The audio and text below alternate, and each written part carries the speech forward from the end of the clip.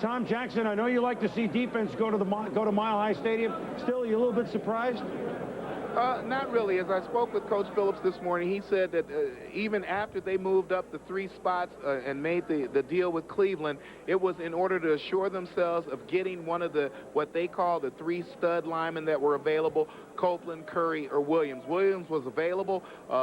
If not Williams, then they would have taken the second best receiver, which would have been Sean Dawkins on the board. They'll look to get that at some point later on down in the draft. But I'm not surprised at the choice. I think they strengthen an area that they're already strong in.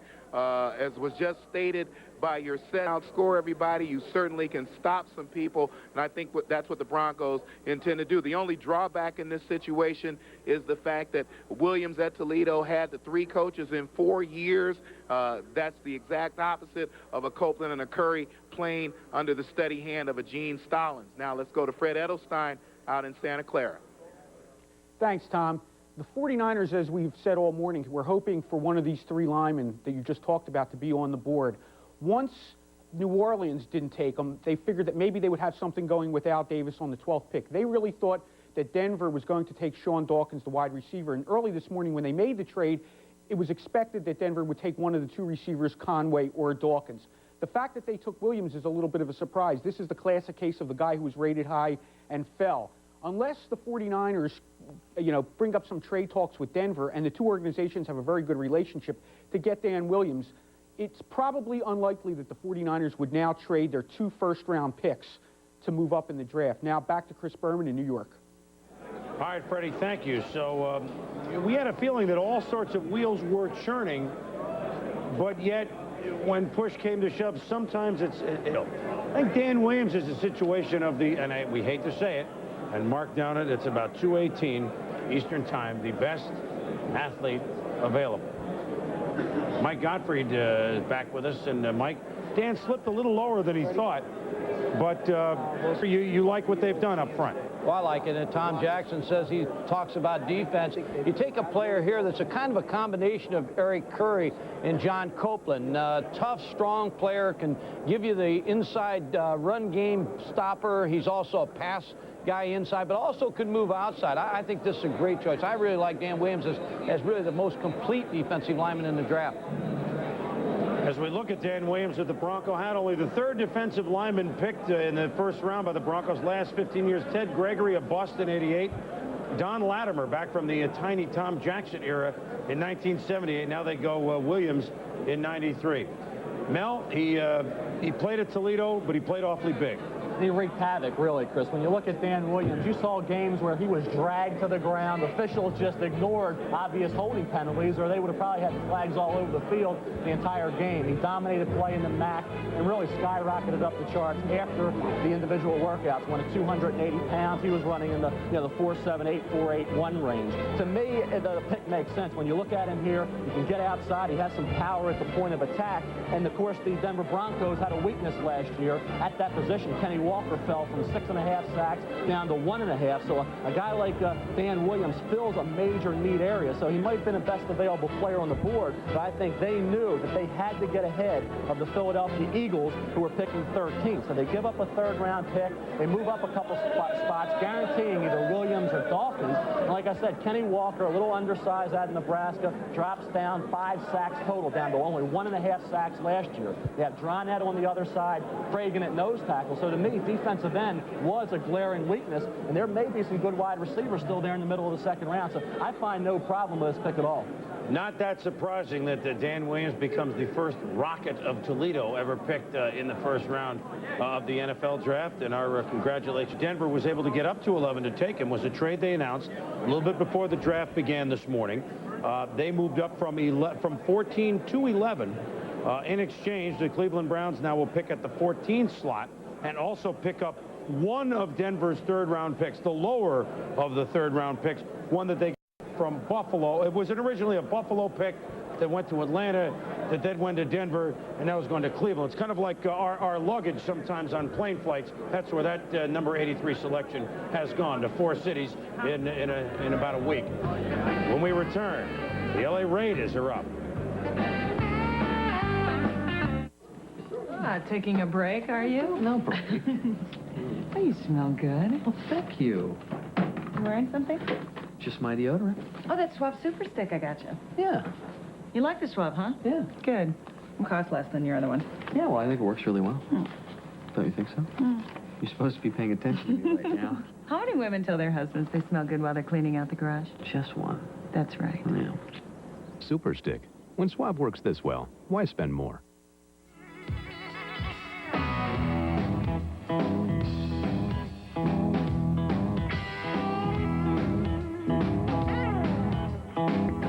Nothing works better on your car's leather, vinyl, and rubber.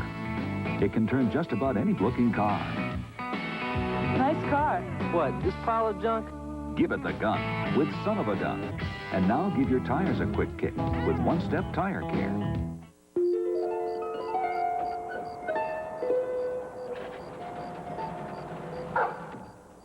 They're out there in record numbers, united in their respect for technology and disdain for gimmickry, driven by thought rather than ego. Everywhere you look, there are signs of intelligent life. They are among us. They are our neighbors. They could be you. Why use Valvoline motor oil? It's the #1 choice of Indy 500 chief mechanics, Daytona 500 chief mechanics, NHRA mechanics, and Baja 1000 mechanics. For use in their race cars and in their own cars. Any more questions? People who know use Valvoline. Back in the Grand Ballroom of the Marriott Marquis in New York, the 58th NFL Draft. We're chugging along towards 2.5 hours and chugging toward the middle of the first round here. The number 12 selection now up, owned by the Raiders. The silver and black of Al Davis. And we told you that maybe names they would bandy about: Patrick Bates, safety, Texas A&M; Wayne Simmons, linebacker; Chris Mortensen. Got an inkling on this pick? Well, Chris, I think you've given away my inkling. No, Patrick Bates certainly has to be a big consideration for the Raiders here. They've lost Ronnie Lott. Bates is by far the best athlete on the board at this point. That best athlete available thing certainly applies here. You know, the Philadelphia Eagles are sitting right behind him. I know they'd love to have Bates. I don't think that'll happen. You know, the Raiders' philosophy, though, hey, they love corners. They love offensive tackles. We know that Brad Hopkins and Ernest Dyer are still available. And, you know, Al could always trade here. So we've thrown it all at you. But Patrick Bates just makes sense here, Chris. All right, Mort, thank you. So we shall see. Bates is a hitter, the likes of which they got the last couple of years, Joe and Ronnie Lott. Yeah, Ronnie, I think you're thinking defensive side of the ball, but what I'm thinking is I've got to think back to Rocket Ismail. He is the property of the Los Angeles Raiders. They've not been real satisfied in Toronto with the Canadian Football League, the job he's done. I think with Willie Gault as a free agent, Sam Grady as a free agent, this is a perfect opportunity and a year for Al Davis to exercise the opportunity to bring the Rocket back to the National Football League and give him outside speed. They still need the speed receiver. They had it in Willie, who's getting older. Now they get the Rocket back. But obviously, I'm looking at that side of the ball. Chris Mortensen knows a little bit more about that contract than I do.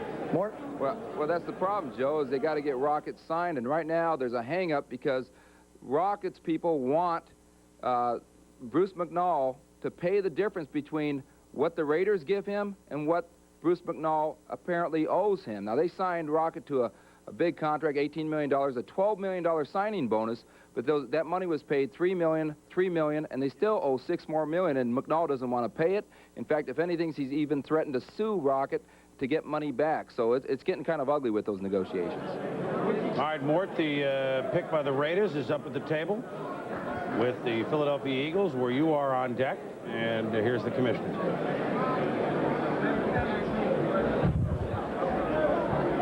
The Los Angeles Raiders select Patrick Bates, defensive back, Texas A&M. Next choice is the Philadelphia Eagles with a special pick obtained as compensation for Reggie White. All right, so as we said, Patrick Bates, the hitter extraordinaire, man that can play. Well, some have him said that he could play either safety, strong safety or free safety. And one scouting report that I got, guys, that said that he's the type of player that you must account for his position on the field on every snap of the game. He's that sort of player, can create havoc from the safety slot, Mel. No question. I think what impressed the NFL scouts was the athletic ability for a 223-pounder. You're talking about a kid who runs 4.43, has a 39-inch vertical jump, can play free or strong safety. They almost used him as an extra linebacker at times at Texas A&M. Good hands for the interception, as he showed here, but a big kid at 6'3", 224 pounds, can enforce, and is typically of what the Raiders have been looking for. That dynamic, strong safety will make up for the loss of Ronnie Lott. You can see how quickly he attacks and gets after people. That tremendous speed that usually goes unnoticed at times is there in evidence as a coverage man, and there's very few safeties that can move like that. You talk about Lewis Oliver. Well, he's not the coverage guy that a Patrick Bates could be because of that speed and athletic ability. The void's there with Ronnie Lott moving on to the New York Jets. He's ideal to work with Eddie Anderson, bring along Derek Hoskins, the young kid, second-year pro. They're strong at corner. Now they have the big-time safety. First time a defensive back has not gone in the top 10 in the draft since 1986. But Patrick Bates, number 12 pick overall with the Raiders, certainly Mike Gottfried is at the head of his class this year. There's no doubt, Chris. He's a great athlete, and he has great size for the free safety position. But the real question on him is when you watch tapes of Texas A&M games the last 2 years, he just didn't make plays. Now, why didn't he make plays? Now, one would be the fact of the scheme of what A&M's asking him to do. They have him as the free safety. He makes all the calls. He sets all the alignments, so they put a lot of pressure on him that way. Or is he a player that's lost in space a little bit because of his size? Like this, it's a good choice athlete-wise. You get a great athlete, and then will he make the plays? All right, Coach, thank you. The Philadelphia Eagles are up next, and we'll be back in New York in a moment.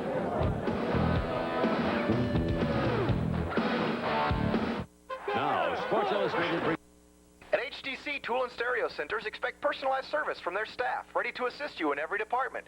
Great savings every day in tools, and a great selection of closeouts. Load up on Tool and Stereo Center. Rockwood 150-watt 2-channel amplifier, $99.99. Rockwood 160-watt 2-channel amplifier, $109.99. Rockwood 200-watt 2-channel amplifier, $124.99.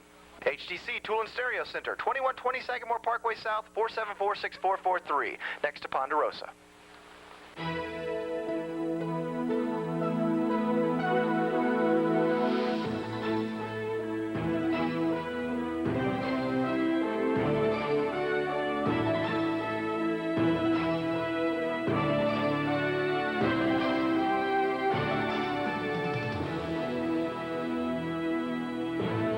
We insure people.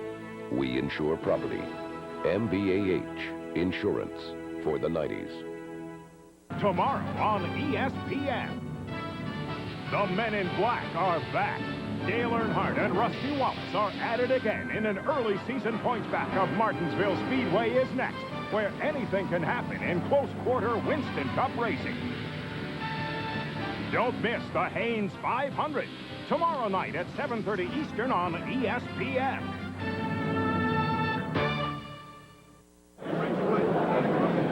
Back at the NFL draft here at the Marriott Marquis in New York, the Philadelphia Eagles are up on the board right now. They're one of the teams that has 2 first-round selections.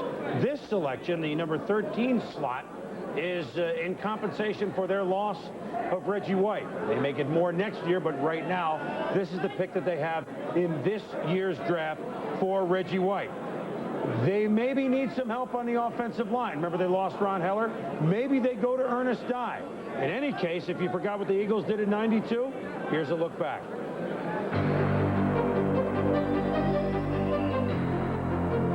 The Eagles opened the season on a Super Bowl pace and capped an undefeated September by clubbing the Cowboys.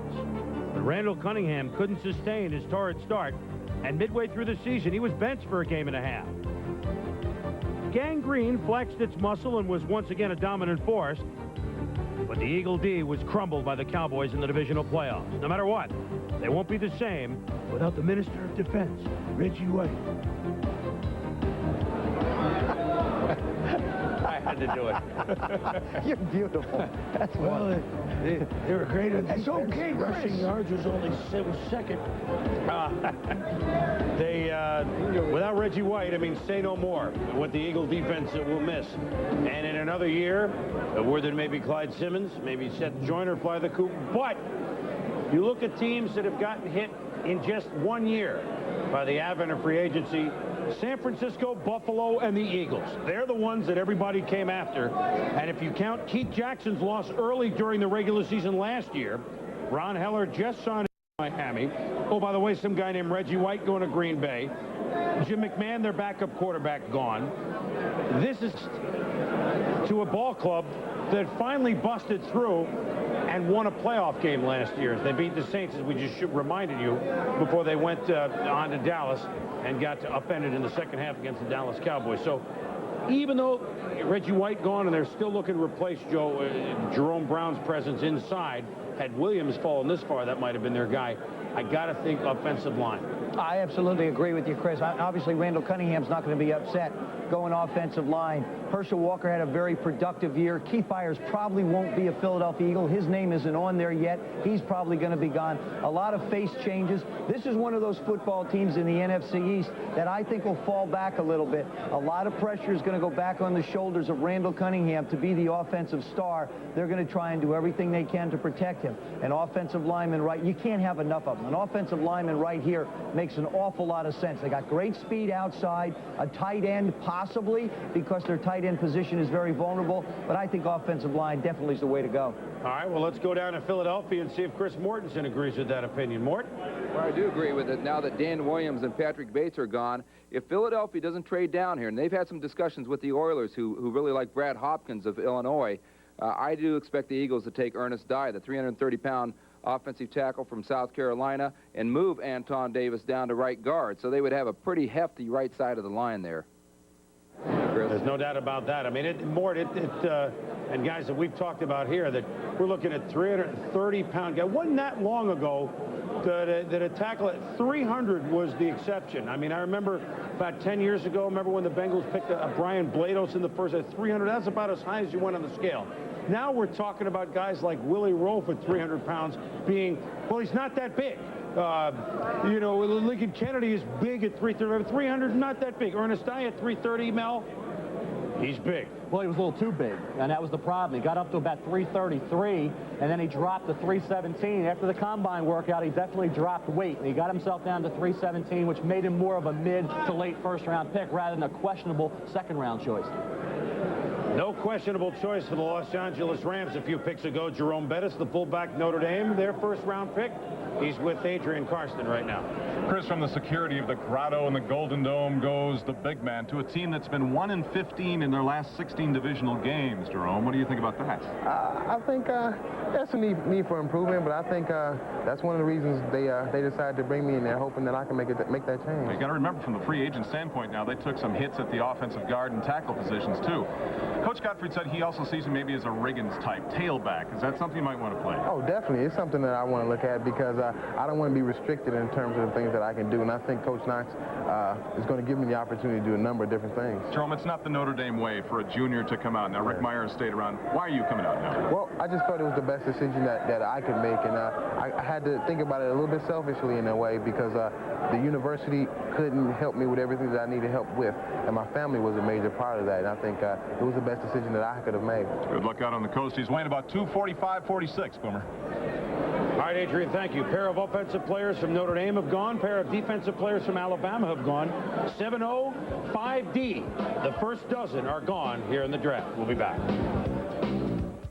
Come on, let's get a cold one. Our total attendance for today's game. Would you look at this beer line? I'm going to go back. What? Foul ball? No, I'm not. Foul ball! Foul ball? Foul ball? Out the way! I got it! If you want great taste that won't fill you up and never let you down, Make it 2 Bud Lights, please. make it a Bud Light. Hey, you got another ball? Phone, Mr. Lyons. Phone. Hello? That's not me. What? I am shocked. Shocked and appalled. Let me confer with my staff. Federal Express? Only Federal Express can confirm delivery in seconds and has a tracking guarantee. Your people received the package at 9:20 a.m. I'm terribly sorry. Say no more. Let's do lunch. Nobody tracks better than Federal Express. Back at the NFL draft with the Philadelphia Eagles on the phone, and you can see less than 4.5 minutes to go until they make their first of 2 first-round selections. Their other one is the 24th overall pick. This is number 13, the Reggie White pick. Kennedy and Rope, the first 2 tackles. Mel, where does Dye fit in on your tackle or offensive line board? He would be your third best pure bookend tackle, and then there's a drop-off. Ben Coleman from Wake Forest would fall into line. Earl Dotson, a sleeper type at a Texas A&I, will probably be a 3rd or 4th round pick. So only 4 tackles in the first 2 rounds, 3 in the first, Coleman probably in the early 2nd, and really at guard as well. There's a drop-off after Hopkins and Holmes. We have Everett, the center at Michigan. So the offensive line position at the top, very strong, very, very weak thereafter. You see 330. He's been down to 317 of late. Former junior college transfer, played 2 years at South Carolina. Huge, does a real good job keeping that massive frame between the quarterback and the defensive end. There he was working against Mark Thomas, defensive end, who went to the 49ers in the 4th round last year. Here he does a good job opening up some running room for Brandon Bennett, their big-time junior running back. You see him here at left tackle, number 65, completely dominates the Georgia defensive end. He's a player that, moved up dramatically after the individual workouts. At that time, he was projected as maybe an early to mid-second, now a possible mid-first. And like I said, when you want to tackle, you better get it now, because after, really, Coleman died, there's a drop-off. That's why the Oilers, the Cardinals, have to be a little worried as to who's going to be there when they select. The Eagles are talking a potential trade with the Oilers. Now, Mort had that a couple of moments ago, that the Oilers may be very interested in Hopkins, the guard. Hopkins or Dye? If you had to rate him purely, who would you pick, Mel? Take Hopkins. He's a guard tackle. He's a solid 300-pounder. With Dye, you're getting that 317-pounder, but you have to worry about that weight ballooning back up once he signs that big contract. To me, Hopkins, coming out of Illinois, pro-style offense. But what does Houston need in that run and shoot? Somebody that can protect Warren Moon. And I think Hopkins would be much more ideal than an Ernest Dye would be. Along the offensive line, in the first round, expect, in no particular order, Dye, Hopkins, and the center from Michigan, Steve Everett. That may be it for offensive line in the first round, and there may be, as you suggest, a major drop-off that you almost forget about offensive linemen in the second round, and then you get back to them in the 3rd round. Now, we have yet to have a corner go in this draft, although you got to feel when the first goes, a run is coming, and that run is coming pretty soon. Not necessarily right here, but that run is coming pretty soon. We've only had 1 wide receiver go. Kind of difference a little bit. Under 2 minutes to go, so the Eagles are going to spend all 15 minutes here, Joe. Is this a team that's in dire straits, or do they still have enough this year? Yes, they've lost Reggie White. But can they come back from that to be a bona fide playoff contender, or are they just starting to fall? I think they're starting to fall, Chris. This football team is not necessarily suffering on the field from talent loss as much as they are depression of different people upset about the way things are going. They first got upset with the loss of Keith Jackson. That sort of started this domino effect. Now Reggie White is gone. Not the fact that Reggie White is gone, but it looked like the Philadelphia Eagles didn't even try to keep him. That sends a message to a lot of the different football players. Now there's talk that Clyde Simmons is almost gone for sure next year. Seth Joyner almost gone for sure next year. The people that they've lost through free agency, the moves that have been made, they're just, as a football team, not a very happy group of players.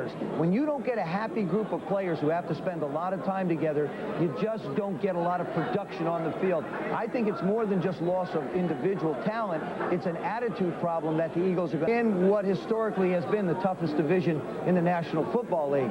I'm not sure whether they can handle it. I think they're taking a step backwards. They have made a couple of moves to combat all the players they've lost. They did sign Timmy Harris this week, the pass rusher from the 49ers. Eric McMillan, the one-time Pro Bowl DB from the Jets, and Mark Bavaro in maybe his final year at tight end. The Eagles and the Oilers have made a trade. The Oilers are now on the clock. That's not reflected here yet, but the announcement came a couple of moments ago that indeed that trade did happen. And now we hear hear another announcement. Let's see if we can get this cleared up. I thought they said Houston and Philadelphia had made a trade, details which are forthcoming, and that's the trade table. And every table has a name here. I believe that's the trade, and that would make sense. Mort had that. Houston, they pick in the 19 slot, 6 spots below. So we assume that if there is a trade, Philly would slide down there. What they pick up is the question. What they pick up for moving down 6 slots is the question. So as we wait, the commission Houston has selected. Cleveland is still on the clock. All right, now, if I'm to read this, we got a little communications problem here, but Houston has... Cleveland is on the clock, which would be the next pick. Now, what exactly has gone on? I'll tell you what. The suspense is killing us. They're killing us. I don't have any fingernails left because of this deal. I'm totally gone. Well, you can tell by the crowd at the table that it's a biggie. Here it is. A big piece of paper, too. Houston traded with Philadelphia, and with the Philadelphia 13th place pick, Houston selects Brad Hopkins, tackle from Illinois. Philadelphia has received Houston's first-round pick in the 19th position, and also Houston's third-round pick, which is the 75th position in the draft. Now the question is to go down the 6 slots, and Houston obviously wanted Hopkins, who can play guard or tackle. Did Philly get enough just getting a third-round pick, Mel? Did they get enough here? I think they did. They have so many need areas that one player is not going to do it. And Ernest Dye is not going to get the job done. They still probably will be able to get him where they're selecting, but they need those 3rd and 4th round picks. You know, like we said, they have a ton of weak areas, a ton of needs, and this team is far and away the club that you're looking at is maybe dropping back. One player is not going to get it done. You see Brad Hopkins, a guy who has the strength to handle drive blocking responsibilities, also an outstanding pro-style pass blocker. Coming out of Illinois, he gets those reps in practice, which are going to be invaluable once he gets to camp. What Brad Hopkins needs to do is get a little more fire, a little more intensity. And you know, any team that Buddy Ryan's coaching, be it defense or offense, that's going to come. And I think he would be, like I said, ideal for... Doesn't need that work coming in to develop pass blocking technique. He has that. Once he gets more fire, more intensity, Brad Hopkins has a chance to be a heck of a pro. You know, Mel really you bring up a really, I think, a terrific point, and that is when everybody goes to the Houston Oilers, one of the big problems that the Houston Oilers offensive linemen coaches have to do is they have to teach the linemen coming in how to block in the Houston Oilers style. It is an entirely different style of pass blocking, teaching, and a lot of technique. I think you really hit the nail on the head here. The fact that he hasn't had a lot of training there, he's going to have to relearn everything that he's had to do anyway, so it's a great opportunity to come in and go right from scratch with a specific style and type of blocking that is absolutely the Houston Oilers and theirs alone. One scout, a couple of scouts told me that of all of the offensive linemen, that Mel, we've talked about all the names, that Hopkins probably the best athlete.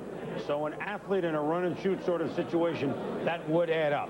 The Cleveland Browns are next, followed by the Green Bay Packers. Do we start our run on cornerbacks? We'll see. This is crazy. I gotta get out of here. But where do I go? We're looking for a planet with atmosphere, where the air is fresh and the water clear. We're humans who murder. We're humans who murder. You have nothing at all to fear, nothing we're gonna like it. One of these engines was filled with Castrol Syntec, a synthetic oil, the rest with conventional oils. They were then drained and started without oil to prove a point. You see, Syntec has a unique molecular structure that bonds to engine parts. Lab tests show it leaves a layer of protection far stronger than conventional oils. And if Syntec protects this well now, imagine if you leave it in. Castrol Syntec protects in ways other oils can't.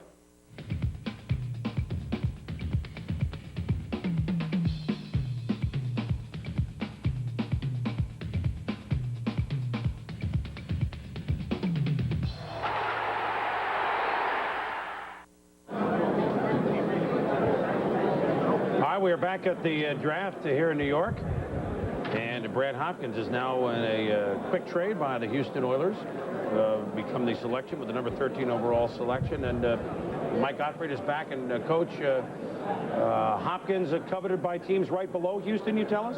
I think so, Chris. I think Cleveland wanted Brad Hopkins. I think they liked him. They like about 4 or 5 players, but offensive linemen, I believe they would have taken him at this next pick. Houston probably figuring that, move up, take Brad Hopkins. Now Cleveland may trade down, but Brad Hopkins is a player that Cleveland really liked. They coached him in the Senior Bowl, fell in love with him. They feel like he's maybe an inch short, but could play right away. So Cleveland liked him a lot. One of the reasons that maybe they lost out on Hopkins, but remember, they made that trade to go down 3 slots to 14. Here's this trade, all right? Here's Hopkins going to the Oilers. So the Eagles slide down 6 and pick up the Oilers' first-round pick, and they get a 3rd in the offing. So that puts the cap on that trade. The Cleveland Browns now have a decision. All of the tight ends are left. In their offense, which is not exactly a vertical offense, it's pretty horizontal, as a matter of fact, Joe. A tight end is an intriguing possibility for the Cleveland Browns. A corner, once upon a time with Dixon and Minifield, you never thought you'd say corner for the Cleveland Browns, but a corner, and your pick of the litter at corner, is another intriguing possibility for the Cleveland Browns. And they had a feeling by going down only 3 slots to 14 that they would have the same selection as they did at 11. So they've got a lot of wheels turning right now. Okay, what did you just say? I said tight end or corner. I know, I agree. We haven't heard either position. I think now it's time to start. I think it's definitely time to start looking. Cornerback Tommy Carter out of the University of Notre Dame is somebody that the Cleveland Browns have looked at. I think Irv Smith, obviously, somebody that the Cleveland Browns have taken a hard look at the tight end position. These are guys that can help their football team right away. Bill Belichick has been very active. Obviously, the trade they made for Jerry Bull, they got the 3rd-round pick they gave up for him when they made the deal with Denver by moving down just 3 places. Everybody that the Cleveland Browns expected to go at this point has gone. The people they want are still on the board. Remember, they went defense 2 years ago. They went fullback last year. So there's a lot of different options that they can go at. There's the defense has become very comfortable. They've got age at linebacker. No linebackers have gone. That's something else we have to look at. So the Cleveland Browns have a lot of different ways to go. I think it's corner, but we've been wrong before. The card is up. We'll find out. I actually think it's going to be an offensive center. I think this is where you're going to see Steve Everett go. They've addressed the defensive side. With a choice obtained from Denver, select Steve Everett, there you go. center, University of Michigan. Joe, you're on a roll. The next choice is the Green Bay Packers. You know, it figures in a year when a lot of Notre Dame guys are going to go in the 1st round that you're nailing everything left and right, Joe. That's just happened. You know, it makes sense. You really take a look at where they have focused a lot of their attention in the free agent signings. Jerry Ball. They were very much in the running for Reggie White. Reggie's wife was from Cleveland. They felt like they had a real opportunity to go there. Jerry Ball, Michael Dean Perry up front. Clay Matthews gives them a real good linebacker for pass rushes. Bill Belichick has got to feel real good about what he's done on the defensive side of the protect and keep Bernie Kosar healthy. You go out and get yourself a young center. You got somebody to start to build your offensive line around. You got the big fullback last year. He's got Vinny Testaverde as a backup. All these things start to fall into place and make the Browns, in what historically has been somewhat of a weak division, a real force to take a look at in the AFC Central. Everett, I think, is a guy that Minnesota was looking at a little bit farther down since they lost Loudermilk. We've had back-to-back Big Ten linemen. Hopkins going to Houston, and now Everett, the center, going to Michigan. I thought really they'd pick another Miami quarterback. I mean, they have Bernie Kosar. They have Vinny Testaverde. They could pick Gino Torretta. And then Rick Barry in case they wanted to play basketball. It's the first offensive lineman drafted by the Cleveland Browns in the 1st round since Pete Adams, 1973. Let's go down to Phoenix with Gary Danielson for his observation. Certainly Cleveland, one of his ports of call in his NFL tenure. Gary, your thoughts? Well, Chris, if you came to me after every one of my ports of calls, I'd be on every time there was a draft pick in this league. Well, I think Cleveland did have their heart broken a little bit when Brad Hopkins went off the board. They were hoping and praying that they could take him. They did like him a lot. But in Steve Everett, they really got a guy that's a little bit versatile. He's gotten bigger. He's up to 300 pounds right now. We've seen him all year, the last couple years in the Big Ten. He snaps the ball right-handed, left hand when he breaks his right hand. So he's really the type of tough football player that Bill Belichick loves to have on his football team. So I think it's a great addition for the Browns. They really could have helped themselves in any number of positions, cornerback, linebacker. They're getting a little bit old. So, you know, anything besides a running back probably would have helped this football team, Chris. All right, Gary, thank you. So the Cleveland Browns have made their selection. Next on the clock, the most intriguing team we feel in the offseason this year, the Green Bay Packers. They're now on the board. Buttery soft leather seats, designed to withstand 30-mile-an-hour rear impacts. An adjustable steering wheel wrapped in leather, mounted on an energy-absorbing column. And exotic wood trim, layered with aluminum to prevent splintering. Unlike some other cars, at Mercedes-Benz, luxury is more than a mere facade. Blue got to thinking about his career. Said I can do more than just blue blazers. I'm getting a new agent. So he signed with Dockers. And from storm blue to sapphire, indigo to cobalt, we took Blue to heights he never dreamed. Now Blue's a star, but he's never forgotten who gave him his big break. Dockers. No Dockers. Sean Dawkins. Got it. All right. Hold on, Bob. Well, we're working the phones left and right. The Green Bay Packers are working their phones. We're back in New York. And the pick is there. So let's head up to the commissioner and find out the Green Bay Packers have selected Wayne Simmons, linebacker from Clemson. Indianapolis is now on the board.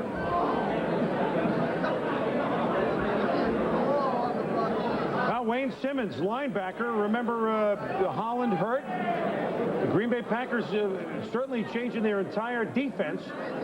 And they get Wayne Simmons. They did not, frankly. He's a mean linebacker. He likes to, well, yeah, he's nasty. He's got an attitude, and that's what I think what Mike's looking for, Mike Holmgren's looking for in Green Bay. He has an attitude. A little bit of a surprise here, and probably because there are so many wide receivers left on the board, Green Bay is either going to try and make a deal in the second round to move up.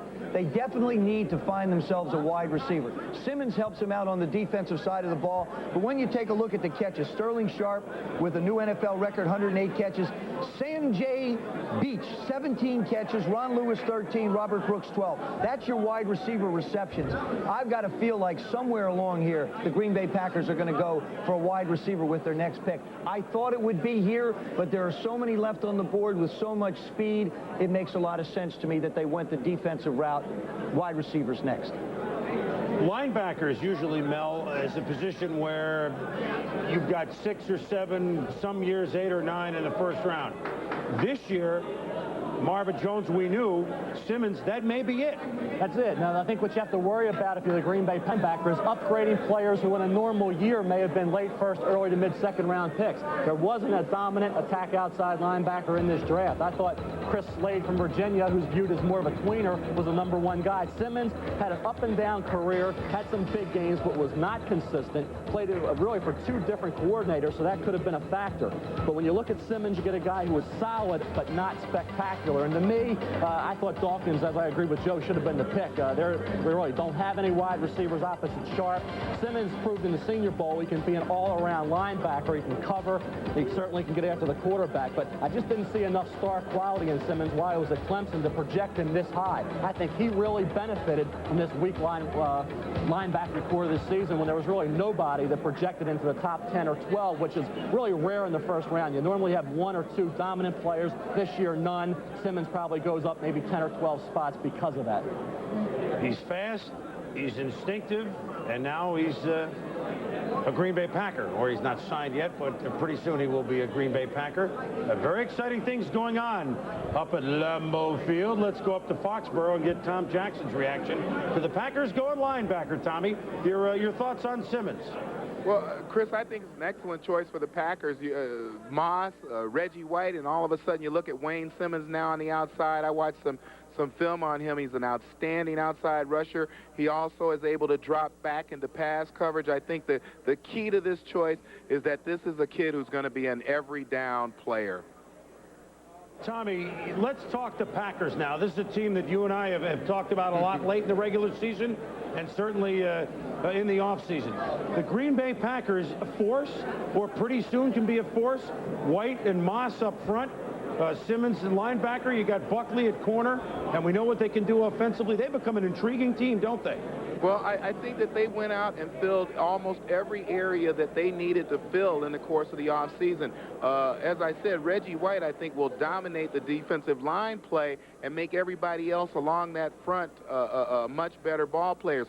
A kid like Wayne Simmons comes in, he's going to get single-teamed almost every game. He's going to be able to use his athletic skill to rush the passer. And again, I don't think that this was a very deep draft as far as linebackers are concerned. And this is the one kid that I thought could come in and play every down for you during the course of the season.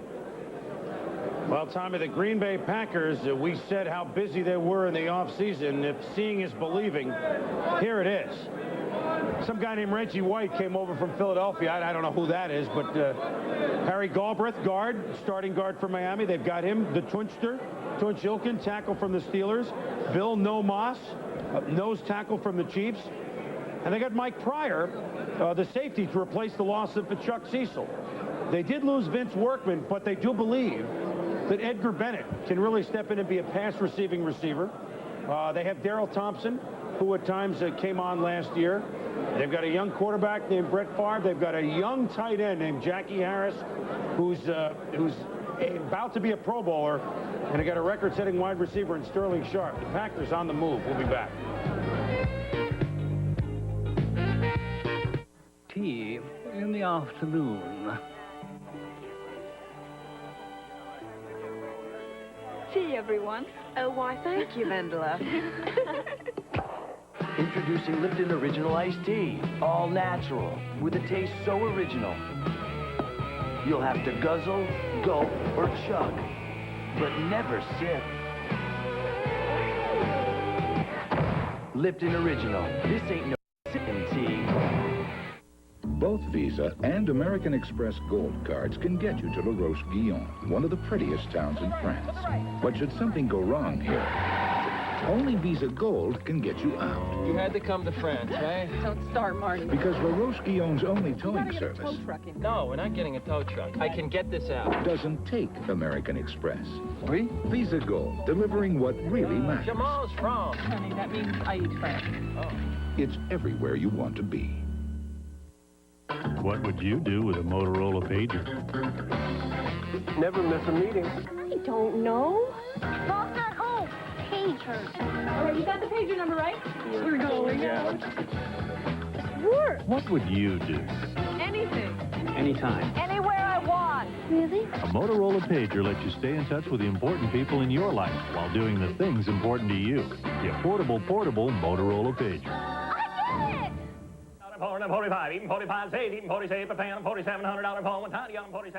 What'll it be, fellas? Make it a Bud Light. Sorry. This is the last one. Well, I think I'll take that one. What do you want to give for it? I'm a 2 and a 10, give me 10, a 20 big, give me 20 now, 30, 50, give me 59, 60 big, give me 69, 70, give me 70 now, 80. If you want great taste that won't fill you up and never let you down, make it a Bud Light. Bud Light, please. Sorry, boys. This is the last one. The Indianapolis Colts are on the clock with the 16th overall selection. This is a team that through the draft last year changed the whole look of their ball club. Before we talk about the Colts, let's go over to Adrian Carson, who's with Dan Williams with the Bronco hat, ready to roll. Well, Chris, before Dan was selected by the Denver Broncos, he was on the phone with the Falcons, and you were told that they may trade up to get you. Any indication why they took Lincoln Kennedy in your place? I don't know. They were, seemed like they were real interested, but I guess they figured that he'd be the guy that would better serve them, so it was kind of a surprise. Let me ask you something. You think it has anything to do with the fact you transfer from Tennessee State to Toledo in the MAC? You're held on every play. Did that have anything to do with maybe the team doesn't really know how good you can be? Well, probably. I mean, I think, in all fairness to the MAC, there are some good football players in there, and I think all you can do is give a guy a chance. If none of us ever get an opportunity, then nobody will ever know if we're good football players. It probably has something to do with me. So, Jack Lambert, John Olford all come out of the MAC. This is the NFL. Can you live up to that reputation? Yeah, I think I can, and I think I will, and I'm just looking forward to getting into Denver and playing right away. Chris, he's never been to Denver, never been to New York City, the first Toledo Rocket ever selected in the first round. All right, Adrian, Dan Williams rocketing in the first round here. And now on the clock, the Indianapolis Colts. A tight end is a possibility here, like Irv Smith.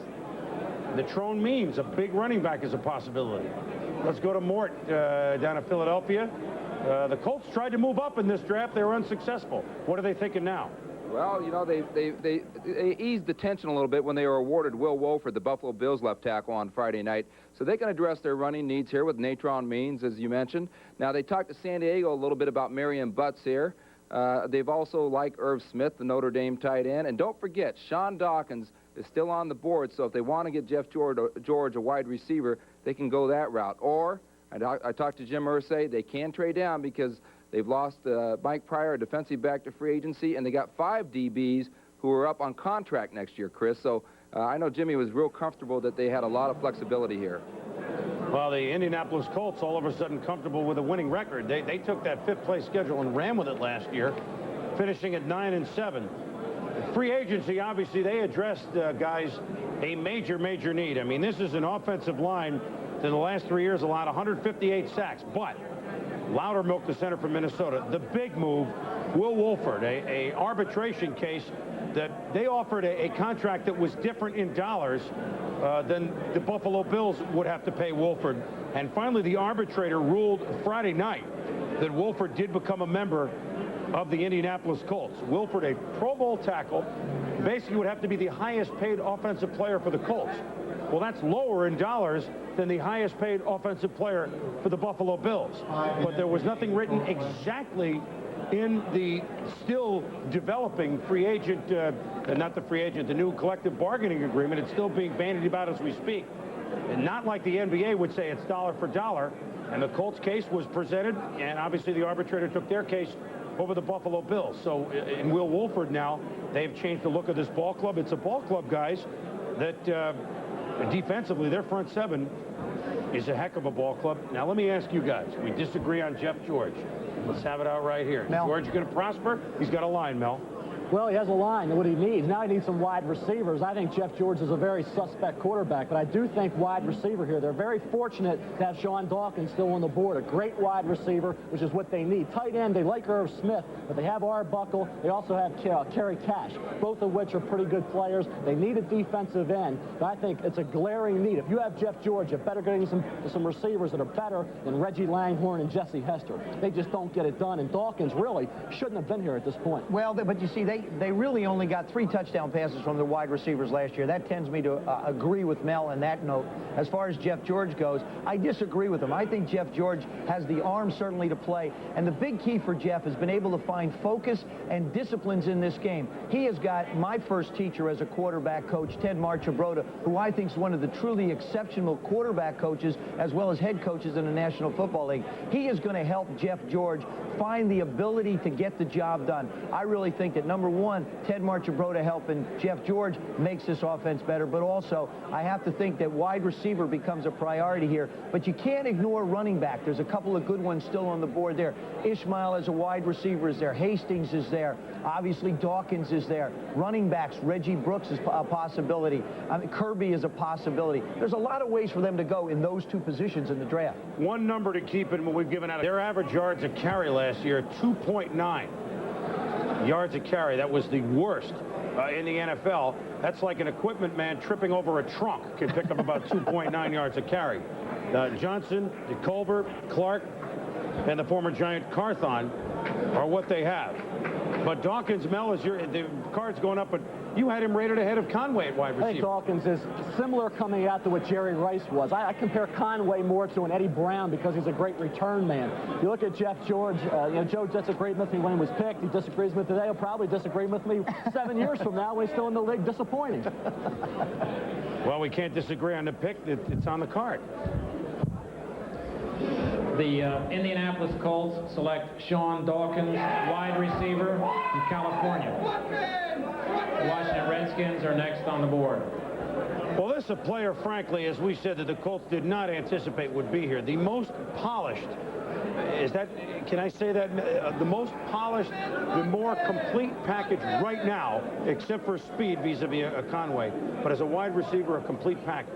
He's only a true junior. You're talking about a kid could have been back at California for another year. Has great size, 6'3", good speed, not great speed. But remember, they said the same thing when Jerry Rice came out, that he didn't have game-breaking ability. Sean Dawkins and me, great hands, good route runner, comes from a pro offense where, you know, Conway came from an offense very unsophisticated. To me, Dawkins more prepared to come in right away. The reason Conway went higher in the draft, he provides a little more flash. He can be a return man. Dawkins is a pure receiver. To me, to get him at the 16th pick is a steal for the Indianapolis Colts. So the Indianapolis Colts built defense last year. Now with tackles like Wolford in free agency and a wide receiver like Dawkins, they're building offense. I tell you, at times they definitely are changing in a lot of the divisions. Coming up next, hail to the Redskins. They're on the board. You can teach your... At HTC Tool The Washington Redskins, Super Bowl champs of a season removed. Last year, losers in the second round of the playoffs. The Skins are on the clock. Let's quickly get some opinion from Chris Mortensen in Philadelphia. Mort? Well, Boomer, you know, Darrell Green's 33 years old, and they've lost Martin Mayhew to the Tampa Bay Buccaneers on free agency. So the Redskins really looking at a cornerback here, and everybody's kind of penciled in UCLA cornerback Carlton Gray. He's been a consideration, but I really expect them to take Tom Carter, Notre Dame cornerback. That will make Joe Theismann happy, and we'll continue with this Fighting Irish march here. Well, I mean, corner, they certainly have their pick of the litter, so to speak. In that position that we have not had a cornerback go, and we've had 16 picks, 7 of whom, by the way, are underclassmen. Joe, what about a fighting Irish corner going to the Skins? I think it's about time for another Irishman to go. I would tend to agree with Mort here. I think it's definitely an area of need with the Washington Redskins. Interesting thing about the Redskins, the only 2 areas that they really would not consider in this draft would be quarterback and wide receiver. They're very comfortable there. Obviously, with Martin Mayhew, a starter, gone, they think Tom Carter can come in. And with the style of defense that Richie Pettibone plays, other than Darrell Green, he's not going to put a lot of pressure on a young corner, so it would help them. Tight end is definitely an area of need for them. Irv Smith is still on the board. It's the way the defense is going to be developed. Richie Pettibone is now the head coach. A lot of times we see coaches as head coaches lean their way. We saw it with Simmons, and we saw it with Wade Phillips as far as defense goes in Denver. I wouldn't be surprised if the same thing goes this way for the Redskins. The Redskins have lost a lot of starters. They're going to be changing a lot, but I don't think they're going to lose the wins and losses that people might think. The biggest starter that they may have lost is the head coach, Joe Gibbs. I mean, this is a major change. There's no question that Richie Pettibone has certainly put in his time to get this job or others that he was passed over for in years past. Does he have rough shoes? He certainly has rough shoes to fill. But because he's been there and an integral part of the team, do they lose much in the change of head coaching right away, Joe, or will this not be a bad transition? It's not going to be a bad transition, but to answer your question, do they lose much in the head coaching change? I think they lose a little bit, not necessarily in the head coaching change, but I think they lose as far as the players that they've lost. They've already said Art Monk is going down to number 2. That's absolutely absurd and crazy. I don't understand that. But the other thing, but here's, you take a look at what they've lost. Clark, a starter at wide receiver. Geathers, they lose to Atlanta, an in-and-out starter at the line. Mayhew's corner starter. Stokes, starter. Peters to the Jets, contributor, not necessarily the guy. But you take 4 of those guys out of the starting lineup, you move Art Monk down in demotion, you've got 5 starters off your football team. 20% of your offense is not going to be, or 20% of your football team is not going to be back next year. Richie does have rough waters, but this football team is not going to look like Joe Gibbs' football team. The big question mark for me is not the job that Richie Pettibone does as head coach. He'll do fine. How well will Rod Dowauer do as the offensive coordinator? Because Joe Gibbs handled that responsibility for 12 years. Nobody, and absolutely nobody, made decisions but Joe Gibbs when it came to who was going to play and what plays were going to be called. That's where I think you're going to see a big personality change for the Washington Redskins. Mel, let's go to your board for a moment. And here's a team that certainly has gone over the years many a time. Best athlete available. And by the way, well, we got a thought on the Redskins, heaven forbid, having another first-round pick. Mel, let's look at your board. Who do you got? Well, Dan Footman's still there. I figured him to be more mid to late first. Irv Smith, tight end from Notre Dame, is an outstanding football player, great blocker, outstanding hands, underutilized in Notre Dame's offense. Troy Drayton, the speed, the potential with him is outstanding. Terry Kirby, I think the most underrated player in the draft. He will be a superlative running back in the NFL. Ryan McNeil, I think, is a better pure corner than Tom Carter, but Carter provides a little more recovery speed. McDuffie, a little question with his knee, should be there in the late first. Holmes can play guard or tackle. Dion Figures, question with speed. That's why he's still available in the later first round. We're now moving into a different group of names, and this is the first time the Redskins have had a first-round pick in 3 straight years since 1966 through 1968. I think they took Sammy Ball with that first-round pick back then. Here's this pick for 1993.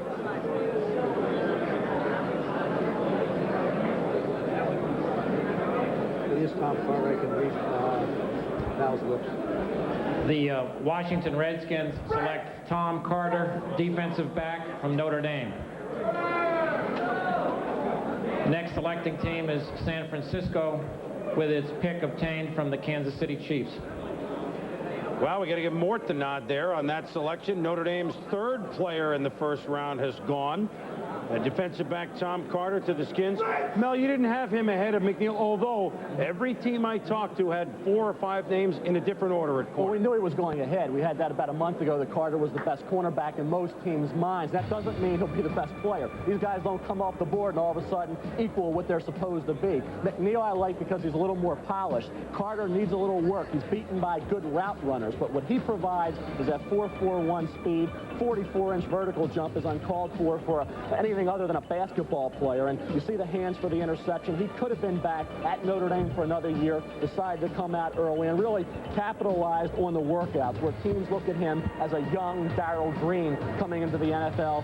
Who better than to go to the club that needs him because of Darrell Green's age? Green will be 33 this year, losing Mayhew. The pick makes sense. I think somebody, though, with Ryan McNeil is going to get themselves a heck of a football player in the late first round. But Carter is quick, and he, as you say, he can learn about being a quick corner from Darrell Green, because there are very few that are quicker than him.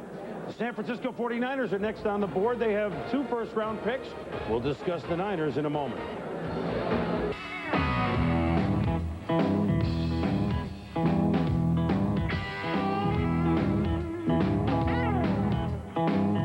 Son of a gun protectant. Nothing works better on your car's leather, vinyl, and rubber. It can turn just about anything into a great-looking car. Nice car. Give it the gun with Son of a Gun. And now give your tires a quick kick with one-step tire care. What? This is not working. I can get a temp, but the temp won't know the software. No, I got it. I just can't open it. Changing the vertical alignment will change. Nobody knows it. Nobody uses it. An insertion point.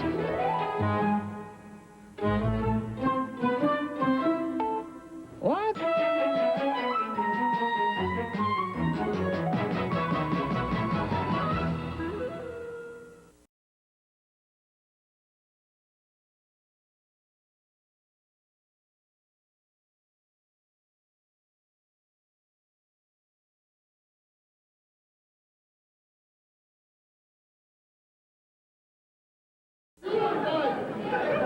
We are back at the Marriott Marquis, and the San Francisco 49ers have 2 first-round picks. Oh, by the way, this pick, number 18, came from the Kansas City Chiefs.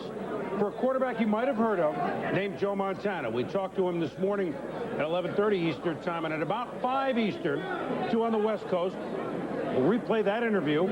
We'll talk with Steve Young live.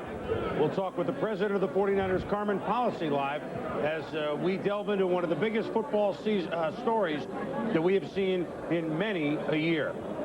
The 49ers, they make that touchdown. You know, we see that the very early, the first quarter, Young to Rice touchdown. The Niners were very close to beating the Dallas Cowboys last year in the NFC title game and could have gone on to win a Super Bowl. But yet, if you look at the 49ers, guys, 12 months ago right now, in April, they had on their defensive line Charles Haley, Pierce Holt, Timmy Harris. D-line or to rush the passer. They now have none of these guys. George Seifert, former defensive coordinator and the head coach, just loves stockpiling defensive linemen, as you saw Dallas do on their way to the Super Bowl. But yet his best or his most impact players are gone. Kevin Fagan was looked at this week by the Giants. He's a question.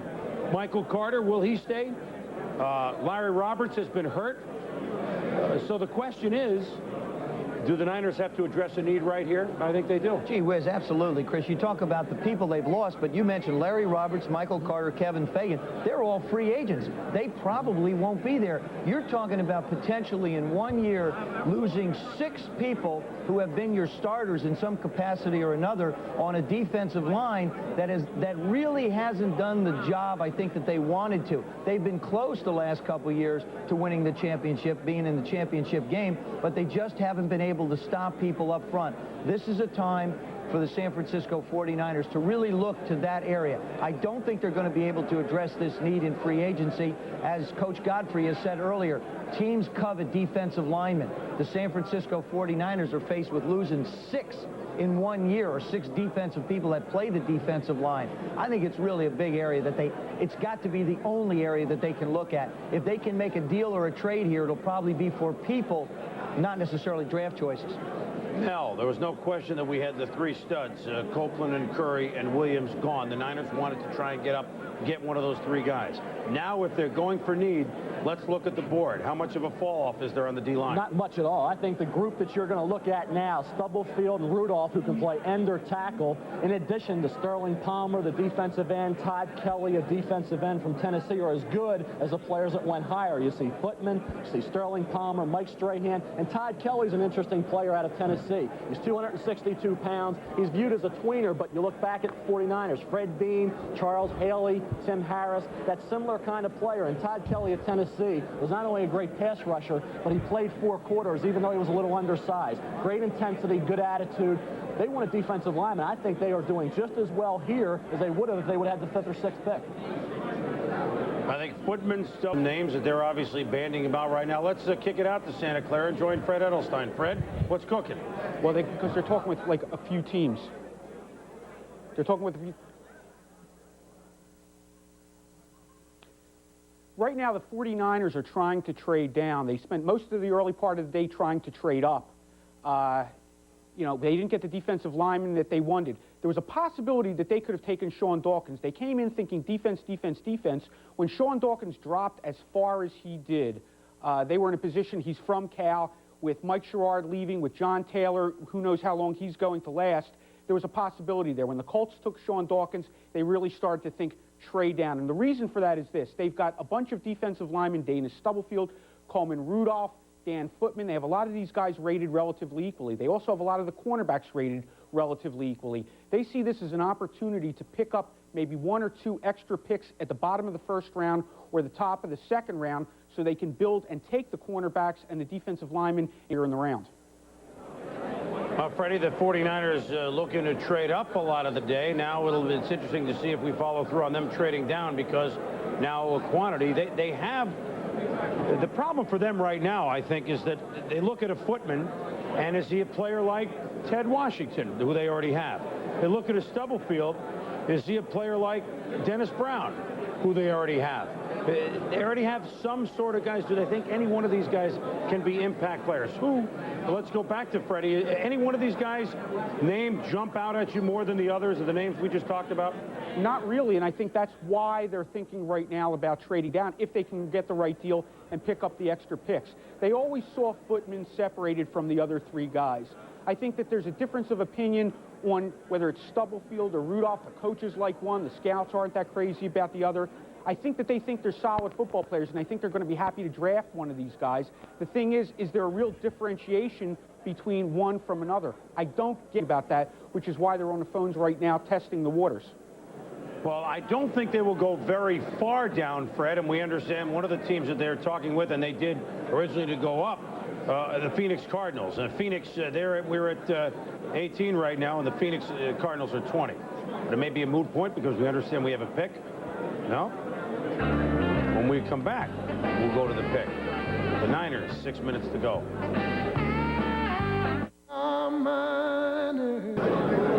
All right, we are back at New York, and the trade talks that you heard Freddie mentioned may have come to fruition. For your information, Phoenix is now on the board, having traded with San Francisco to obtain this pick. In return, San Francisco receives Phoenix first-round pick, which is the 20th, and Phoenix's fifth-round pick, which is the 116th selection in this draft. All right, so the Niners slide D. So to drop 2 spots, they pick up a fifth-round pick. But the same sort of player will be there at 20, Mel, and the Cardinals are now on the board. Well, it's a high fifth-round pick, so it's almost equal to a fourth. I think when you look at the 49ers, they're going to get one of those defensive linemen. They have 5 of them pretty equal, and you're only moving down a couple spots. You pick up a 5. It's a good deal for the Niners. So the Phoenix Cardinals, who moved up to get Garrison Hurst, but it cost them Johnny Johnson, now spend a fifth to move up a couple of slots. Let's go to Gary Danielson and see what the Cardinals are thinking about. Well, the story here from Phoenix, I think, is this trademark is Bob Ackles written all over it. They is moving. They're active in this draft. They thought that Philadelphia might take Dye ahead of their pick. They moved. They reacted. They want to get Dye. They offensive lineman for this football team. They jump ahead. Dye is going to be their pick. They went into this draft looking for maybe an outside rusher first. They got Garrison Hurst. Now it looks like they're going to take Dye. Back to you. All right, Gary, thank you. I think you had that pegged exactly. They promised Joe Montana that if he went there, that they'd get him a wide receiver, Gary Clark. Did they get him a running back? They got Hurst. Did they get a lineman? Will this be the lineman? Everything but Joe. Phoenix has selected Ernest Dye, tackle, South Carolina, with its pick obtained from Kansas City through San Francisco. Well, I'll give Gary the nod for sniffing that one out because I think that Philadelphia was going to jump on Dye in that 19th slot. So as we look at War Room Cam in Phoenix, Joe Bugle with his back to you right now. Bob Ackles in there, and they got Hurst. They got a tackle. I mean, they're giving Bugles at least something with which to move this year on offense. And like I said, they got everything but Joe. Joe. Well, they did. Chris, boomer of you. Yeah, that's right. I really feel like the way that the Phoenix Cardinals are approaching this draft is they feel comfortable with size on the defensive side of the ball. The offensive line, you take a look at Ernest Dye, 6'6", 333 pounds. A trademark of Joe Bugle's offensive line coaching has always been very big offensive linemen. This gives him that big offensive tackle that they want. Mark May is getting older. Lewis Sharp is a question mark. What they've got is they're in a situation out there where they have got people that they're going to have to bring along. Again, you're looking at an offensive tackle who is not going to have to be pressed into playing right away. So there is the opportunity to develop. If he has to play later on into the season, that's fine. But the need is not right there immediately. I certainly think the Cardinals, if you have to rate somebody right now that's going in the right direction in the way they want to go, the Cardinals come up number 1 on my list. And usually on draft day, you wonder, you shake your head at what the Phoenix Cardinals are doing. But they definitely got a couple of players that they wanted, and they don't think they've lost that much. It cost them a fifth to go up 2 slots here to get the Niners pick and take Ernest Dye. So a 5th-round pick, and they get... Are you sure that at 330 pounds he's a big tackle? Yeah, I think you are, Joe. When we return, the Philadelphia Eagles will be cabinet to the clock. We'll be back. Well, the Cardinals have made their selection. That they've just chosen Ernest Dye, the man that they moved up. The Eagles are on the clock, and you saw the time there. So we're just changing birds there. We go from Cards to Eagles. Right now, though, let's fly down back to Cardinals headquarters and get the explanation from a man who has a little bit to do with this draft. Gary, you and Bob Ackles. All right, thanks, Chris. I am with Bob Ackles, Director of College Scouting here for the Phoenix, and you brought a little of that ramblin', gambling style with you. Well, I really don't know, Gary. This, you know, it's been a group effort, and I think all the people in the organization felt it was important that we got the best players we possibly could in this draft, and we really felt good about getting an offensive lineman. Felt great this morning, earlier, about getting Garrison Hurst, of course, but we've had some, Eric Widmark, pro personnel directors, worked extremely hard on getting these trade things put together. Okay, why the move at that time? Were you a guy? We felt pretty confident that he would be gone by the time we picked, and we felt he was on our board as the next best player. He happened to be in a position that we just need desperately, so we thought it was worth the 5th pick to get up there and get it. Okay, Ken Rutgers, I understand, is coming in Tuesday. Will you still offer him a contract now? Well, that's probably something you should talk to Larry Wilson about, but we, you know, we've felt all along that we've got to strengthen our offensive line to be a better football team, and I think with Garrison Hurst, that's going to strengthen our offensive line because being such a great back. Let's go now to Philadelphia with a little reaction from the Philadelphia side. Chris? Well, Gary, I don't think there's any doubt that the Philadelphia Eagles would have picked Ernest Dye at that 19th spot. So it made sense that the Cardinals jumped in front of them. They thought Dye was too early for the 13th spot. That's why they traded out there with the Oilers. If they want offensive line here, they could go to Lester Holmes, or they could address their defensive line needs with a guy like Leonard Renfro of Colorado, or, hey, they have a tight end need, and certainly Tony McGee of Michigan is right up there with Irv Smith and Troy Drayton on their tight end list. Another possibility here, since Dye is gone, is though Ben Smith should come back from his knee injury this year at corner, they could go cornerback with any one of those guys. So right now I'm sure Philadelphia's scrambling a little bit. All right, Mort, thank you. Yeah, I agree. We had it nailed. It was Dye, and they're reshuffling everything, Mel. Well, I remember a time, Chris, when Philadelphia was disappointed again. They were disappointed when they wanted Perry Tuttle, supposedly. Buffalo traded ahead of them, took Tuttle. They ended up and settled for Mike Quick, wide receiver from NC State. So sometimes settling can get the job done. This isn't etched in stone. That's the way they're going to play in the NFL. So, yeah, I don't think if I'm Philadelphia, I'm too concerned about necessarily losing Dye. 8 minutes to go on the selection, Mel, for the Eagles, and the card is up. So they obviously had Plan B working. Well, they do. You look at you know, the Eagles situation, a lot of need areas. You know, you talk about tight end and also cornerback. The Philadelphia Eagles select Lester Holmes, tackle.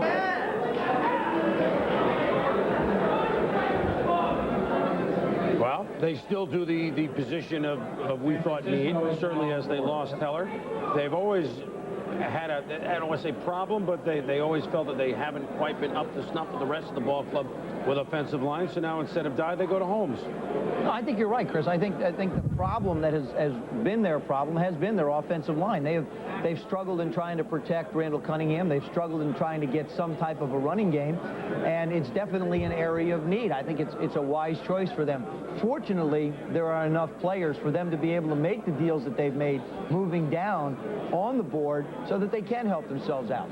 Mel, he's a great physical talent, Lester Holmes, no question about that. Well, we talked about Ernest Dye. He was a pure tackle, where Holmes provides a little versatility. Some teams aren't sure if he can play tackle. Other teams are, but he can play that guard position.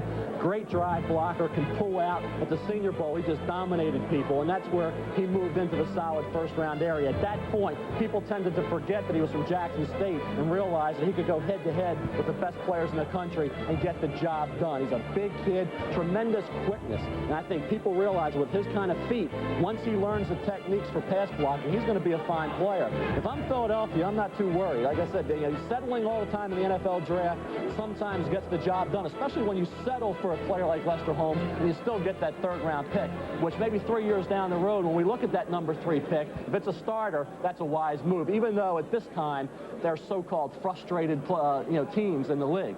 But that tends to change once we see how these guys develop maybe 3 years down the road. Lester's Holmes Sweet Holmes is now in Philadelphia, which is where Chris Mortensen is. The Eagles, they feel they lost nothing by going Holmes over Dye. Is that the feeling you get, Mort? Well, that's the feeling I do. I personally love this choice. Lester Holmes is, to me, is the meanest, nastiest player in this draft. And to play in the NFC East, you got to have those type of guys. And one thing about the NFL, we're getting back to the four-man defensive fronts. So you're seeing players like Cortez Kennedy and Ray Childress and Sean Gilbert and Steve Entman step up in this league. And you better have a guy like Lester Holmes, 300 pounds, mean, nasty attitude. I think the Philadelphia Eagles are not feeling all that bad about this selection right now. Well, Jackson State guys do not go in the first round very often. However, I would say that there's a pretty good pedigree for first-round picks from Jackson State. 1975, you may remember a pretty good linebacker named Robert Brazil. Played for many years at the Houston Oilers. I know you remember a pretty good running back. San Francisco is next up on the draft. Minnesota is after that. And this, a war room cam in Minnesota, the camera would have been on mothballs because it's their first-round pick in 5 years. We'll be back. Back in New York, as he always does so expertly every year, Norm Hecker manning the phones, the helmet phones, for the 49ers, who have traded down once 2 slots to pick up a 5. Remember, they have 2 first-round picks yet to come. Will they trade down again?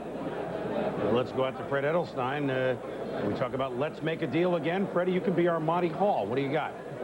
We could be seeing history repeat itself here. Remember the great 49ers draft in the mid-'80s when they kept on trading down, and Bill Walsh was the architect of getting those middle-round picks. The 49ers now seem like they're ready to trade down again. They could take the pick, but they're on the phone to a few teams. I think they're trying to get a 2nd or a 3rd-round pick in this possible deal. Obviously, they're playing Riverboat Gambler. They have their eyes on a couple of defensive players who they feel they can get a little bit farther down. So far, that's played out for them. Obviously, the Phoenix Cardinals taking the offensive lineman Ernest Dye helped them out on that regard. It seems that they're willing to roll the dice again, and that's what they're trying to do. All right, Freddie, we hear that the Niners may be talking in the division to the Saints. You know, once upon a time, you would never talk in your division, but those days seem to have gone by the boards. Mel, you remember specifically, you were talking about what Freddie just mentioned. They kept trading down. They got some pretty good players. I always applaud teams, Chris, that move around and create opportunities. And the 49ers did it with Bill Walsh, orchestrating the draft. It landed them Larry Roberts after trading down twice. The players they acquired by making that deal were Tom Rathman, Kevin Fagan, and Don Griffin. And that's what I say, create opportunities. All those 3rd, 4th, and 5th, if they turn out to be starters, these moves are tremendous. So you don't see it now. Everybody kind of focuses in on these first-round picks and acts like the draft's over after that. It's not. Half of these players won't tend to develop into players they're supposed to. But those 3rds, 4ths, and 5ths are the guys that you make a living and you develop your teams by hitting on those choices. All right, so the 49ers now on the clock, although we'll find out if they've made a trade. Remember, Minnesota is up next. We showed you that war room cam. Minnesota hasn't had a first-round pick since Carl Eller. No, I'm only kidding. Since 1988. They're next. San Francisco is now ready right now as head coach of the Philadelphia Eagles. Been very busy today. They've got 2 first-round picks. Rich Kotite, he's with Mort. Mort? Well, Coach, you have Lester Holmes. Can you tell me what your basically your analysis of him is? Well, we're very pleased to get him because we thought that he gives you the greatest surge on the line of scrimmage. We felt that we could plug him in at right guard. We do have a needed offensive line, rather, and I think we got a quality football player. You were sitting there at 13th, and you traded out to 19th, and then there was a lot of speculation. Ernest Dye was the guy you wanted. Phoenix jumped up in front of you. Was Dye the guy you wanted? Well, we had them ranked very close to one another, but you know, when you look at it, you know, the 13th pick was for Reggie White, so we ended up getting Tim Harris, 2 number 1s, and a number 3. We have some other needs, and that number 3 is going to help us fill those needs. Okay, you still have some defensive line needs or defensive needs. Looking at number 24, do you think you'll fill those needs at that pick? I think so. You know, I think there's going to be a very good football player there to come in and help us right away. All right, Chris. All right, Mort, thank you. Coach Kotite has to get right back into his war room in Philadelphia because as we now are on the 20th pick, where San Francisco currently stands, the Eagles are up again with number 24. Remember, as we talk about the 49ers right now, at 5 o'clock Eastern time, we'll be talking to everybody. Joe Montana, Steve Young, the president of the club, Carmen Policy, head coach of the club, George Seifert. Yeah, we've got this Joe Montana story surrounded. The week, the year, maybe the decade that was. We'll be back with the Niners on the clock. I'm not taking this. You take it. They haven't made a pick to trade with the New Orleans Saints, so the Saints are now on the clock. And you talk about teams that have been busy today. Of course, we mentioned Phoenix. The Saints, if you tuned in late, well, they traded Pat Swilling to the Detroit Lions, moved up to the number 8 pick overall and drafted Willie Rowe. The Saints now, whose first-round pick, their other first-round pick at 26, that may be involved with the trade. We'll get details now from the commissioner. Here's their pick. The New Orleans Saints select Irv Smith, tight end, Notre Dame. And there is Irv here in the draft room, young man that grew up not far from here in New Jersey. That's his mom. And his dad, hugs all around, met their family last night. All excited like a little kid, really. I can't believe tomorrow's coming, he said. Well, tomorrow is here, and he's going to the New Orleans Saints. And you know what, guys? The Saints moving up quickly to take who they thought was their pick of the litter at tight end. We wondered some of the moves that the Saints were making, but today, the Saints have really... I think they have. I think what Irv Smith is going to give them, he's going to give them a very solid football player. As you can see, you look at the receptions out of the tight end position. Hobie Brenner, 12. Frank Wainwright, 9. Stower, 4. And Ronnie Williams, 0. Irv Smith, not necessarily known for his pass-catching ability at the University of Notre Dame, but certainly we all remember the great catch and run that he made in the ballgame when he literally dragged 4 or 5 defenders almost 20 yards on the reception. He has great athletic ability, a good blocker. That's what he was asked to do at the University of Notre Dame. And anybody who can catch the football at just as much as he did, you know that this kid can develop and contribute. So I think it's a very good selection in an area of need where they're getting a little age in the New Orleans Saints offense. Blocking is certainly a premium when you play for Jim Mora and an Irv Smith. It's one of the things he does best, Mel. Well, that's why I went to the Saints. He's the more complete tight end than a Drayton, who provides the flash, but still needs work on inline blocking, whereas Smith, very accomplished in that area, also very good hands and that stampeding ability in the open field. Seeing here, catch the football, and he'll just dive 10, 15 yards in for a touchdown against Indiana last year. That's when he was sharing time at Notre Dame with Derek Brown, the first-round pick of the Giants last year. Look at the agility, body control for a 250-pounder. At the Senior Bowl, we really didn't get a lot of activity catching the football, but here he's working on Chris Slade. Heck of a job blocking. To me, he was the best tight end, the most complete tight end in the draft. The Saints figured where they were picking at the end of the first round, there was no way he'd still be available. All right, here's the details on the trade, which allows the New Orleans Saints to pick the tight end Irv Smith. The Niners moved down from 20 to 26, so for moving down 6 slots for their trouble, they pick up a third-round pick, the number 81 pick overall, Saints' third-round pick. So for moving down twice, they've got a 3 and a 5, and the Saints have their man, Irv Smith, cradling the football. We'll be back. All right, we are back here at the draft, and the Minnesota Vikings, that's right, the Minnesota Vikings are making a first-round pick. Dennis Green has gone a different route. They haven't had a first-round pick since 1988. You know that they would like a wide receiver. They signed Stephon Page. They don't know how well he can play. Let's go up to Steve Cyphers and see if he has an... Well, Chris, you're absolutely right. They would like a wide receiver. That's a possibility. And the wide receiver they like, I believe, is Quadri Ismail out of Syracuse.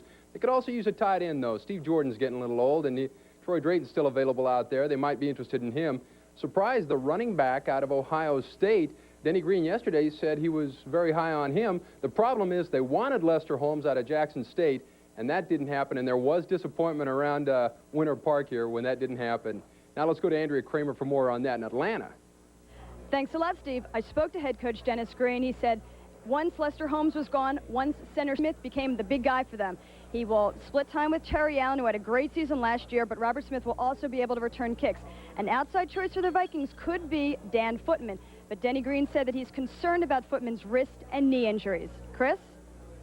All right, Andrea, thank you. One of the many names bandied about the latter part of this week, some big-name players, very few of which, except for Pat Swilling, late this week now, happened. But they were dangling Chris Dolman out there they could get. Nothing materialized on that, obviously, and maybe it was just a fact-finding mission. But still, the Vikings now on the clock. And what do you mean Steve Jordan's getting old? Nobody from Brown ever gets old. You don't replace the one Brown guy that's in the National Football League. He's playing until he's 80. He's got to keep going. The George Blanda of tight end. You're right. I think Drayton might be a possibility here, Chris, but to me, when you look at Hassan Jones, maybe not be back. Anthony Carter, how long can AC go? A guy that's intriguing in this spot would be Kevin Williams. Got great speed, 4.37, not real big, gives you a great kick return guy. He might give him the all-purpose guy like Conway did He's the kind of guy that can really, really make things happen for you. Take a look at the receptions, as we talked about. Chris Carter, very productive, not that fast. Anthony Carter, getting a little bit older. Hassan Jones, maybe. Joey H. Johnson, 21, and Jake Reed, who they drafted last year, not a whole lot of production. So Reed was really a running back, a slot back that's been moved to the wide receiver position. Kevin Williams, a true wide receiver. So to me, it might go that way, no? Well, I'll tell you, there's some guys out there. Williams provides, as you're mentioning, is really projected as a wide receiver by some clubs, kick returner. How about the guy Denny Green coached at Stanford, Glenn Milburn? Can play running back, wide receiver, great return man. He's on the board. McDuffie, some question about his knee, but the players that Denny Green needs, offensive skill people, be it a running back, wide receiver, tight end, they're there. And Williams and I believe Milburn from Stanford and Robert Smith. Those are the versatile guys he needs. The face of the Vikings has changed because Jim McMahon is now the starting quarterback. Now, Denny Green told me at the owners' meetings in March that he fully expects McMahon to play at least 11 games for him this year. Jim McMahon doesn't play that many seasons, 11 games. I'm not saying Denny is right or wrong. I know what he hopes for. Do we think that Jim McMahon is going to be able to last a large portion of the season? And it is intriguing that he'll play against the Bears twice this year. This is my first limb. I'm going to crawl out on this limb. Right, I believe that this is going to be the year that Jim McMahon does actually play more than it does in football games. That's the point I really think. I think he's due. I think he's learned that he has to take care of his body. I had a chance to play golf with Jim just a week ago. He's looking forward to going to Minnesota. He's in great shape. His arm feels good. His body feels good. His knee feels good. We could go through a medical list of what has been hurt on him. I really think that McMahon is going to provide an attitude and a real opportunity for the Minnesota Vikings to capitalize on the quality that he brings, and that's leadership. What do you mean you had a chance to play golf? This is draft week. Kicked around a little bit. Yeah, well, some of us were working this week. Some of us were working on the golf course. The Vikings are working on their pick. Here it is. The Minnesota Vikings select Robert Smith, running back from Ohio State.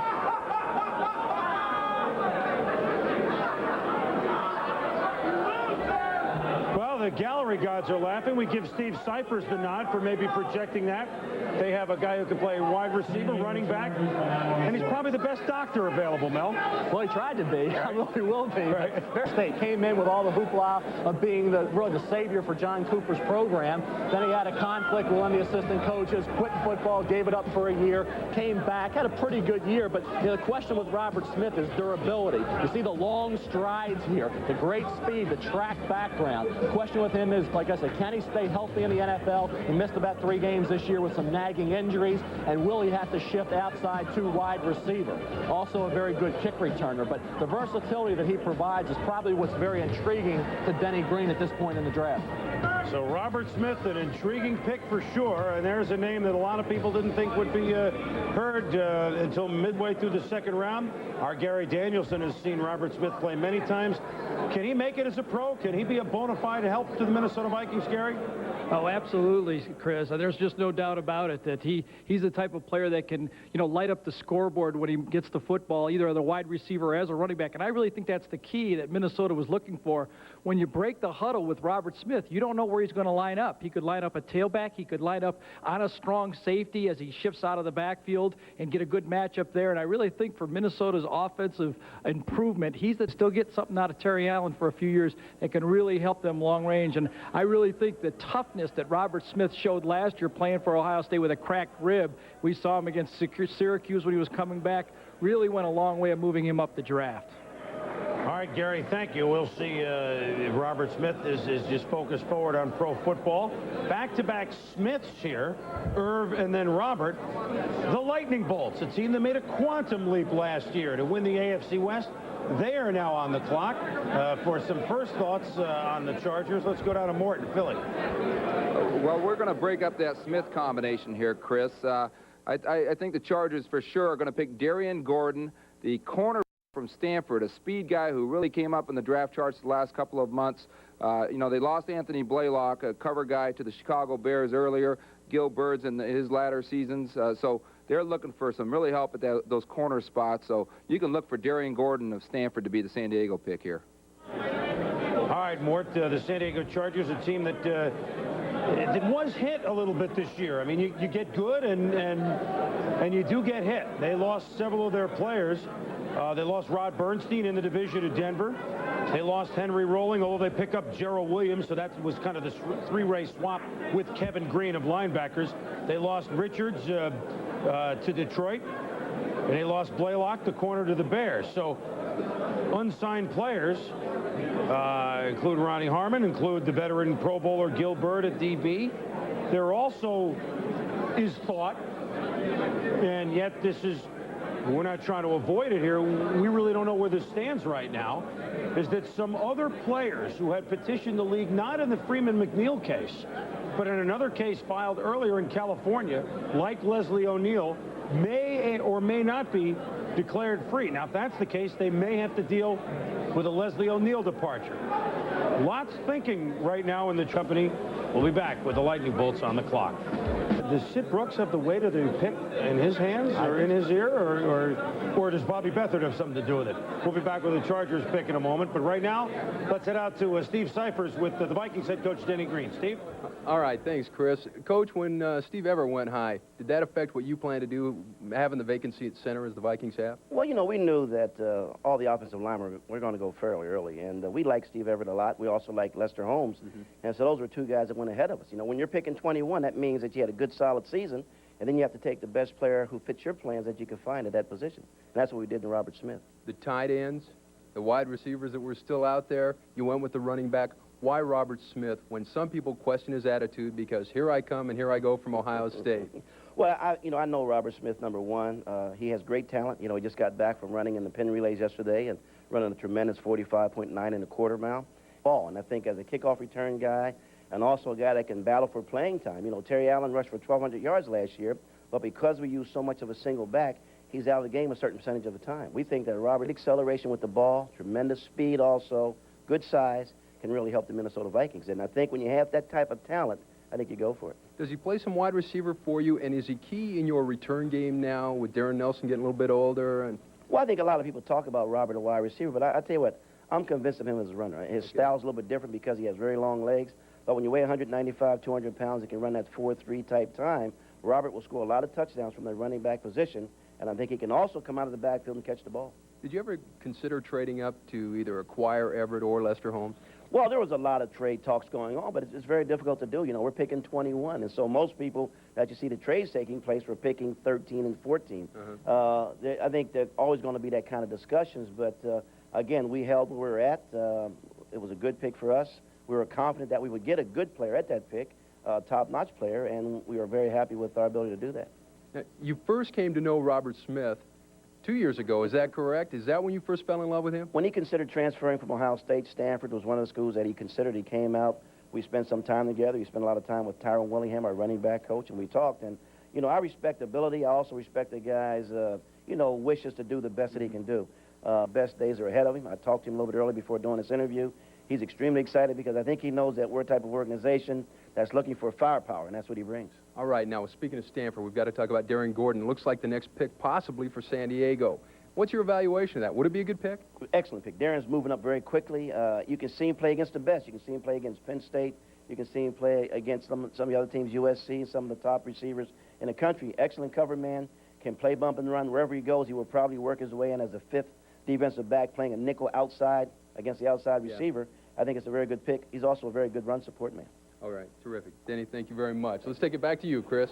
All right, Steve and Denny, thank you very much. So, Smiths, we have Herb and Robert Smith, back-to-back picks here. Last year, Tony Smith and Kevin Smith went in the first round.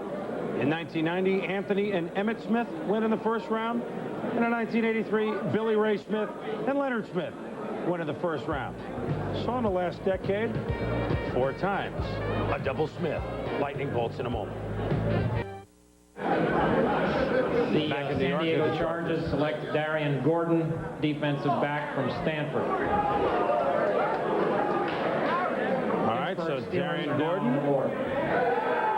from Stanford, with the Steelers up next. Now, Mel, let me ask you very quickly here. We've now had the last 2 players, Robert Smith and Darian Gordon. Some, obviously Minnesota and San Diego, felt first-round guys. Others who we talked to had them way down on their respective boards. Why the difference of opinion? Well, with Smith, it was the fact that he had that checker career where he touched on. Gordon was the fast riser. He was a wide receiver, one of the best prep wide receivers in the country. Moved the cornerback in 1990, and that first round pick, especially when they did a great job on Dawkins, Conway, and then McDuffie in the Blockbuster Bowl, where he was the MVP. When you look at Darian Gordon, you see a kid 6 foot, 186 pounds, ran 4.41 at the combine, almost a 38-inch vertical, 12 reps, makes him one of the stronger DBs. See the hands there, the former wide receiver. You can see evidence of that. You'll see him come up here, catch Bledsoe, save the touchdown, cause the fumble. This senior year elevated him from probably a 4 to the first. And like I said, playing in the Pac-10, he worked against Conway, he worked against McDuffie. Then he goes to the Blockbuster Bowl, holds O.J. McDuffie. There you see evidence of that. In the Blockbuster Bowl, catches for 21 yards the entire second half. In that game, Gordon broke up 6 passes, had 7 tackles, earned MVP honors. On the heels of that, he goes to the combine workout and really does a great job, and that is enough to push him into the late first round. Bobby Beathard will tell us that, whoa, slow down with the Chargers. I know we won 11 of our last 12, but slow down. We've got some holes that we got to fill yet before people talk about us in the Super Bowl. But with the face of the AFC certainly changing, the best 2 teams in talent, Buffalo and Houston, taking shots in the playoffs from which it remains to be seen, will they come back? Have the Chargers arrived, Joe? I mean, one thing they do have, 2 good young quarterbacks. Humphreys, who was brilliant last year, and John Freeze coming back on injury. That's a good way from which to start, and we know they have defense. You're absolutely right, Chris. I think the way to start is you start with the quarterbacks, and that's what they've got. The way you win football games and the way you win championships is you do it with defense, and they did that last year under Bill Arnsparger. With Gilbert being a free agent and with their cornerback situation the way it is, it's a good move for Bobby Beathard and Bobby Ross. They're looking to shore up, not to improve so much, but to find people who can fill in for you just in case things don't work out with Gilbert, who's been in the Pro Bowl the last couple of years, but also is a corner that plays in Bill Arnsparger's system is a zone defense. Now, here's a kid that's not going to be asked upon to go out to cover people one-on-one. He's not going to have to worry about that. He fits into a zone system. He'll be cerebral, which he was at Stanford. Very intelligent young man, great athletic ability, and not asked to do things that he isn't capable of doing. So I think that the Chargers are making the right kind of moves, and they are, whether they like it or not. Bobby, you have to admit it. You have become a force in the AFC. And the Pac-10 has become a force in this draft. 5 Pac-10 players have gone in the first round, each from 5 different schools. Notre Dame, who has 4. Steelers on the clock. We'll be back with the Marriott Marquis for the 58th annual NFL Draft. The Pittsburgh Steelers are on the clock. A few picks ago, we saw Irv Smith, tight end Notre Dame, go to the New Orleans Saints. What kind of player, how strong is Irv Smith? Check out this game for Notre Dame against Indiana last year. Irv Smith, he makes the catch, and he's rumbling, bumbling, stumbling. Is any guy going to bring him down? No, he's at the through. It's a touchdown. Reminiscent of maybe another Notre Dame tight end who excelled for the Giants. Remember on the Monday night, Sims to Mark Bavaro. And look at him drag Ronnie Lott and company and drag them for 15 extra yards. Some big shoes to fill, but Irv Smith proves that he has some pretty big shoulders in those highlights right there. He's with our Adrian Karsten. And Chris, that catch, ironically, against Indiana was only 1 of 20 in your entire career. Of course, you played behind Derek Brown for 3 years. Do you think that's why you slipped a little bit? Now, you only caught 8 passes in your senior year. Maybe teams don't know what you can really do. Well, I think it was just a situation where the New Orleans Saints were in the right position at the right time. They felt as though I could fit into their organization the best, feel a need that they needed more than the tight end need, and I was very fortunate to be in that spot at the time. All right, actually catching 8 junior in 20 last year. Consider the players in your position now. You've got 3 players, one who's listed totally as a second-team player, one who's been banged up for 2 years, and another who isn't on the first team either. Can you go in down there and start? Well, I think the reason why the Saints drafted me is because they feel I can come in and participate. I'm not saying I'm going to go in and start, but I'm saying I'm going to go in and I'm going to be an immediate impact player and help the team as much as I possibly can. As good as Brenner, Tyson, Wainwright are, you coming in as a rookie, you can think you can start that. I think I can contribute, and I think that I can play well, and I think I can develop into an NFL-type tight end. Okay, Chris, 4 Golden Domers gone so far in the first round. Thanks, Adrian. And Joe hadn't noticed that, by the way. Nope. The Steelers have made their selection. Do we think it's Demetrius DeBose, inside linebacker? It could be. Do we, Could slippery. It might be. Could be a defensive lineman also. Yeah. Now, Footman's still there. Stubblefield is still there. The Pittsburgh Steelers select Deion Figures, defensive back, Colorado. Like we said, a corner. We had the right side of the ball. Well, it figures that it would be the right side of the defensive side of the ball there. Next choice. So now maybe you start your corner run. You've got Gordon. A few picks ago you had Carter, but now you got Gordon and you got Deion Figures right here. I don't know that Philly does that, but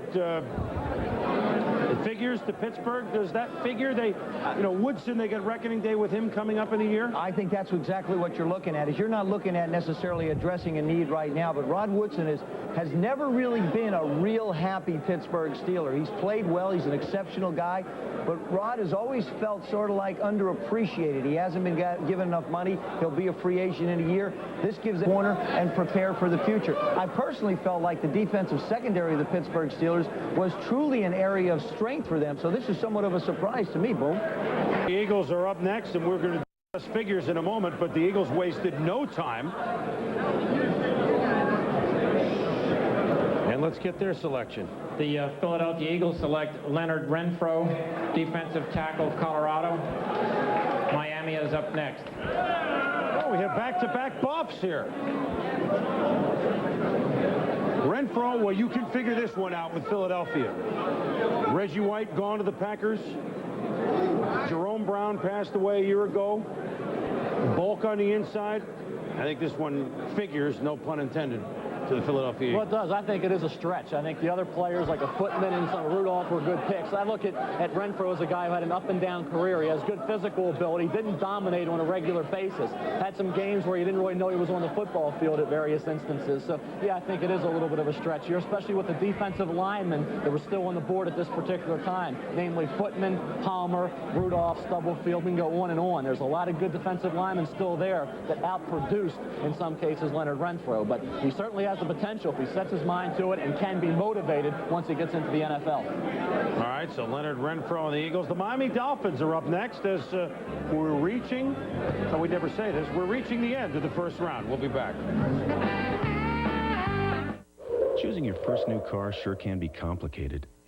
There are cars that promise you safety, cars that are well built and well backed, cars that won't leave you stranded, cars that give you a break on the price, even cars that help with your down payment. But Chevrolet makes it easy to get all of the above in the Chevy Cavalier, the lowest priced car in America with standard anti-lock brakes. Test drive Chevy Cavalier today at your neighborhood Chevrolet dealer. We're here at McDonald's to tell you about Breakfast Economics. Breakfast economics? It's a great breakfast at a great price. It's a McDonald's thing. It saves you a piece of cake. What you want is what you get at McDonald's today. It's good, isn't it? It's great. No matter what you have planned for your mother on Mother's Day, make sure you've got a Polaroid one-step camera, because nothing picks up the fun like the newly styled one-step. So pick one up at a great low price. You know you make me want to shoot. The NHL is playing for keeps. Watch the Stanley Cup playoffs on ESPN with a hot, delicious Domino's pizza. And oh yeah, get a comfortable seat. The Stanley Cup playoffs continue in a living room near you on ESPN. There is a view of the first War Room cam in the history of ESPN. It's the Dallas War Room, and we have never heard Jimmy and Jerry. And how about them Cowboys not doing anything in the first round? That's what happens when you're Super Bowl champs. That's what happens when... I don't think anybody wants to get held up by those guys anymore. I think that's basically the story here. You've got to be awfully careful if you're going to make a deal with the Dallas Cowboys. So we've got Miami. We've got a pair of San Francisco picks. We have Buffalo. Then we have Dallas. Those are the 5 first-round picks left. The so-called Rooney teams are now on the board. And the Miami Dolphins, Mel, they were tough to figure. Have you figured them out? Well, you look at their running back situation. They have Mark Higgs coming off of a major knee injury, had surgery at the end of the season. Bobby Humphrey with the off-the-field situation that they don't know what his future is. You look at Aaron Craver, an in-between back that they're hoping develops. They're not sure. Of course, you have Page and you have Saxon at fullback. You're looking here at Glenn Milburn, running back from Stanford, who you can put out in the slot, can be a wide receiver, great return man. He is really as close close to Dave Meggett, or maybe even be better long-term than the original utility back, Dave Meggett. And that's why I think he would figure in this area probably to the Miami Dolphins. Now, of course, Bobby Humphrey in serious trouble with the law right now, so a position of flux for sure for the Miami Dolphins. There was no question they had Marcus Allen in, and Marcus is still out there. And by the way, while we're talking about this, the draft, now you know that Friday night at midnight was the deadline for offering an offer sheet to a restricted free agent.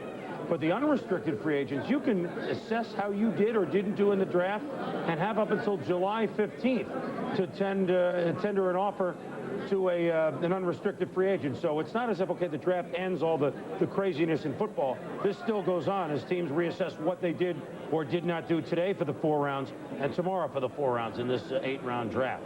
As we wait for Miami, let's head down to Brad Nessler, cross state. Brad? Chris, I talked to Tom Bratz, the director of college scouting for the Dolphins this week. If the draft was a month ago, I think what they would have been needing is offensive line help or a wideman as a free agent. They traded for Irving Fryer. Right now, Mark Clayton's really not getting any play out there as a free agent. And, of course, Mark Duper, the Marks brothers, getting a little bit older, but they feel like they're set at wide receiver now. On offensive line, they lost Harry Galbraith, but they signed Ron Heller, so they feel like they shored that up pretty well. So I'm with Mel. I think now they need a running back. Higgs coming off the knee surgery, and you mentioned Bobby Humphrey's problems. Terry Kirby is the kind of guy, I think, that really Don Shula would like to have as a Dolphin. Now, the Miami Dolphins, thank you, Brad, will they keep this slot? We have word that they may have made a trade. I know Mark Clayton has worn out his welcome a little bit in Miami, but I think there's some teams that are shying away from him for the wrong reason. He's not as disruptive. Traded with Green Bay. Dallas has given its first-round pick in this draft, the 29th choice, and its pick in the 4th round in this draft, the 112th choice, to Green Bay in return for Green Bay's 2nd in this draft, which is the 46th pick, a choice in the 2nd round that Green Bay had, which is the 54th pick in this draft, a choice that Green Bay had obtained from Atlanta in the 4th round in this draft, which is the 94th pick, as well as Green Bay's 8th round pick in this draft, which is the 213th pick. So it's 2 for 4. The commissioner becoming a mathematician here as the Cowboys have traded out of the 1st round, which is just something that our Chris Myers had suggested was a possibility. They trade out of a 1 and a 4, and they get a pair of seconds, a 4 and an 8. The deal that I kind of like, though, we were banding about that never came to fruition, was Indy or the Rams trying to go all the way up in what I would call a Lawrence Welk trade, a 1 and a 2 and a 3. But that never happened. Miami is still on the board. This trade has nothing to do with the team on the board right now. I'm on record there with Mark Clayton. Somebody should pick him up and use him. He's a big help. Let's go up to Tom Jackson. We got some word on Miami? Well, Chris, I know that one of the things that we're always talking about is who's going to be that next team in the AFC that's going to be dominant. I think we've seen the last of the Buffalo Bills, at least as far as Super Bowls go, for the next few years. And I think that Miami, if they can make the right choice here, may be that team. And I think where you need to add is you add to your strength, and that's on the defensive side of the football. So look for them to take a Coleman Rudolph. I think he fits in great with the young talent they have right now, and I think that could make that team our team. Tommy, let me ask you a question here. Most everyone, and I think Joe and Mel, we'll ask them in a moment, they got Irving Fryer from New England, and they got Mark Ingram from the New York Giants. Did they upgrade their wide receiver? I really don't, assuming Clayton's out, I don't think they did. I think that to a certain extent, I think Mark Ingram, just, because of size alone, you have to consider average, and I don't know that either one of us has ever been impressed with Irving Fryer. Now, he's going to make some big plays for you during the course of the year, but he's also going to hurt you some during the course of the year. Well, you're on the same page with me. Well, although Fryer has had a better last season and a half for New England, Dan Marino throwing to you might make you look better. But see, guys, Tommy's with me. He knows where his bread's buttered. I know. We'll be back, so check out the Dolphins selection when we return to New York. In the war against termites, only one company has a weapon like this. The Exterminator. The Orkin Man. And now he's armed with the latest technology, the Orkin Foam System. Orkin Foam is the most effective termite treatment ever. Unlike other methods, it penetrates completely to stop termites cold. Guaranteed. And only the exterminator has it. The Orkin Man. One call destroys them all. Inside your smooth-running engine is a torture chamber. And under these grueling conditions, only one leading motor oil in every grade meets the world's toughest requirements for viscosity breakdown. Castrol. Castrol provides maximum protection against viscosity and thermal breakdown. So use Castrol. Why make things tougher on your engine? Castrol GTX, engineered for today's smaller cars. Buy a case of Castrol and get up to $4 back on any air or oil filter. See dealer for details. When you go out to play, you're gonna get thirsty. And when you're thirsty, you better have your Gatorade. It goes down easy, quenches to the core. Quenches your deep down body thirst 30% faster than water.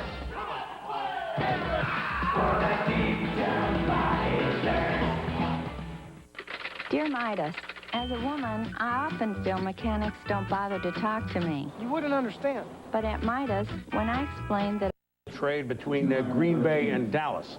That's going to affect the board here in 5 slots. The Cowboys are out of the first round. The Packers then slip in with the final pick of round number 1. They also get Dallas's 4th round pick. But going to the Cowboys are a pair of 2s from Green Bay, a 4, and an 8. And the Cowboys, who themselves with a bigger degree than San Francisco does. They have a lot of picks later on in this draft, whereas Mel said, you say, so what right now? But obviously they've made some hay, admittedly with Herschel's trade, a lot of 1st and 2nd rounders, but now as Super Bowl champs, you're not going to get 1st and 2nd rounders. You got to do it 4, 5, and 6. So that's what the Dallas Cowboys, that's the route they're going to go. But guys, we heard Tommy Jackson say that maybe the Dolphins are the next team. We talked maybe San Diego, that maybe the Dolphins are the next team in the AFC. Your thoughts on that? He kind of agreed with me on wide receiver, but the bigger question is, can they get to the Super Bowl? They were 1 game away last year. First of all, I disagree with Tommy as far as Irving Fryer goes. I think Irving Fryer just really needed a change of address, and I think that's what he's going to get in Miami. He'll love the fact that Dan Marino will work him. Any receiver that has a quarterback throwing the football a lot is going to be thrilled. Mark Ingram gives him a little bit back of what Duper and Clayton used to be when in the younger years. Maybe small, but a lot of speed and very aggressive as a wide receiver. I think the Dolphins definitely have to be looked at as a team that'll be there, but as far as I'm concerned, the New York Jets have automatically become a contender, and I don't think they're over the hill. I don't think it's necessarily a pressing year.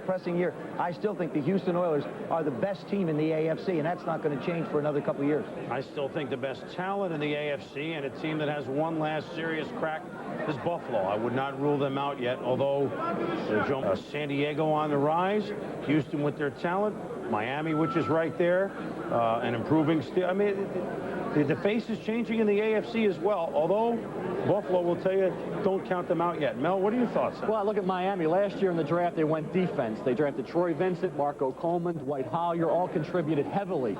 They brought in Eddie Blake to maybe try on the defensive line. That experiment didn't work. He's back at right guard, plugging a vital hole for the Miami Dolphin offense.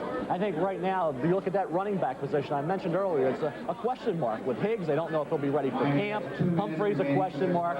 Glenn Milburn would fit in very well because of his versatility. He comes from Stanford, where he played for Denny Green and Bill Walsh. What training ground that is. You look at his versatility as a punt kickoff returner. You can put him in a slot with his hands. Yeah, he's the kind of player that the Dolphins historically have wanted and never been able to acquire. A couple years ago, they looked at Harvey Williams very closely. He was gone. Now Milburn's there, and they can acquire him right now.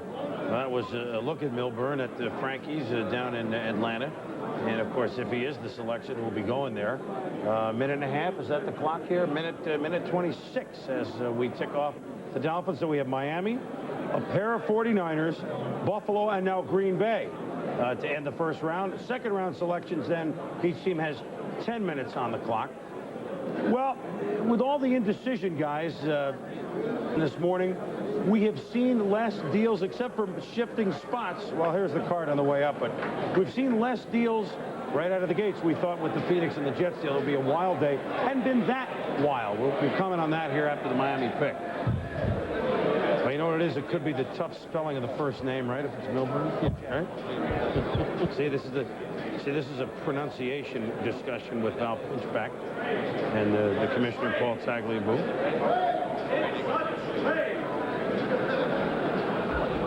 The Miami Dolphins select O.J. McDuffie, wide receiver from Penn State. San Francisco has the next two choices and has 30 minutes to make them. Well, O.J. McDuffie on a lot of boards was the next wide receiver, Mel. On some. I assume they didn't figure he was going to be there. You know, a lot of speculation at San Diego that Minnesota was looking at McDuffie. He slides down that far because of the knee injury this year. At the Japan Bowl, he wasn't able to work out for teams, and he also gives them that versatility as a punt kickoff returner that Milburn may have provided. So it's a similar pick, same position, little different type of player. Now, pure wide receiver to work in with Ingram, to work in with Fryer, whereas Milburn would have been more of your pure running back.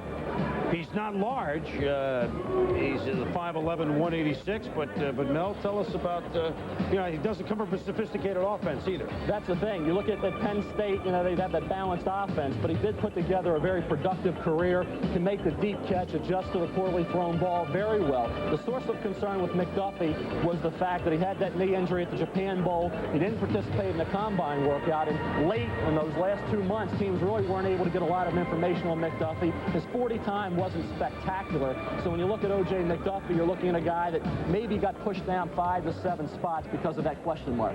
I think O.J. McDuffie, in my opinion, fits right in like the Raiders used Tim Brown. He can play the inside slot position. He's got an awful lot of God-gifted ability. He's a very versatile football player. That's something that the Miami Dolphins really haven't had a lot. They haven't had that versatility at wide receiver. This kid can give him a lot of different positions, a lot of places to go. You look at the wide receiver court. Duper 30, Fryer 30, Banks 30, Ingram 30, Martin, who has been a disappointment, who really can step up and be something special, and of course Scott Miller, who's basically their kick return man. This young man can fit right in very well for him. Like I said, play the slot right away where you don't put a lot of pressure on him as a outside pressure receiver. And the name Mark Clayton was not on that list. We've had 25 first-round picks in a round of 29. 15 offense, 10 defense. If you're keeping score at home, Niners, the next 2 picks. Continues to canvas the floor. Chris Berman, along with Mel Kiper and Joe Theismann here in New York. The Niners are up for the 3rd time today in the first round. They have traded down twice. Will they do the same again? Let's go up to New England and join Tommy. Tommy, this is a perfect discussion for you and me, a potential trade between the 49ers and the Broncos. What do you got? Well, Chris, I just got off the phone, and the Broncos apparently are trying to trade their 2nd and 3rd round choice to move up and get San Francisco's 26th or 27th pick, looking for a wide receiver. The name that came to mind was Quadre Ismail, not only as a receiver, but also as a return man, filling a need that they failed to fill last year and that they failed to fill with that first pick. But there's certainly a possibility that they will trade with the 49ers. Now let's go to the left coast for Fred Edelstein. Thanks, Tommy. Well, if I'm right, the San Francisco 49ers right now are high-fiving it up in their draft room. They rolled the dice on the 2 trade downs. What they were hoping for was if they could get to this position, I believe what they were hoping for was that they could get Dana Stubblefield, the defensive tackle from Kansas, and then from Tennessee. Kelly is the pass rusher that they see fitting in, sort of replacing Tim Harris. They've got the 2 defensive linemen. I think that they won. I think that the next thing, if I'm correct about this, I think the next thing that you're going to see the 49ers do is try to trade up in the 2nd round to get a defensive back, probably a cornerback who they like. So far, this thing appears to have worked exactly the way the 49ers have wanted it to. And now back to Chris Berman in New York. All right, Freddie, I think you have their situation summed up pretty well. And we, as we've said with Joe before, we hate to say it, but I think you may be right. Footman or Stubblefield, the defensive lineman, and Kelly, the big pass rusher. That's their needs. And I think that Tommy is right on the money because although some teams were in a cadre over Quadre Ismail on whether he was the first rounder or whether he didn't belong up in the first round, I think Denver is a team that does like Ismail, so that may work. We shall see. The Niners theoretically have 15 minutes on this pick, 15 minutes on the next one before we shuffle up to Buffalo, before we go to Green Bay, and the first round comes to a close. Remember, at 5 Eastern time or a little bit thereafter, we will delve into the entire week that was, the Joe Montana saga in depth, at least from the Niners side, and little bit from the Kansas City side as well. We'll revisit our interview with Joe Montana. We'll talk live with Steve Young, live with Carmen Policy, the president of the Niners. We'll talk with the head coach of the 49ers, George Seifert. And we'll talk more football. We got more coming from the draft, the 58th annual draft here in New York, as the first round is eking towards a close. Choosing your first... We are back in New York with the 49ers on the clock. They have 2 first-round picks back-to-back here at 26 and 27. We understand from Frankie's Sports Bar down in Atlanta, where Andrea Kramer is, that they're on the phone with one of the young men that's there, Todd Kelly from Tennessee. Let's check in with Andrea and see if she can eavesdrop. Andrea? Oh, I'm so good eavesdropping too, Chris. Todd Kelly's been waiting back of Frankie's Bar patiently with his parents. He just got the call from Vinny Serrato of the 49ers saying that he is their pick. I think he's a little superstitious, though, sitting back there. Will come up and join us after they officially make their pick. But Todd Kelly, who said the San Francisco 49ers have been interested in him. It's been a couple of days, and he came in this morning saying that he thought the Niners would be picking him, is the person that the 49ers have chosen. Let's hit. All right, Andrea, and the card has gone up. Kelly, who had 1 less sack at Tennessee than Reggie White did, so that puts him in pretty good company right there. And pass rushing is certainly in need of the 49ers. DL and a pass rush specialist, and Kelly certainly is that, if indeed they're going to do this pick right here. Remember, they have back-to-back first-round picks. Here it is. San Francisco has made 2 choices. First, Dana Stubblefield, defensive tackle from Kansas. Second, Todd Kelly, defensive end from Tennessee.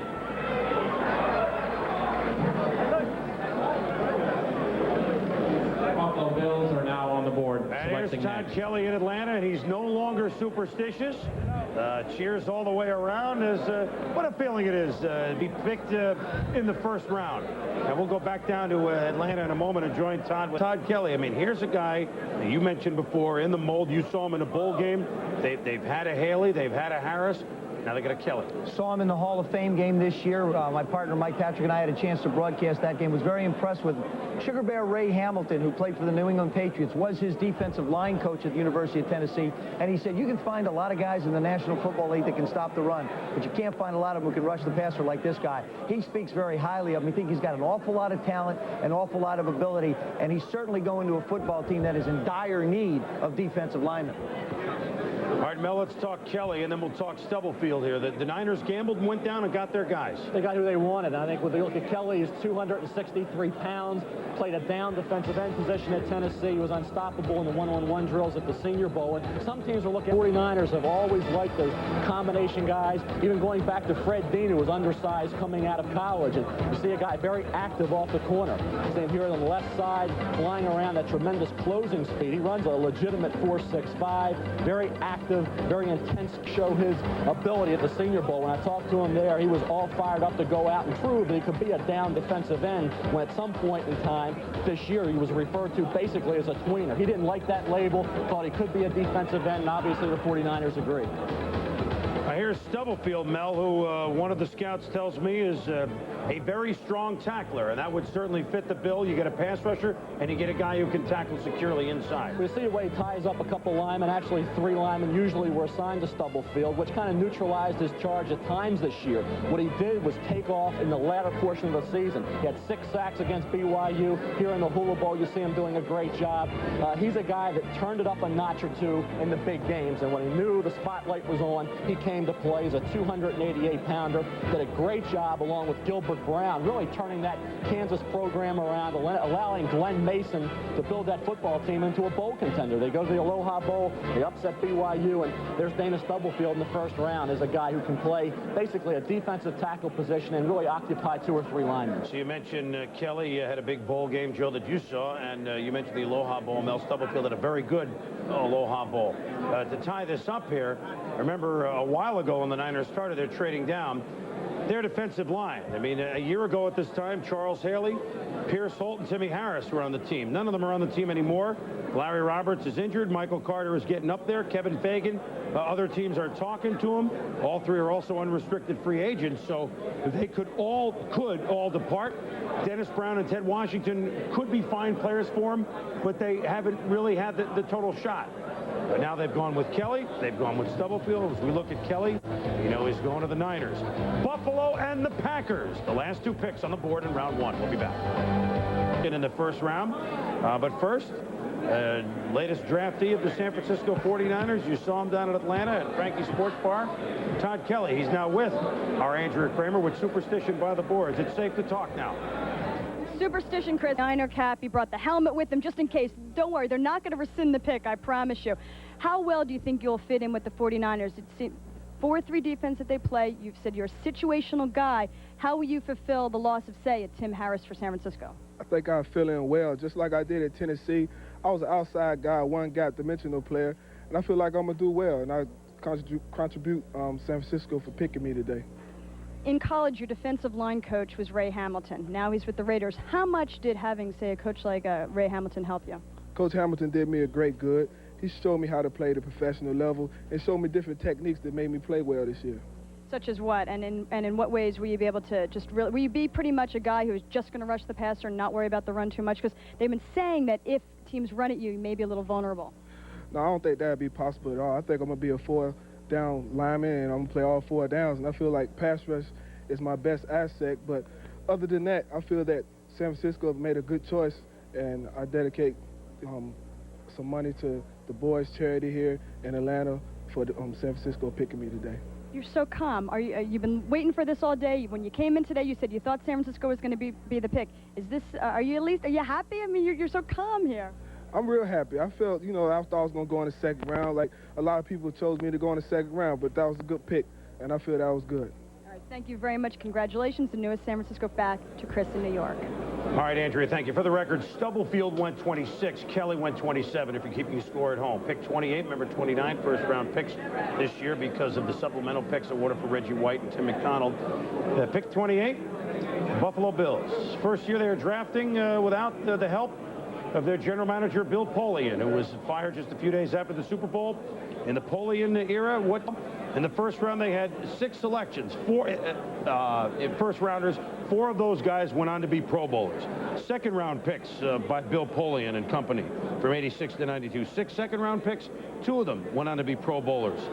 I don't know. I would put that chart up against anybody, and this is no comment on who is left with the Buffalo Bills. But one day, and I don't think it's going to be this year, but one day when you go back and you see the decline of the Buffalo Bills and you go back and you study it, good day to start charting that is the day they fired Bill Polian as general manager. However, they do have still, in my opinion, the best talent in the AFC. They still are pointing towards their 4th Super Bowl. They have some people that know what they're doing for sure. John Butler and company drafting, and if I'm to guess, I would say maybe a Thomas Smith, cornerback. They like the way that he covers. And he's a guy that got hurt in week 4 of the season, Mel. So otherwise, other teams might have him a little bit higher. Do you see him going into the slot? Well, he had the arm injury, came back for the Mississippi State game in the bowl situation and was able to perform, then go to the combine, had that incredible vertical jump. His was 44 inches. Tom Carter's right around 43 inches. So in terms of coverage skills, he showed that he could get the job done. Had a great career in the ACC, really starting that resurgence of that North Carolina program under Mac Brown. Buffalo has never... They've got some guys that can play at the corner. Obviously, Nate Odoms is a Pro Bowl corner. J.D. Williams at times looks great. But since Derek Burrows had to retire a few years ago because of injuries, when they had Burrows and Odoms, when the Bills first came up, and with that outstanding defensive team of 88, when they first rose to prominence, they've been looking for yet another classic cover guy. And if it's Smith, then that's the way they'll go. I'm not saying it's the only way they'll go, but we'd like to take a shot in the dark. We'll be back. And the Buffalo Bills, the second to last pick in the first round. The Bills on the clock right now have just over 3 minutes to make their pick. We said San Francisco and we said Buffalo. The 3 teams hit the most by the advent of free agency, and also the Washington Redskins. The Packers, who we've discussed some, Atlanta, the Jets, and quieter, because they've gone to just a couple of certain areas, but quieter, Denver. Now, we talk about Buffalo and how they got hit. Linebackers, Carlton Bailey to the Giants, and, of course, the Pro Bowler, Shane Conlon, joining Chuck Knox with the Rams. Farrat, backup help along the offensive line, but the big, so Conlon and Wolford, Pro Bowl players, gone. And one thing, we talk about the arbitrator's decision on allowing Wolford to go to the Colts. And give the Colts a lot of credit for writing a creative deal like that. But with the quick decision, even if they lost, known that they were going to lose Wolford, may have been able to allocate money to Shane Conlon. So by the delay, they feel that they may have gotten banged twice, that they lost Conlon and Will Wolford. Now, you guys think they're in trouble for repeating as AFC champs, Joe? I really do. I think the Buffalo Bills, and it's not necessarily because the Buffalo Bills are taking a step back. I think, first of all, the no-huddle offense, everybody's caught on to it now. It's nothing new. They're going to have to come up with another style and approach on offense to try and get the job done. Whether it's to stay with the no-huddle, you still have Thurman Thomas, you still have Jim Kelly, you still have Andre Reed. Andre Reed has certainly got to become a part of the Buffalo Bill offense again for them to be able to produce offensively. It isn't what they're doing that I think is going to affect them as much as what other people are doing around them. Indianapolis maybe wasn't as good a team to be a 9-7 team, but they were certainly pretty close to being a 10-6 ball club. So they're going to be improved. You know that, especially with acquisitions away from the Buffalo Bills. The Jets, as we've talked about, are going to be an improved football team. New England with Bill Parcells going to be a better ball club. So the competition within their own division has gotten a lot better. That's why I think they're going to have their work cut out for them. All right, the pick has gone up as the Bills have about a minute to go on the clock. They have given the pick. Green Bay is next. The Buffalo Bills select Thomas Smith, defensive back, North Carolina. Good job, Boone. The final choice in the first round is Green Bay. I took a stab again. Good job. Well, throw the right dart with Buffalo sometimes. You know, I don't know how that works. Thomas Smith is a great cover guy, and the fact that he got hurt early, did that affect the way some teams looked at him? Well, I think that's what did it. I think the fact that he came back and played, he missed all the regular season, came back to that bowl game, and that allowed him to go into that combine workout with a little momentum. You see the size, compact, strong defensive back, 5'11 and a half, 191. Played against balanced teams in the ACC. Has a good break on the ball. Good quickness, speed, can recover, and can catch the football. He just doesn't bat passes away like a lot of DBs. He'll make the tough catch and will stick you. He's not afraid to enforce, come up and support, and I think an overall pick at this point, when you're going to have these run-on defensive backs, it made some sense. I still think Ryan McNeil long-term may turn out to be something special, but Thomas Smith, the 44-inch vertical jump, the recovery speed, all the physical athletic skills that teams want, has pushed him into the first round, when maybe a lot of clubs thought mid to late second. All right, so Thomas Smith, Tar Heel, goes to the Buffalo Bills. Let's go up to New England and join Tom Jackson. I know you're shocked that I had an inkling at that pick, Tom, but I know that pulls you right over. Chris, not actually, Chris. So what I do think, I'm a little bit surprised by the pick. I think it's a pick that could turn out to be very good for them, but when you look at the Buffalo Bills, I think everybody saw the absence of Shane Conlon and Carlton Bailey, and I think that what this points up is maybe the weakness as we look. Bill Parcells, who knows a little bit about linebackers, where would Bill play him? What did Bill think about him? Well, Bill thought he was an outstanding talent. I think that when he started to rate the guys, he said, first of all, when you look at the quarterbacks, he said, I had no one rated higher in my life than John Elway. And he said, as far as Lawrence Taylor, I don't know that Marvin Jones will be a Lawrence Taylor. He said, you have to measure the intangibles afterwards. But again, I think the height was a bit of a concern to Coach Parcells. All right, Tommy, we'll check in with you a little bit later as the Jets have now, well, there's under 5 minutes. Let's take a look. 2.5 minutes to go on the clock. And the Jet fans have had plenty of chances to yell names, but as Marvin Jones waits, do they make another trade? This could be a spot where the Jets, now they had an awful year, and they would not want to trade what happened with them, certainly with Dennis Byrd and Al Toon. I'm not trying to say that they would trade anything like that for what they get to pick here very early in the draft. But if you're a pretty good team, which they were 2 years ago in 8-8, had an awful year at 4-12, now look what they've done already. By picking this high, one bad year, they get a running back, they make maybe another trade. They could really fortify themselves, Joe, is what I'm trying to spit out. You're absolutely right, Chris, and they really are in somewhat of what would be called the catbird seat. They can make deals because there are people that want to get up to get Jerome Bettis. They want to get up to get Eric Curry. There are people there that other people want, so they're still holding all the cards as far as deals go. I wouldn't be surprised if this is another trade. Well, here comes the cards, so we shall find out as the Jets on the clock have about a minute and a half to go. And here's the commissioner. With the fourth choice in the draft, the New York Jets select Marvin Jones, linebacker, Florida State. Cincinnati is the next selecting team.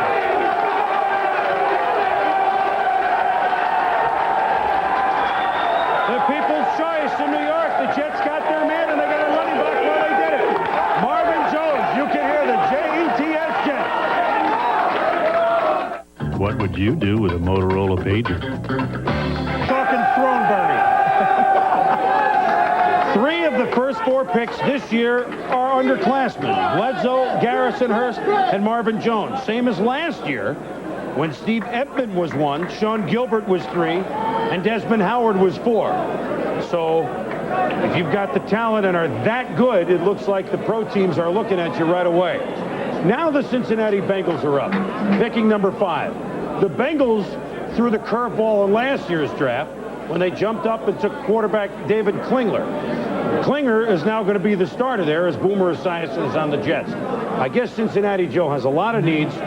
They could go offensive tackle. Remember, Anthony Munoz, maybe one of the best ever to play the game. He's coming back for 1 year on his side with Tampa Bay. But they have an opening at the left tackle slot, maybe William Rowe. Right. But defensive line, they haven't had a pass rush for 10 years from the line. Well, I think, you're talking about the pass rush. You're talking about great defense in college football. This year, it's got to be the University of Alabama. Copeland is probably the guy they're going to look at. This particular draft, or possibly, again, they might trade down. All these people realize that they may get Curry later down. They may get Williams later down. So there are opportunities for defensive help on that side of the ball. And again, they hold the cards now to the next 2 or 3 draft picks. That's right. With the 3 defensive players that we're talking about, those are the ones now that everyone's coveting, and the 2 offensive linemen, Rofe and Kennedy.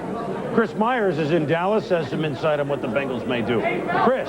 Yes, hi, Chris. They've told us already this morning they've had more than one offer for that pick. One solid offer that the Bengals have turned down came from San Francisco. The 49ers were offering their 2 first-round picks to the Bengals for that 5th spot. Cincinnati said, no, we'd like more. The 49ers said that was too much. The Bengals, although they think offensive tackle, like Copeland and Curry. Curry is the better pass rusher of the 2 in their opinion. Copeland probably the better all-around defensive player. Williams is also a consideration. They're leaning towards defensive line if they don't trade down on the pick. Let's go back to Chris Berman in New York. All right, Chris, thank you. We will check in with you, and we know that we don't think Dallas wants to just sit there until pick 29. We have that thought for sure.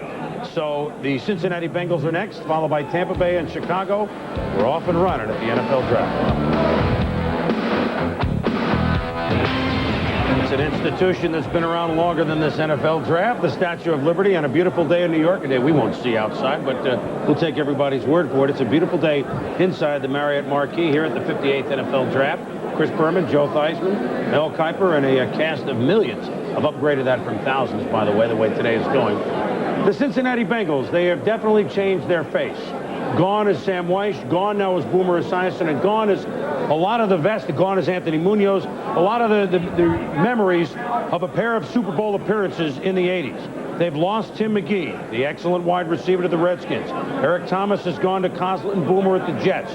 Rodney Holman, the tight end, is Munoz retired, unretired with Tampa Bay, Bussey to Tampa Bay. So the Bengals are definitely changing their face. A word here on the Cincinnati Bengals. Last year at this time, we thought that David Shula's situation, coming in with a potential powder keg in an off-season or during the season development in Seattle, allegedly involving a lot of the players, we thought that how he and the Bengals organization handle that situation would really determine, do they stay down in the doldrums for a long time, or do they climb their way up?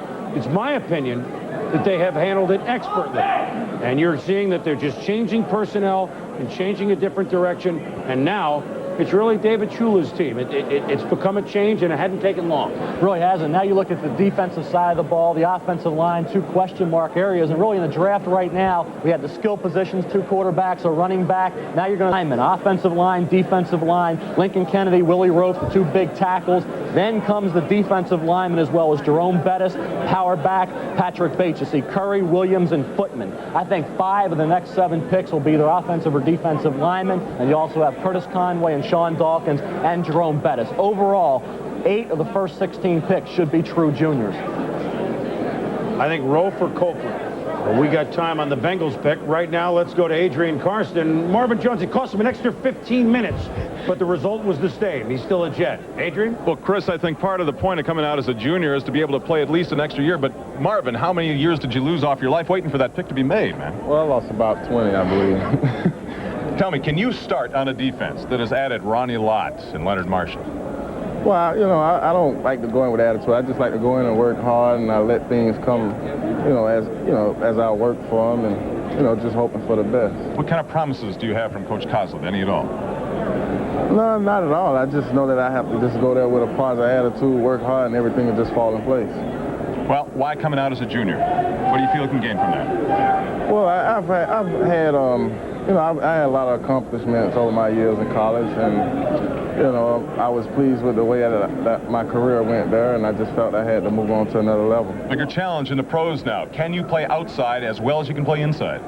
Oh yeah, definitely. In our scheme at FSU, I had a chance to play inside and outside. So, what position would you prefer to play coming in your rookie year? Well, I like linebacker period. I just like to hit. That's it. Coach Erickson, Dennis Erickson, Miami called him the best linebacker he's ever seen in college football. I'll tell you what, that's a pretty high compliment for a guy that many of the scouts have told me is more instinctive coming out of college than Junior Seau and Quentin Coryatt. More instinctive than Junior Seau? That's some pretty serious high grades for Marvin Jones. And what kind of great influence Ronnie Lott and Leonard Marshall can have on a kid that's a hitter and an aggressive player and a guy that wants to go sideline to sideline. I don't think you can ever underestimate Ronnie Lott and Marshall's influence on Marvin Jones. It's exciting if you're a Jets fan, certainly on the defensive side of the ball. San Francisco 49ers, they're working the phones. Are they working it with Cincinnati? Let's check out and say, Fred, what do you got this morning? Well, Chris, the 49ers had an absolute interest in the Cincinnati Bengals pick. If they got into this stratosphere, in this area of picks, they wanted one of the three defensive linemen, John Copeland, Eric Curry, or Dan Williams. Now, they weren't willing to pay a premium to get one of them. The Bengals wanted 2 number 1s and a number 2. The 49ers have determined that that's too high a price for this particular pick. If they really wanted one of those guys, maybe they would pay it. That's not going to be the case. I think if they do get into this area, a more likely suspect would be the Chicago Bears, where they could get one of those linemen at a much cheaper price. Now we're going to send it to Brad Nessler in Tampa. All right, Fred, right now I think everything's going about as planned as far as the Tampa Bay Buccaneers are concerned. They've had, in our draft room, Cam hasn't picked up anything in particular. I think, if anything, the Bucs still may draft down. Right now they're in a position where if they want to take a defensive lineman, John Copeland, Eric Curry, they would probably be one of the top 2 choices that they would look at. But also Dan Williams of Toledo is somebody that Sam's high on, and a local favorite is Footman out of Florida State. So if they go defensive line, still plenty of those guys for them there to take. But I still don't discount the possibility that maybe the Bucs will move down in the draft. Chris? All right, Brad, thank you very much. And the word mellow describing a draft room with Sam Weish, maybe the first time that we've heard that adjective describing Sam, the always intriguing head coach of the Clockwork Orange Tampa Bay Buccaneers. We'll be back. Back at the draft, less than 2 minutes for the Bengals with the 5th overall pick. From time to time here in New York, we're going to get you caught up on where certain teams were last season. I know it's been an interesting offseason, but you may have forgotten what they did on the field in '92. Let's check out the Cincinnati Bengals of a year ago.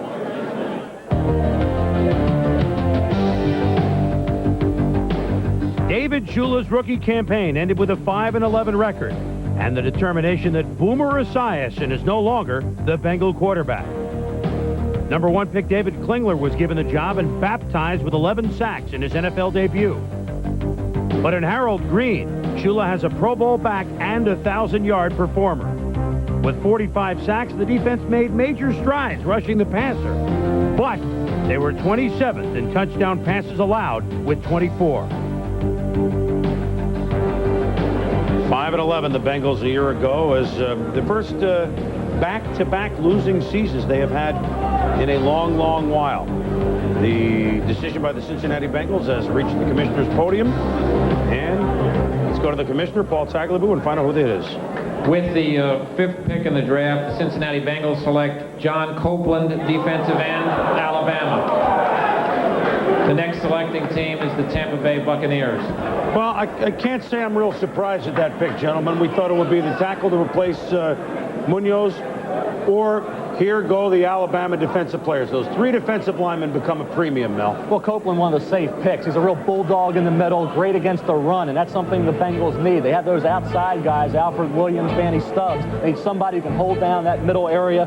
John Copeland at 280 pounds, really tough, intense player. Spends a lot of time in the opposition's backfield. What he needs to work on is getting rid of a little of that flab in the middle, getting in the weight room, getting a little stronger. You see his outside pass rush ability, decent closing speed, but his effect on the Bengals is going to be as a run stopper, not necessarily as a great pass rusher. You see him here, the way he gets it into the backfield again, makes the tackle. A very consistent player. 5th pick overall is about where he was projected.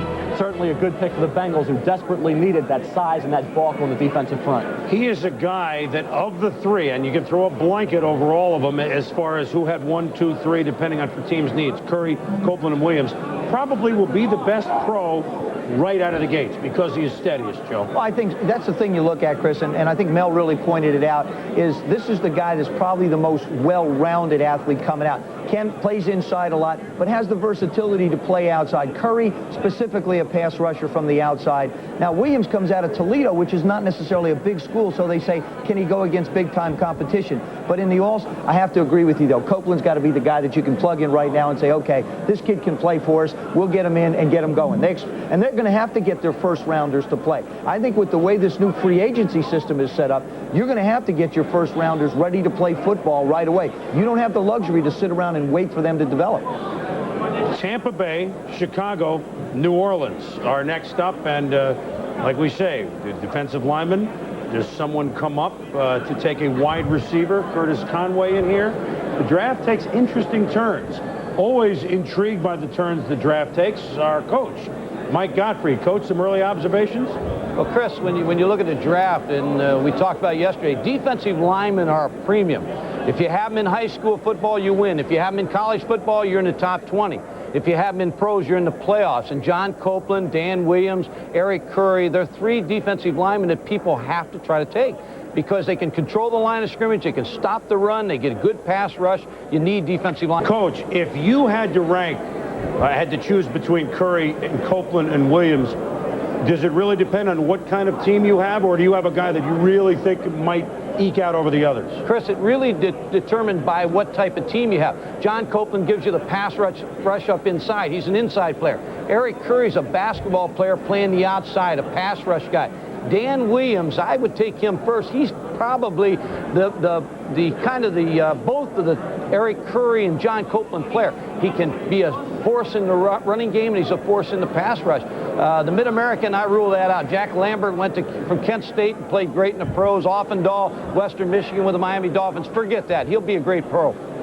All right, and that's exactly what the Cincinnati Bengals have thought. They picked John Copeland. Coach, will be checking back with you shortly for your insights. Certainly no one knows the college players better than you do. Mel, let's go to our defensive line board, because here are really, on defense, the home run hitters. The pass rushers are the guys that can stuff the run. They really are, and you look at the defensive tackles, John Copeland, of course, the safe pick we talked about, a guy that's going to be able to come right in. Not the great upside, but consistency is his forte. Dana Stubblefield, a big 288-pounder. He really surfaced against BYU in the Aloha Bowl with 6 sacks. Coleman Rudolph, another safe pick. He's a 270-pounder, can play end or tackle. Now let's take a look at the defensive ends, where I think you're going to see a run on these guys coming up. Eric Curry's up to 265, tailed off during individual workouts. He figures in this area. Dan Williams, we've talked about. Dan Footman's the major college sleeper of this group, a 288-pounder, former JUCO running back, 4.65 speed on a 280-pound frame, unbelievable physical ability. Sterling Palmer, a player who didn't even start this year at Florida State, played behind Reggie Freeman, combination defensive end linebacker, kind of was fed up with that situation, moved on as a junior. He's a guy that could turn out to be a great second-round pick because he gives you that upside, that pass rush ability. All right, at Tampa Bay now on the clock, about a little more than 10 minutes to go for their selection. Now, they will not pick a quarterback right here, but you cannot begin talking about the Tampa Bay Buccaneers without starting a question, Joe, about what they're going to do at quarterback. I mean, Vinny is gone. Vinny Testaverde is now the backup quarterback to Bernie Kosar at Cleveland. So you have the veteran, Steve DeBerg. You have Craig Erickson. You have Mike Pulaski. Can Sam Weiss, as we look at War Room Cam at Tampa Bay, this is inside the Buccaneers War Room, where decisions are being made A lot of good football players still out there for them to take. And, of course, they're always willing to listen to that deal, which makes it very intriguing. The Chris Miller thing just sort of sits in the back of my head. It would certainly fill a need for them at quarterback, but I got to wonder, how healthy is Chris Miller going to be? The Falcons don't know whether he can go through camp. Obviously, his knee, they say he's on schedule. I wonder, with the knee problem that he had in the major surgery, if Sam would give up this spot for Chris Miller, which you're just not sure what shape he's going to be in, would throw him right back into a quarterback problem that he didn't solve. I still think it's got to be speed. One thing the Buccaneers have done, Joe, is they have entered the free agent waters. They signed Hardy Nickerson, a very good inside linebacker from the Pittsburgh Steelers. They signed defensive back Martin Meshew from the Washington Redskins. And, of course, they hope that for a year, Anthony Munoz can work the magic which only he was able to work as the left tackle for the Cincinnati Bengals. And you saw that last name on there. Made a very interesting pick for a Sam Weiss team, picking up Vince Workman, my way back to you, babe, with an offer sheet, restrictive free agent that the Packers did not match.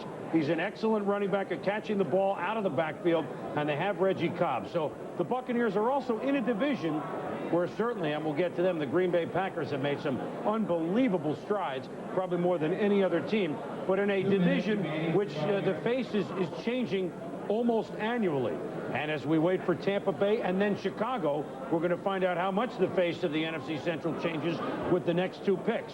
If they do indeed keep their draft picks, Tampa listening to perhaps phone offers, and also the Chicago Bears have been called by team. The Packers have called the Chicago Bears. So it's the NFC Central part of our draft right now as the Buccaneers are working the phone. Mel, you had it, maybe Footman? That's a little high. Well, that was high. I threw him up there just to really get him into where I had Eric Swan going, because Footman is a big 6'5", 288-pounder that brings as much physical ability to the position as any defensive lineman in this draft, including Curry, including Van Williams. If I'm Tampa Bay, I'm looking at the strength of this draft, which is defensive line. You have Santana Dotson, you have Mark Wheeler from last year's draft. They're a four-man front with Floyd Peters. To me, that's a definite need area. Depending upon what their future is with Paul Gruber, you have Rofe and Kennedy sitting there. As Joe mentioned, you're looking at wide receiver with Curtis Conway or Dawkins. All the players that they need are here right now. As we check back at War Room Cam, Mel, Eric Curry is on the phone with Sam Weiss. We know that Sam's on the phone. We know that Eric Curry's on the phone. We know the cards at the podium. You add it up.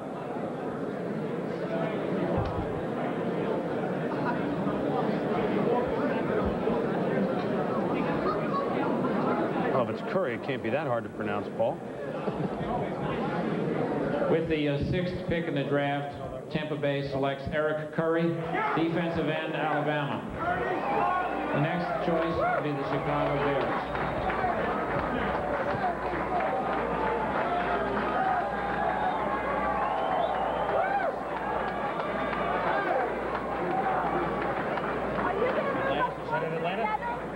That's in Atlanta as Eric Curry back-to-back from a defense that may be the best college defense ever seen. And I've heard some talk about USC in the 60s with McKay. But when you gawk Copeland, Curry, and we haven't heard the end on this day, it's a roll tide early part of the draft as defense has gone to Cincy, and now the Bucs will be back. Burt Reynolds for Quaker State. The big Q stands for quality. Always has, always will. You know, when it comes to protecting against friction, nothing beats Quaker State. When it comes to protecting against, nothing beats Quaker State. When it comes to keeping engines clean, nothing beats Quaker State.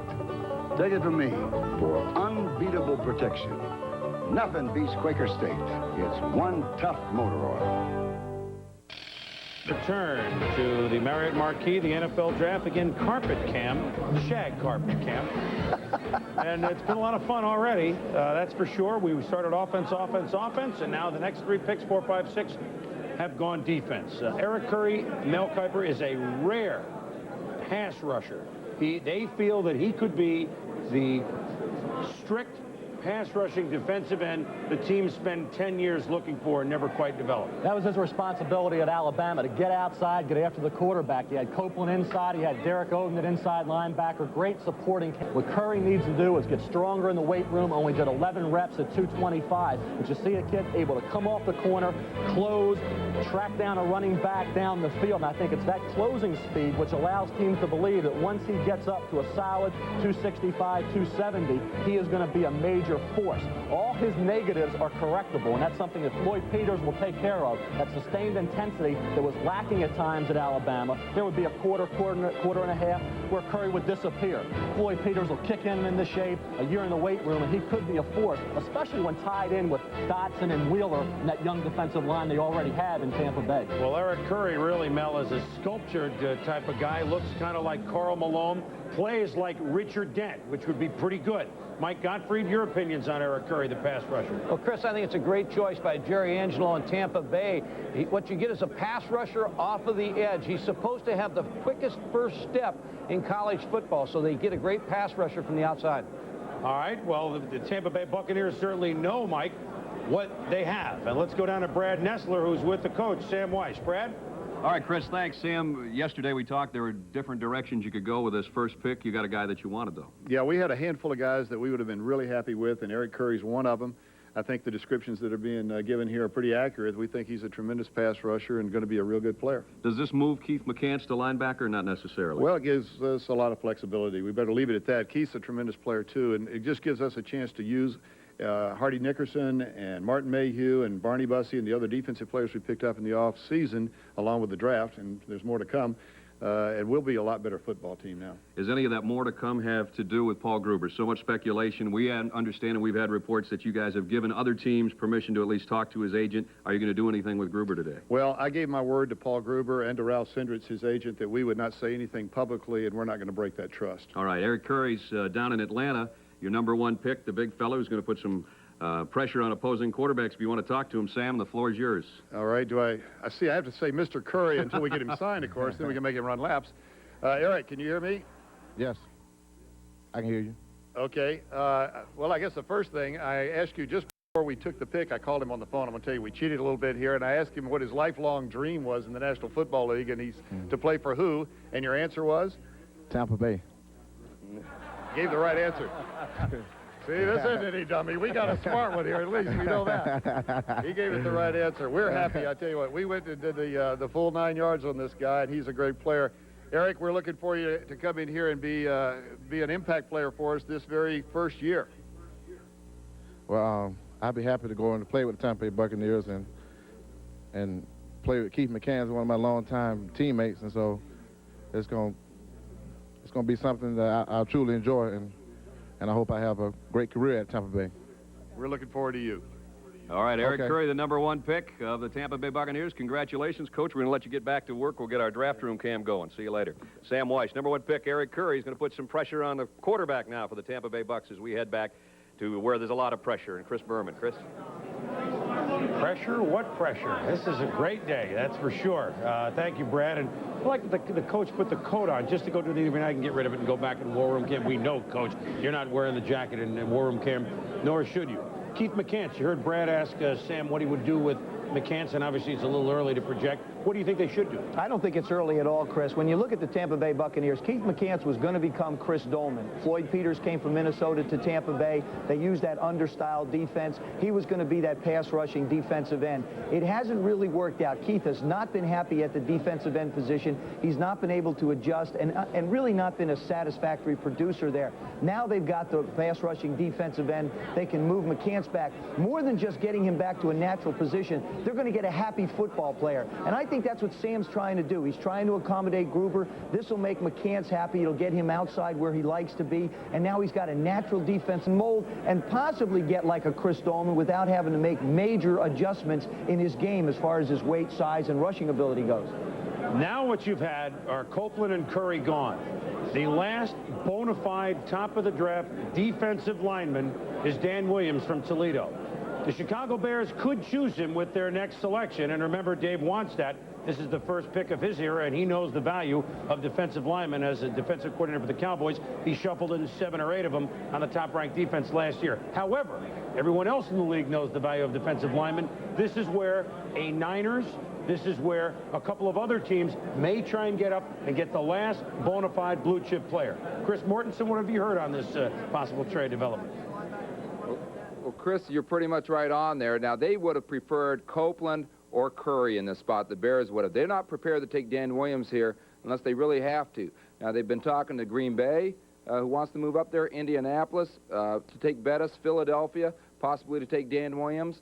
Or Patrick Bates, and also the 49ers obviously want to move up. If the Bears can't trade here, I expect them to take Curtis Conway, the wide receiver from Southern Cal. Now let's go to Santa Clara with Fred Edelstein. Thanks, Mort. The 49ers are talking to the Bears. This is their opportunity. As I said before, they like the 3 defensive linemen. Coming up after this, you have the Saints, you have the Falcons, you have the Rams, all division teams with the 49ers.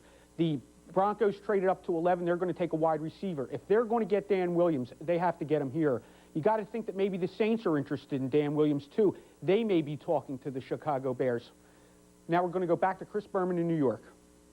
All right, Freddie, thank you very much. And the face you're looking at is one of Dan Williams from Toledo, a young man from Detroit, a man who was compared in toughness to Randy White.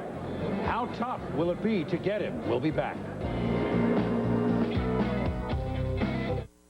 Las Vegas. Oh, it's really on.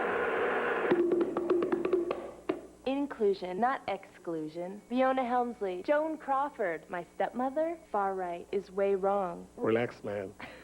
We are not saving life, just playing.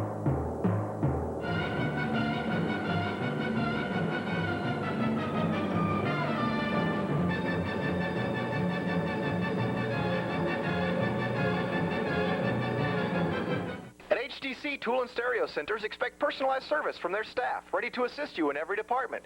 Great savings every day in tools, electronics, heavy equipment, and machinery. And a great selection of closeouts. Load up on savings this week at HTC Tool and Stereo Center. 16-speed HTC floor model drill press, $169.99. 7-piece HTC air chipping hammer, $7.99. Dremel Moto tool with 40-piece accessories, $59.99. HTC Tool and Stereo Center, 2120 Sagamore Parkway South, 474-6443, next to Ponderosa. And as the excitement heats up in May. Oh, what a shot!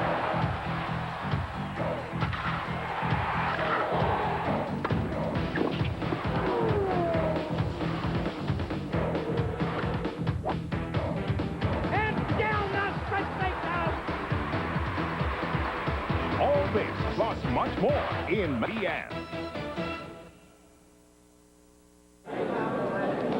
Less than 4 minutes on the clock for the Bears, their first pick in the non-Mike Ditka era. Dave Wannstedt and Mike McCaskey, really the two running this year's draft. And that's a change in the Bears' philosophy from past years. One question is, they have always prided themselves on the defensive line. A couple years ago, Dan Hampton retired. Richard Dent has made a lot of noise that he wants out of there. Dave Wannstedt may appease him. Steve McMichael certainly toward the end of his road. Yes, they picked Spellman 1 last year, and a few years back they picked Trace Armstrong 1. Guys are going to be good players.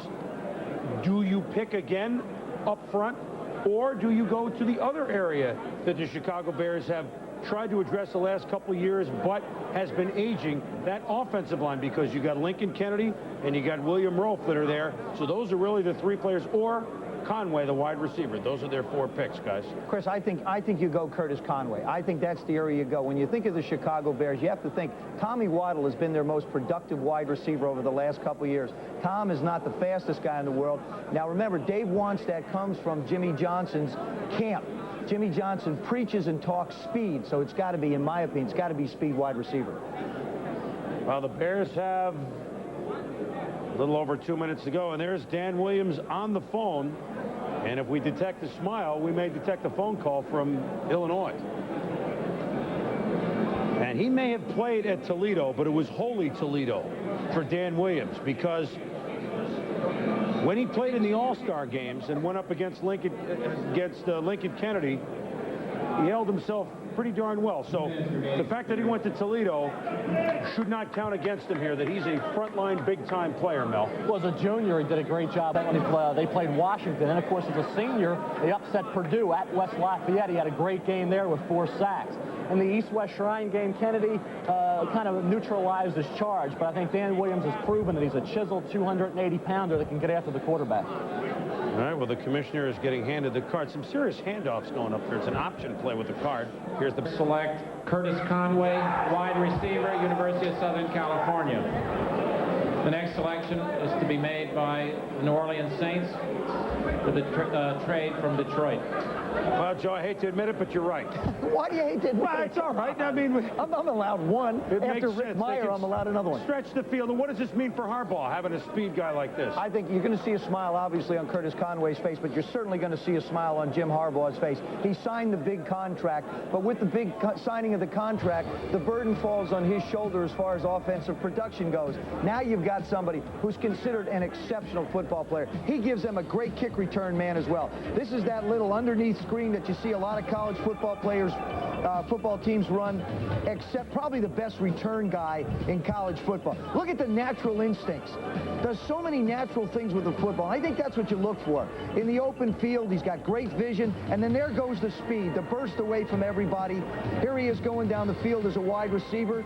Catches over either shoulder well, got great quicks, not the biggest guy in the world, but certainly gives the Chicago Bears the option of having a threat at the kick return position. Now people can't look at the Bears and say, let's shut the running game down because they can't go outside. Now they got a kid, and he will play right away, that can get down the field for him. So Dave Wannstedt, the defensive coach, but yet speed, speed, speed. The Dallas Cowboys certainly, and he knows what Curtis Conway can do for him on his offense. An offense, as you pointed out, Joe, that really are kind of plotting. Remember, they got Hayward in the backfield now instead of Muster, so that even slows them down a little bit more. Conway speeds him up. Let's go over to Coach Gottfried. Mike, good move for the Bears? Well, I think so. I think when you take a Chris Conway, I thought he was the most productive player in college football last year. And when you go after receivers in the pros or things, great hands, he's got hands. Rare speed. Now, this guy runs fast all the time, and you want a return person. And he returned kickoffs for Southern Cal. He's on Southern Cal's track team, and he's an ex-quarterback. So they get a great athlete, Chris. All right, Coach, thank you. So the Chicago Bears going offense. The New Orleans Saints are up next. This was Detroit's pick. But if you weren't with us a little earlier this morning, Detroit traded that pick for Pat Swilling, the Pro Bowl linebacker of the Saints. Details coming up later. It's New Orleans up next. We'll be back.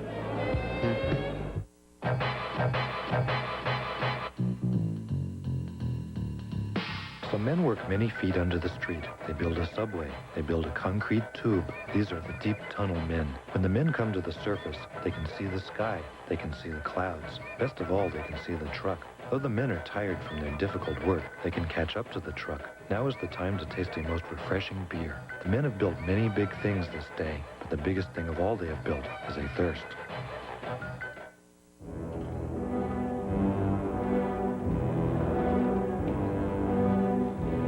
In addition to its sleek styling and spacious leather and walnut-trimmed interior, the new Acura Legend Coupe LS has the precision of a 6-speed manual transmission, the sure-footedness of traction control, and the acceleration of a 230-horsepower engine.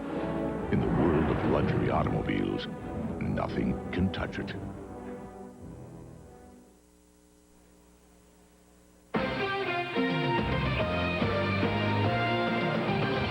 This ESPN NFL special, the 1993 Draft, is brought to you by Acura Automobiles. Experience precision-crafted performance by Bud Light. If you want great taste that won't fill you up and never let you down, make it a Bud Light. And by Suave Super Stick Deodorant for Men. Powerful odor protection at an unbeatable price.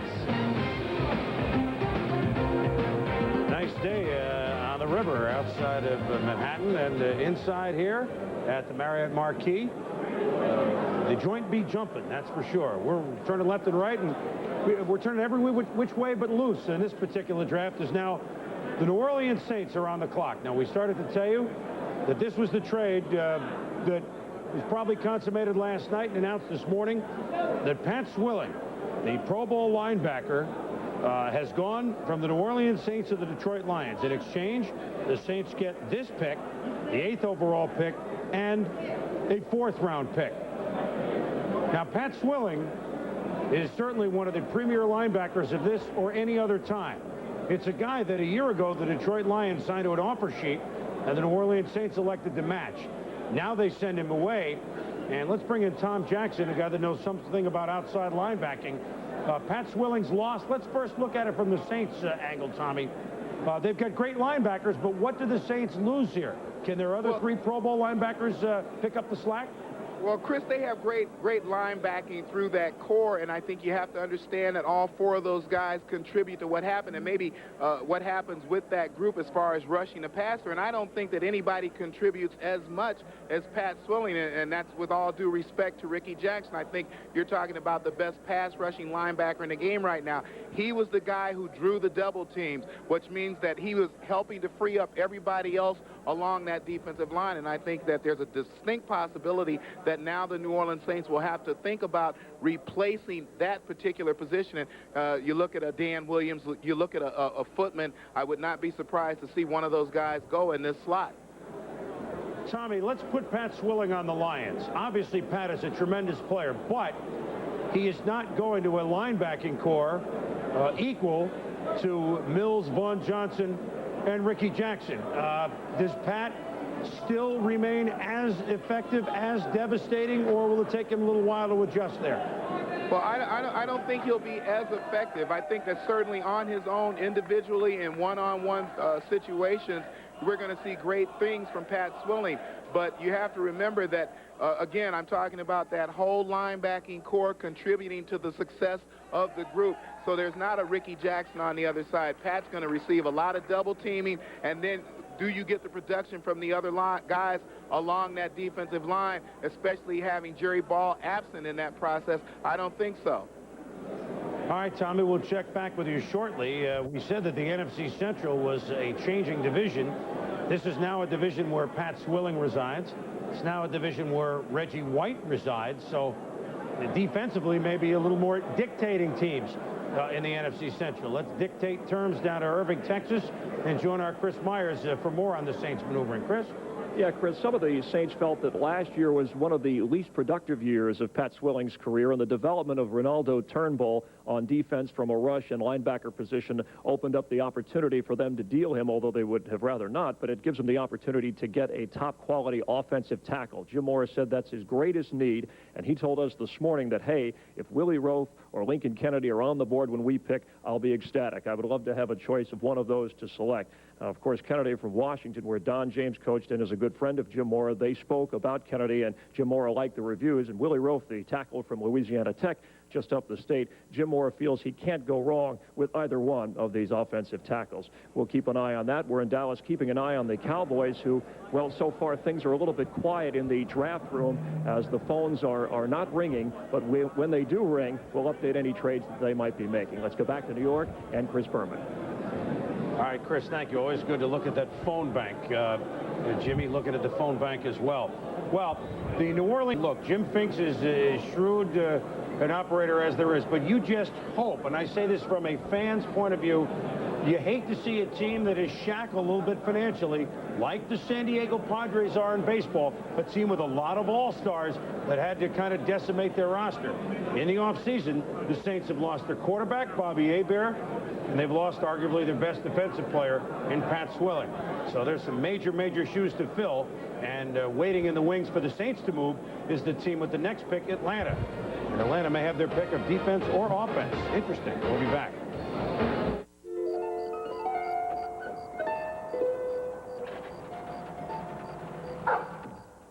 They're out there in record numbers, united in their respect for technology and disdain for gimmickry, driven by thought rather than ego.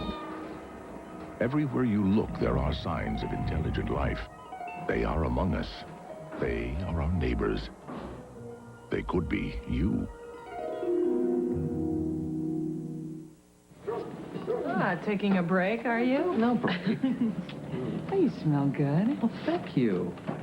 You wearing something? Just my deodorant. Oh, that Suave Super Stick I got you. Yeah. You like the Suave, huh? Yeah. Good. It costs less than your other one. Yeah, well, I think it works really well. Don't you think so? Mm. You're supposed to be paying attention to me right now. How many women tell their husbands they smell good while they're cleaning out the garage? Just one. That's right. Yeah. Super Stick. When swab works this well, why spend more? Edberg, Becker, and Lendl kick off the first clay court event of the season in a tournament rich in tradition, the Volvo Monte Carlo Open. Today on ESPN.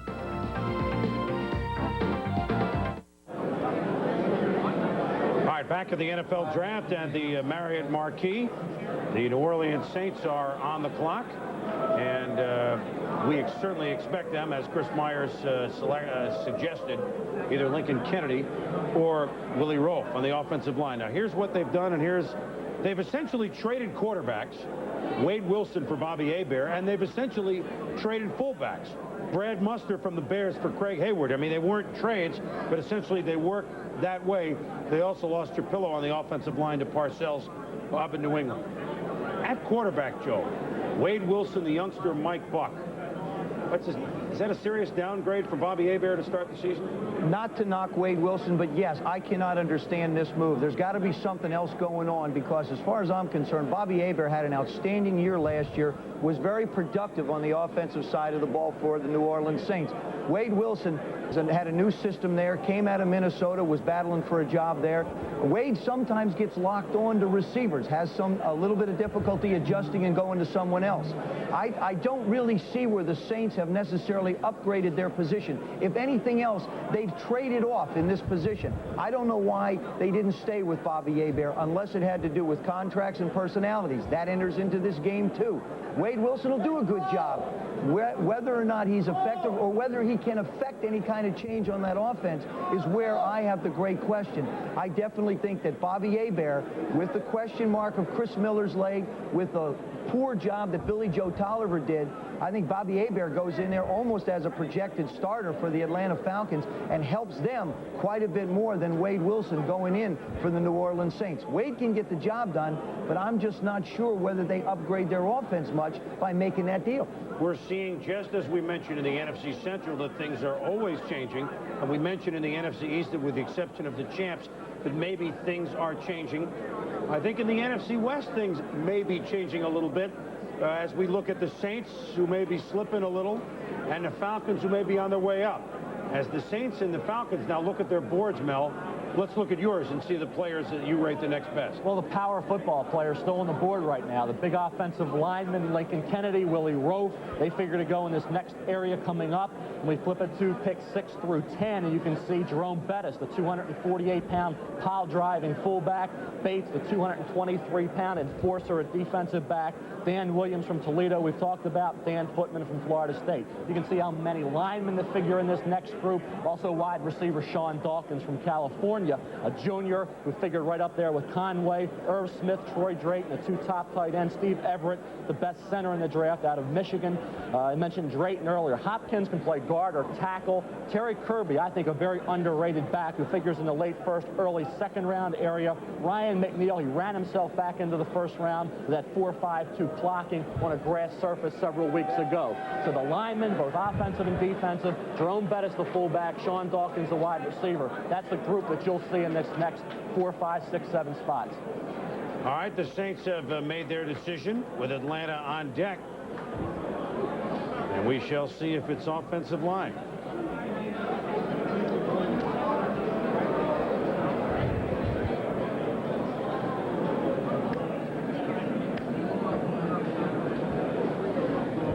Get the pronunciation right, get the school.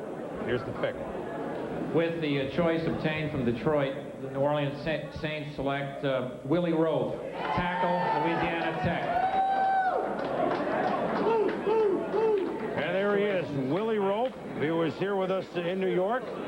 A 300-pound tackle that in no way, now this sounds crazy to say, but in no way is anybody worried about ever a weight problem. I mean, he's a great kid. He's got a unique style. He won't with the Saints. He's a 300-pounder who could play guard if needed, right? Well, the big difference between Lincoln Kennedy and Willie Rolfe is Lincoln Kennedy ballooned up. You look at Willie Rofe, he went from 250 to 300, which made him really a quality bookend offensive tackle. Had a big senior year, but really came on strong at the postseason All-Star games. You see him pulling out there, number 71. Tremendous quickness for a 305-pounder. Outstanding pro-style pass blocker as well. You see him right here in the last game of the season against West Virginia. It's driving his defender off the ball, opening up a hole. You see him here against Albert Fontenot, defensive end from Baylor, who figures about a 5th-round pick. Just completely neutralized Fontenot, keeps him out of the play. Like I say, the base pass blocker, the drive blocking ability that he developed, getting stronger as his career moved on. And really, at the All-Star Games Combine workout is where he went ahead of Kennedy. Lincoln Kennedy still, I believe, is the better prospect because he had the great career. People started to really downgrade Kennedy more after the season was over, and that's where Rofe made up that ground. Mel, again, we talked about Dan Williams a moment ago, maybe the next pick with Atlanta. As a matter of fact, that's what I'm going to guess. Louisiana Tech for Willie, and actually he says his mom would like us to say William Rofe. He's 300 pounds, he gets what he wants from us. So William Rofe is now a selection of the New Orleans Saints. But my point is, even though we went to, quote, a smaller school, this is a team that has assistant coaches, had former Eagle Petey Perot, the offensive line coach, Joe Ferguson helping with the offense, Pat Tilley, former wide receiver, St. Louis Cardinals, helped with the offense, and a team that played Alabama this year, lost only 13-0, and Rofe and Eric Curry, they say, was a legendary matchup. He matched up quite well against Eric Curry. So there's a track record, even though he played at what you don't call a major conference school. When we come back, it's the Falcons. Willie Rofe to the Saints. One of these engines was filled with Castrol Syntec, a synthetic oil, the rest with conventional oils. They were then drained and started without oil to prove a point. You see, Syntec has a unique molecular structure that bonds to engine parts. Lab tests show it leaves a layer of protection far stronger than conventional oils. And if Syntec protects this well now, imagine if you leave it in. Castrol Syntec protects in ways other oils can't. Tan was feeling a bit one-dimensional. Gotta be more to me than just plain old tan, he said. And Dockers agreed. So from khaki to chamois, Sahara tan to bamboo, shade tan had to offer. Tan was ecstatic. Said, I'll never work anywhere else. And maybe he won't. Nobody does tan like Dockers. Lasers. Satellites.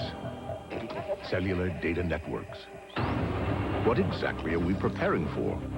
UPS introduces Total Track, the only tracking system that can confirm delivery of your air and designated ground packages coast to coast in seconds. Package was signed for at 9:26 this morning by Mr. The arms race may be over, but the package race is just heating up.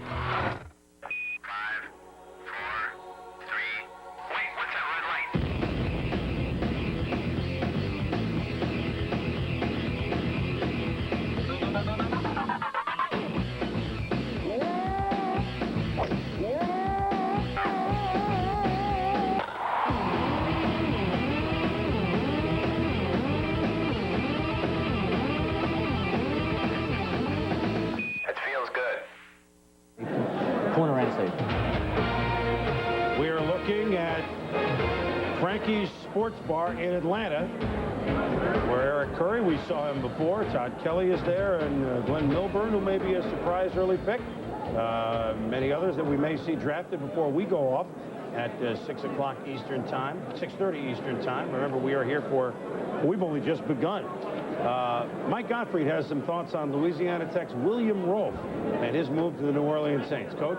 Well, Chris, Willie Rofe made his year against Alabama because he kept Curry and Copeland away from his quarterback in that ball game. So that tape was invaluable to pro people around the country. And there's an interesting story at the East-West game. Gil Brandt, who works with the East-West game and the former Dallas Cowboy personnel director, told me that when he checked in, Willie Rofe and Dan Williams from Toledo, they wanted to room together, and the people there said, well, we can't. We've done it for 20 years. You're going to room according to alphabetic order. They said, no, we want to room together. We're going home. And they wanted to play against each other in practice every day. So every day in practice at the East-West game, which usually is a non-contact practice, these guys belted each other around. So Willie Rofe and Dan Williams wanted the competition. All right, right, Coach, thank you. The Atlanta Falcons, the NFC rival of the New Orleans Saints, are now on the clock, and the Falcons actually have a dilemma that they hope that they would have. They have still one of the blue-chip defensive linemen, Dan Williams, on the board. They have Lincoln Kennedy, and you say, well, you know, why would they bother with that? Well, Mike Ken can't play till he's 85. He could probably play till he's 80, but he can't play till he's 85, and even though they drafted Whitfield last year, there's a thought. And Patrick Bates, safety, Texas A&M. They've got a choice at 3 different Pro Bowl potential guys, and that's a choice that Atlanta only hoped they would have. Here's the line. Mike Ken in his 8 millionth year at left tackle, and by the way, he keeps excelling there. Jamie Dukes is a good center, hitting at guard. Whitfield, remember, first-round pick last year. They lost Houston Hoover and Bill Fralick to free agency, so all of a sudden, a position where they could certainly get by for a while now becomes a thought. But I still think it's going to be Williams, Joe. See, I to think it might be Kennedy. You know, obviously, we know the problems they've had on defense, but to me, the thing that makes, I look at the age of those 2 tackles, and I think in the run-and-shoot style offense, the tackles or the offensive linemen in general in that style of offense do not have to do a lot of down the field or pulling. They basically are stationary. This would fit Kennedy very well. He would just have to slide back and forth a little bit, up and down a little bit. So for him, there's not a question of how well he moves or how well he runs. It's not that important. They've lost some people during the draft. They've lost Fralick. They've lost Hoover. So now they need to go the offensive line route. You lose 2 offensive linemen. Your 2 tackles are older. This is a great opportunity to pick up a kid who can play for you, who can provide excellent pass protection for whoever their quarterback is going to be. Well, here's my thought on defense is that they get Pierce Holt, an excellent inside player from the 49ers, the big offer sheet, but yet you get 2 big guys on the defensive line, and now you can't block 2 of them all the time. You can block 1. Mel, let's go back to the tackles, Rope and Kennedy. Is there much difference? I mean, one's 300, one's 30. Yeah, there's 30 pounds difference, but what's the slight difference to you in tackle? Well, I gave Kennedy the edge, Chris, because I wasn't going to downgrade him for the combine workout. I think what he did during his career is more important and oversees that. I think when you look at 6'6", 335, he's been as high as 350, but I think when teams knew going into that combine workout, it hit the banquet circuit a little too hard. You see him here just dominating people at the line of scrimmage, and I think the consistency that he maintained on the football field is was the reason I gave him the top grade. What he did was he got heavy, but when teams wanted him to get back down after that combine workout, he did. He had a great workout individually, and really at the East-West Shrine game, he was challenging wide receivers to one-on-one drills, and no wide receiver out there could get around Lincoln Kennedy. They were amazed, really, what kind of agility and foot quickness he has for a kid who at the time was about 350 pounds. No, wait a minute, Mel. Whoa. What are you telling me? He's playing bump and run at a corner on these wide receivers? No, not too many of these guys can get around the World Trade Center either, Mel. I mean, the guy's 350. Who's going to run around him? Well, I'll tell you what, whoever gets Lincoln Kennedy, and we apologize here, but Lincoln Kennedy from Washington, whoever picks him, it will be a presidential selection. We'll be back. Invention. You were not born to fulfill your parents' dreams.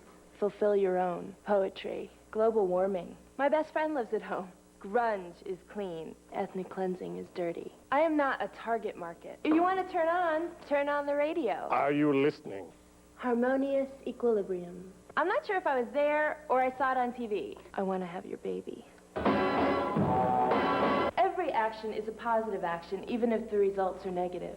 Cartoons manipulate. The Flintstones are a dysfunctional family. Fred screaming is abusive. Pebbles will have low self-esteem and find herself in a 12-step program with an eating disorder, surrounded by people who become her real family.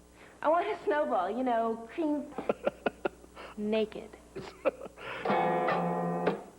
I can play this thing. WGLN. I play this.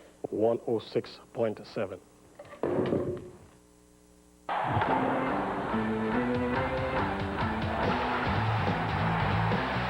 Major League excitement. 5 nights a week. On ESPN. The Rocket is ready for takeoff on America's Game of the Week. Roger Clemens leads the Red Sox against the Angels. Tonight, live Sunday Night Baseball.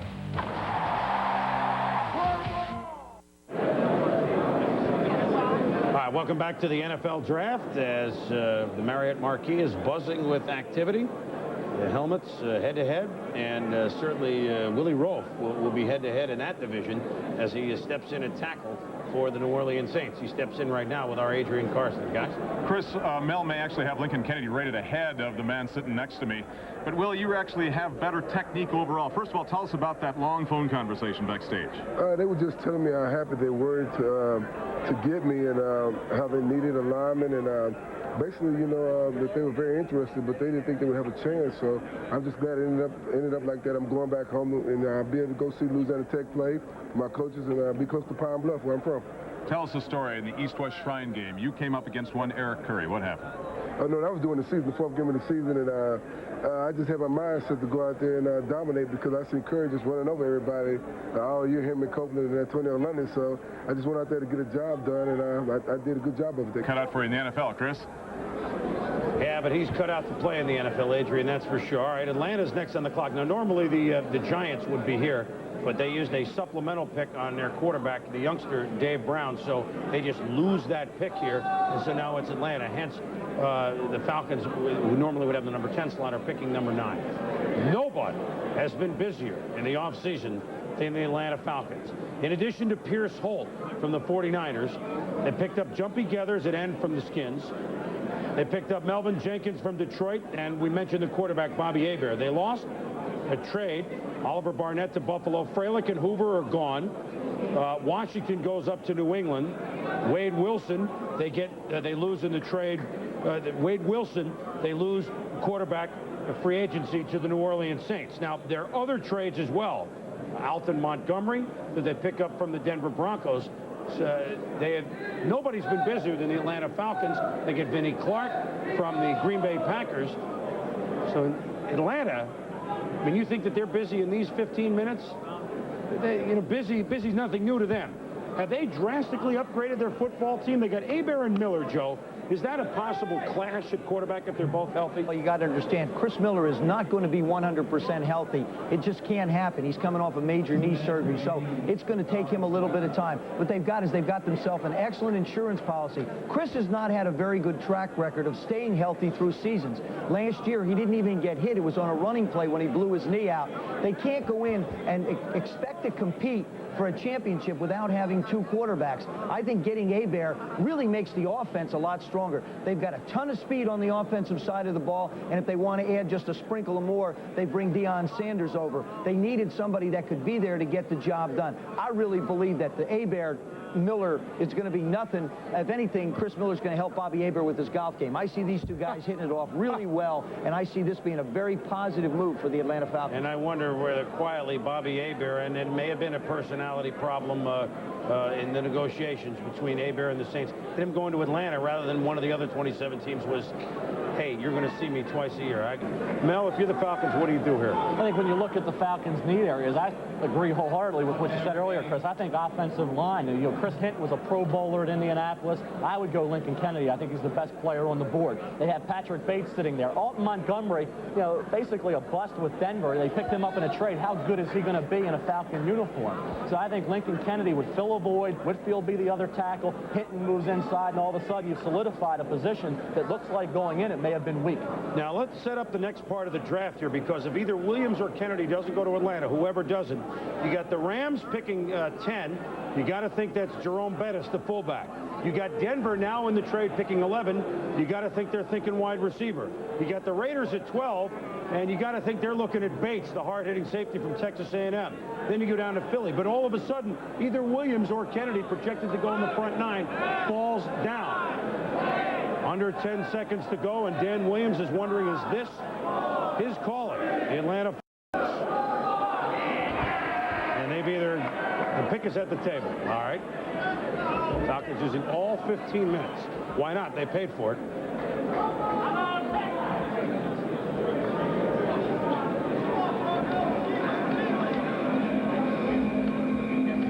The Atlanta Falcons select Lincoln Kennedy, tackle, University of Washington. Joe? The next selection is the Los Angeles Rams. I hate to admit it, but you're right. There you go again. Well, they weren't sure they'd have both of them right there. Let me tell you, we hit the, I think the reason why you say hit both of them, hit the nail on the head before when Chris mentioned, obviously, speed was something Chicago needed when we thought Conway would go there. When you look at what they've lost on the offensive line and the age of their tackles and the style of offense, everything sort of leaned towards Lincoln Kennedy. He's really a guy that fits in well for him and can play right now, but doesn't have to. That, to me, is a big factor. He doesn't have to come in and start, but if they need him, he can come along in a year or two. All of a sudden, you've got your heir apparent to Mike Kent. Tom Jackson, let's go back up to Foxborough, and we've seen left tackles go in the last two selections. The premium position, Tommy, saw a lot of clubs designate their left tackles as franchise player. This has become a much more important position in the last 10 years, has it not? Yes, it has, and I think that when you're talking about giving your quarterback that backside protection that all the guys need, Joe Theismann has hit it on a lot of time off the football field. Maybe some of that will be healed up with the acquiring of Lincoln Kennedy, but as I took a look at both Rolfe and Kennedy, what I saw is one guy very athletic at about 305 pounds or so, tremendous pulling guy, can get outside, can make the blocks, can pass block well. And I think the only rap on Lincoln Kennedy, who I saw against Dan Williams in the East-West Shrine game and saw him handle Williams at that time, was the weight factor and how he's going to be when it comes to him getting 25, 26 years old. Will he then start to blow up and become, I think, what the Fridge has become, which is at 300 pounds, he's a good ball player. At 330 pounds, he becomes somewhat ineffective. So it's going to be a matter of Lincoln Kennedy keeping his weight down. But if he can do that, he is a tremendous ball player. I had him rated a little bit ahead of Rolfe, but I think you don't lose anything, either one of the guys that you take. Tommy, you said Rolfe being the great athlete. I mean, a 300-pounder, a great athlete on a ball club that everyone would like to have. Well, I think he has such tremendous speed. You know, I read the notes on the combine. This kid ran less in a 40 at 303 pounds, and you're not going to see that often now or ever. All right, Tommy, thank you. We'll check back with you to see if Bill Parcells has stepped out of the war room and maybe we'll make some move. The Falcons have gone Bob Whitfield and Lincoln Kennedy, 2 Pac-10 tackles in the first round the last 2 years. What defines luxury? Soft leather and fine wood, aerodynamic styling and ergonomic design, safety, space, a high-performance engine. The Acura Legend Coupe is a combination of them all. So while there is no one definition of luxury, we think you'll know it when you see it.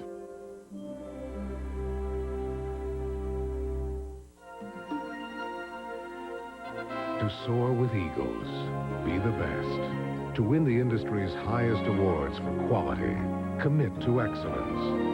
Provide superior quality products and have the strength to offer them at more than 12,500 locations nationwide. More than any other major brand.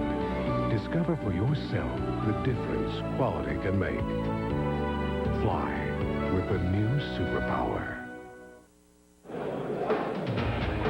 Sunday in April, weather nice in the Big Apple, and families enjoying a little outdoor food, something which we're not able to do right now. As we continue with the, that's right, it's tailgate party. As we continue with the NFL draft from here in New York. Now, Joe, take note, as the Los Angeles Rams are on the clock, and certainly with their interest in Garrison Hurst, you would think they were strongly eyeing Jerome Bettis, fullback Notre Dame, or running back Notre Dame. Recently, 91, Todd Light, Golden Domer, first round. Pat Terrell, DB, second round, 1990, Golden Domer. Frank Stamms, Notre Dame, 1989, second round. Is there any doubt?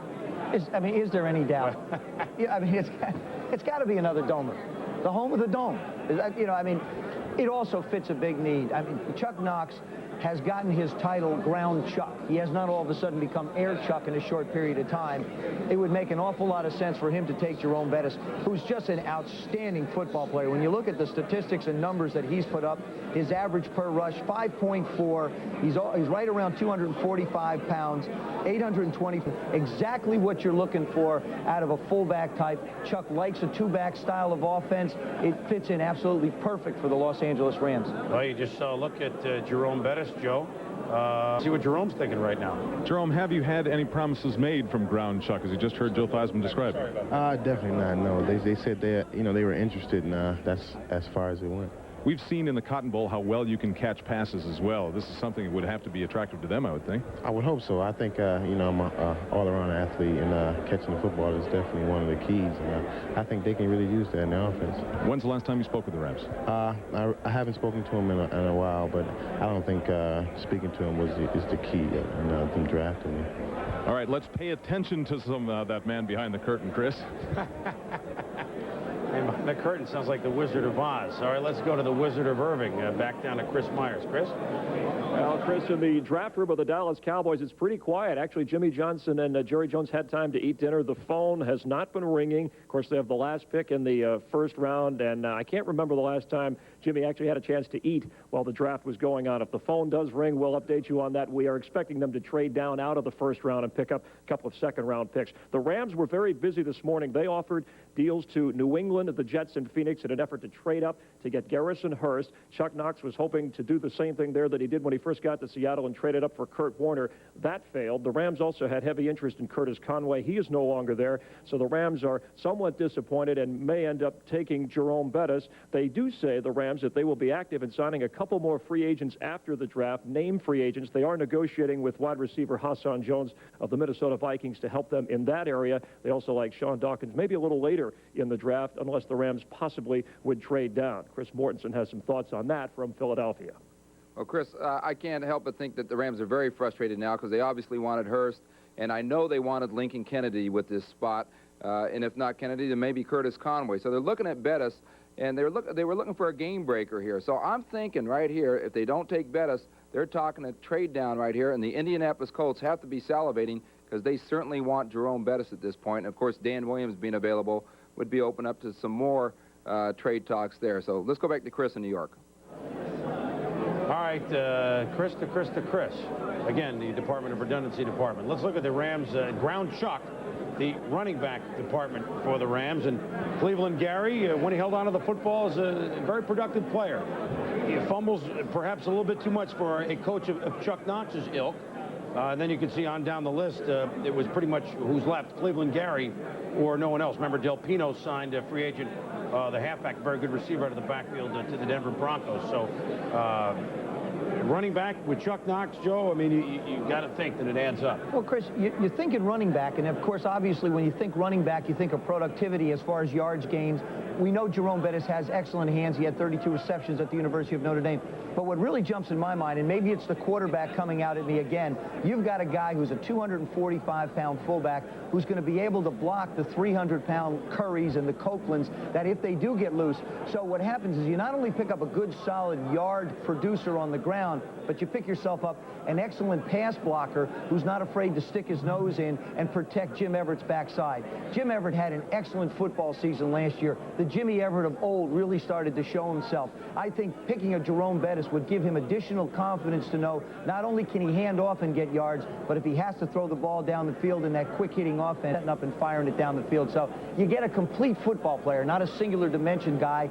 Plus, the other thing is, he's not an eye back. A lot of these guys coming out have played in only one position, the eye. So we see the big numbers. This kid's played all over, runs left, right, up the middle, good feet inside, got nice quickness. I just think a great all-round back who can help an awful lot any football team he goes to. I'd be shocked if it's not the Rams. Well, I'll tell you what, the Los Angeles Rams certainly need someone to help them improve their performance against divisional teams. Last 16 games against the NFC West, the Rams 1-15. Is Bettis their man? We'll be back. What? Oh, guard dog. Oh, very scary.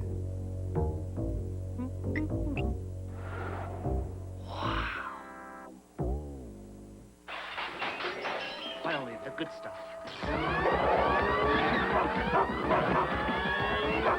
If you want great taste that won't fill you up and never let you down, make it a Bud Light. It's not just a high-performance tire. It's a Michelin. So it does things ordinary tires just can't do. The XGT series from Michelin. Imagine a deodorant that keeps a man feeling as fresh as this. Introducing Ban for Men. It actually fights odor-causing bacteria for 24 hours. So feel this clean, this fresh. Try New Clear Ban for Men deodorant. The NHL is playing for keeps. Watch the Stanley Cup playoffs on ESPN with a hot, delicious Domino's pizza. And oh yeah, get a comfortable seat. The Stanley Cup playoffs continue in a living room near you on ESPN. Well, it didn't take long to them to get to the scoreboard, operator, in Foxborough. Welcome, Drew Bledsoe. If you're driving past on, what was that, Route 1? I used to go up there. If you've just joined us, the first pick of the draft, Drew Bledsoe, quarterback, Washington State. To Bill Parcells and the New England Patriots, and there he is. He's here in New York, and you got the Patriot hat, you got the Patriot jersey, you even have the Patriot card. We showed you before that we had the wrong ones, but we even have the right ones. Boy, they are covered here. Drew Bledsoe, quarterback, New England Patriots, and what kind of card will we use with the Los Angeles Rams? They've been busy in the offseason. They picked up certainly linebacker Shane Conlon, a Pro Bowl linebacker from the Buffalo Bills. So there's one move that the Los Angeles Rams have made.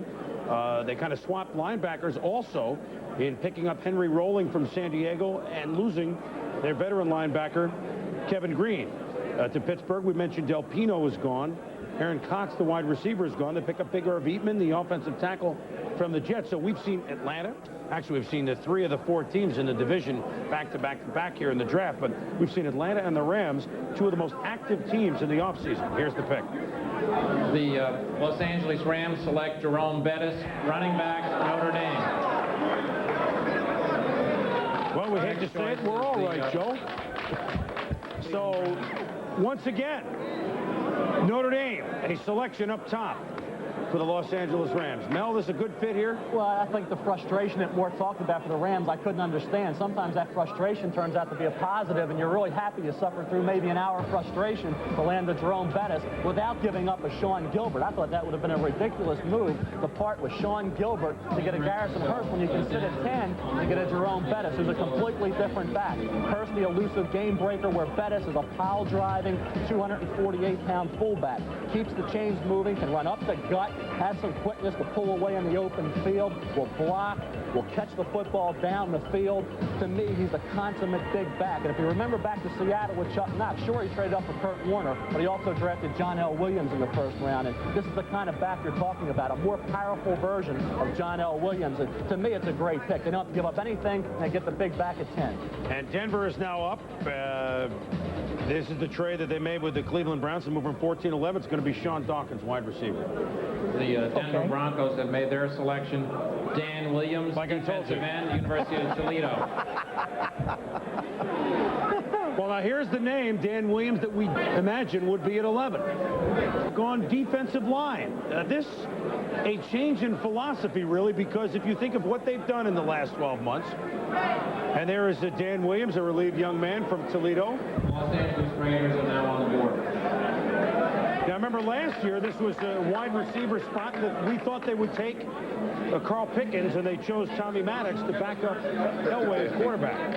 Again, we thought they would make the move here, as I think they did before the day the draft began, the hours before the draft began, that they would get a wide receiver. They did not anticipate that Dan Williams would be there.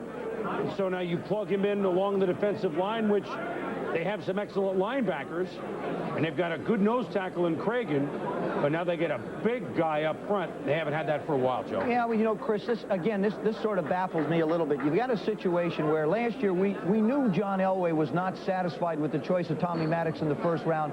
Didn't feel like his football team needed a quarterback. He needed a wide receiver. This year they lose Mark Jackson to the Giants, where Dan Reeves is gone, and they still don't replace a wide receiver, which has been an obvious area of need. Either Either they've got a lot of confidence in the young men that are coming up out there, or they feel like their defense is the area that they've got to improve, and obviously that's the way they wanted to go with Dan Williams, figuring that they can't outscore people, they may as well stop them from scoring. Understand also, Dan Reeves was an offensive player, offensive choices.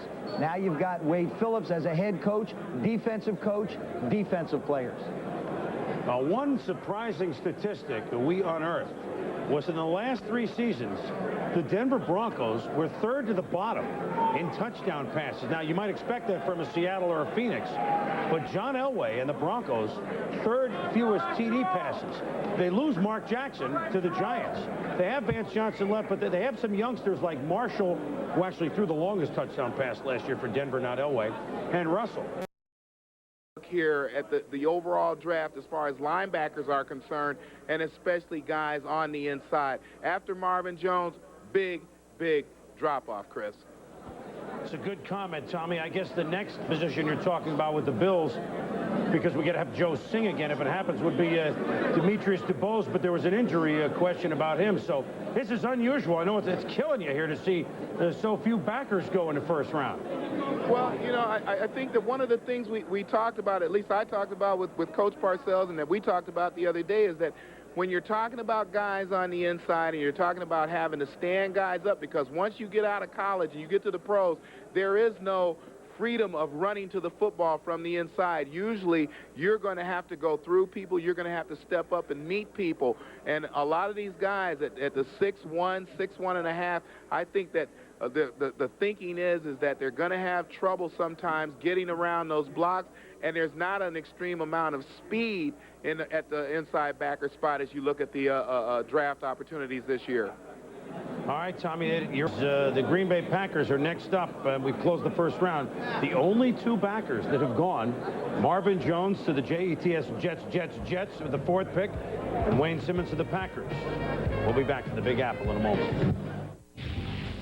When it's this hot out. And for us, it's all sorts of fun talking pigskin. The final pick of the first round, the longest first round ever in picks, with 29. And the Green Bay Packers are now on the board. And following that, we'll delve into the week that was for the 49ers. We'll talk with Joe Montana, Steve Young, Carmen Policy, and George Seifert. I would say some principals involved in the entire situation. And now becoming the starting quarterback of the Kansas City Chiefs. If you're wondering, the longest first round ever was 2 years, 9 minutes. We're about 3 minutes away from that, but we have an extra pick. So this could be one of those asterisk jobs. Is it Ruth's 60 homers, or is it Maris's 61 homers? Hey, you know who we haven't heard from in the first round? The Dallas Cowboys. Unbelievable. Let's go to Chris Myers, who's all of a sudden found a lot of time on his hands. Yeah, things have been quiet here, Chris. We're with Jerry Jones. The Cowboys, of course, trading down into the second round out of the first round. All of the starters returning from the Super Bowl team. Jerry, let me ask you about the strategy with the financial effects of this year's draft at a pay scale for rookies and draft choices. How much of your decision to trade down was economical? Really, the way it's set up, the system, if we get more picks, we get a little more money under the new rookie salary cap basis that it's on. So that really didn't affect our decision. I think we're playing with the cards that are dealt us to play with every year. That means you're at the last of the draft, and we'd kind of like that. Now, you have those picks in the second round. Thinking about trading up possibly for a particular player, or you like where you are, or possibly trading back down? Well, we've talked to some teams ahead of us, and that might work out. One nice thing about this draft and trading is it can work good for both teams and fit their needs. So we feel good about having traded down, and we'll see how it goes the next few rounds, and we may go up again. Signability still a factor with you. You have your people out there with contracts and cell phones ready to hit the person when you designate that person as your draft choice? We've been sitting here all day wanting to sign someone and just haven't had the opportunity to. But yes, it is. It's an important part. We don't want to have any holdouts, so we'll want to see where we are signability-wise. One quick comment on Emmitt Smith. He says he wants Reggie White-type dollars. Where do you stand on contract negotiations? Well, we haven't started that kind of negotiation. Emmitt knows that being with the Cowboys is a good place to play. We respect Emmitt. I want all of our fans to know that now Emmitt can't go anyplace. He's with the Cowboys. We've just got to get the numbers right. Okay, thank you very much, Jerry. And, of course, the future could mean Emmitt Smith be designated as the franchise player. Jerry Jones, along with Jimmy Johnson. And Jimmy has gone, Chris, from the Monty Hall of the draft to the Maytag repairman. Let's go back to New York. From Amani to Maytag. All right, and where does that leave Chris Mortensen? It leaves him in Philadelphia. Let's check in with him. Well, Chris, the Green Bay Packers, I think, are going to surprise some people here. George Teague, the Alabama cornerback, projected possibly as a safety. He was a great ball guy at Alabama, but a lot of people had him rated bottom of the second round, maybe top of the third round. Well, the Packers right here, they got George Teague on the phone in Atlanta. I think they're going to take him. So let's go to Andrea or in Atlanta if she's ready, or back to you, Chris. All right, the pick is up. And it is true. Good job there, Mort, because the Packers did really come up on George Teague this week. And if that's the case, that would mean 3 members of the Crimson Tide defense, that the national championship defense, would go in the first round. Remember, we've already had 4 Notre Dame players. Let's see what the Pack does. Green Bay selection is George Teague, defensive back from Alabama.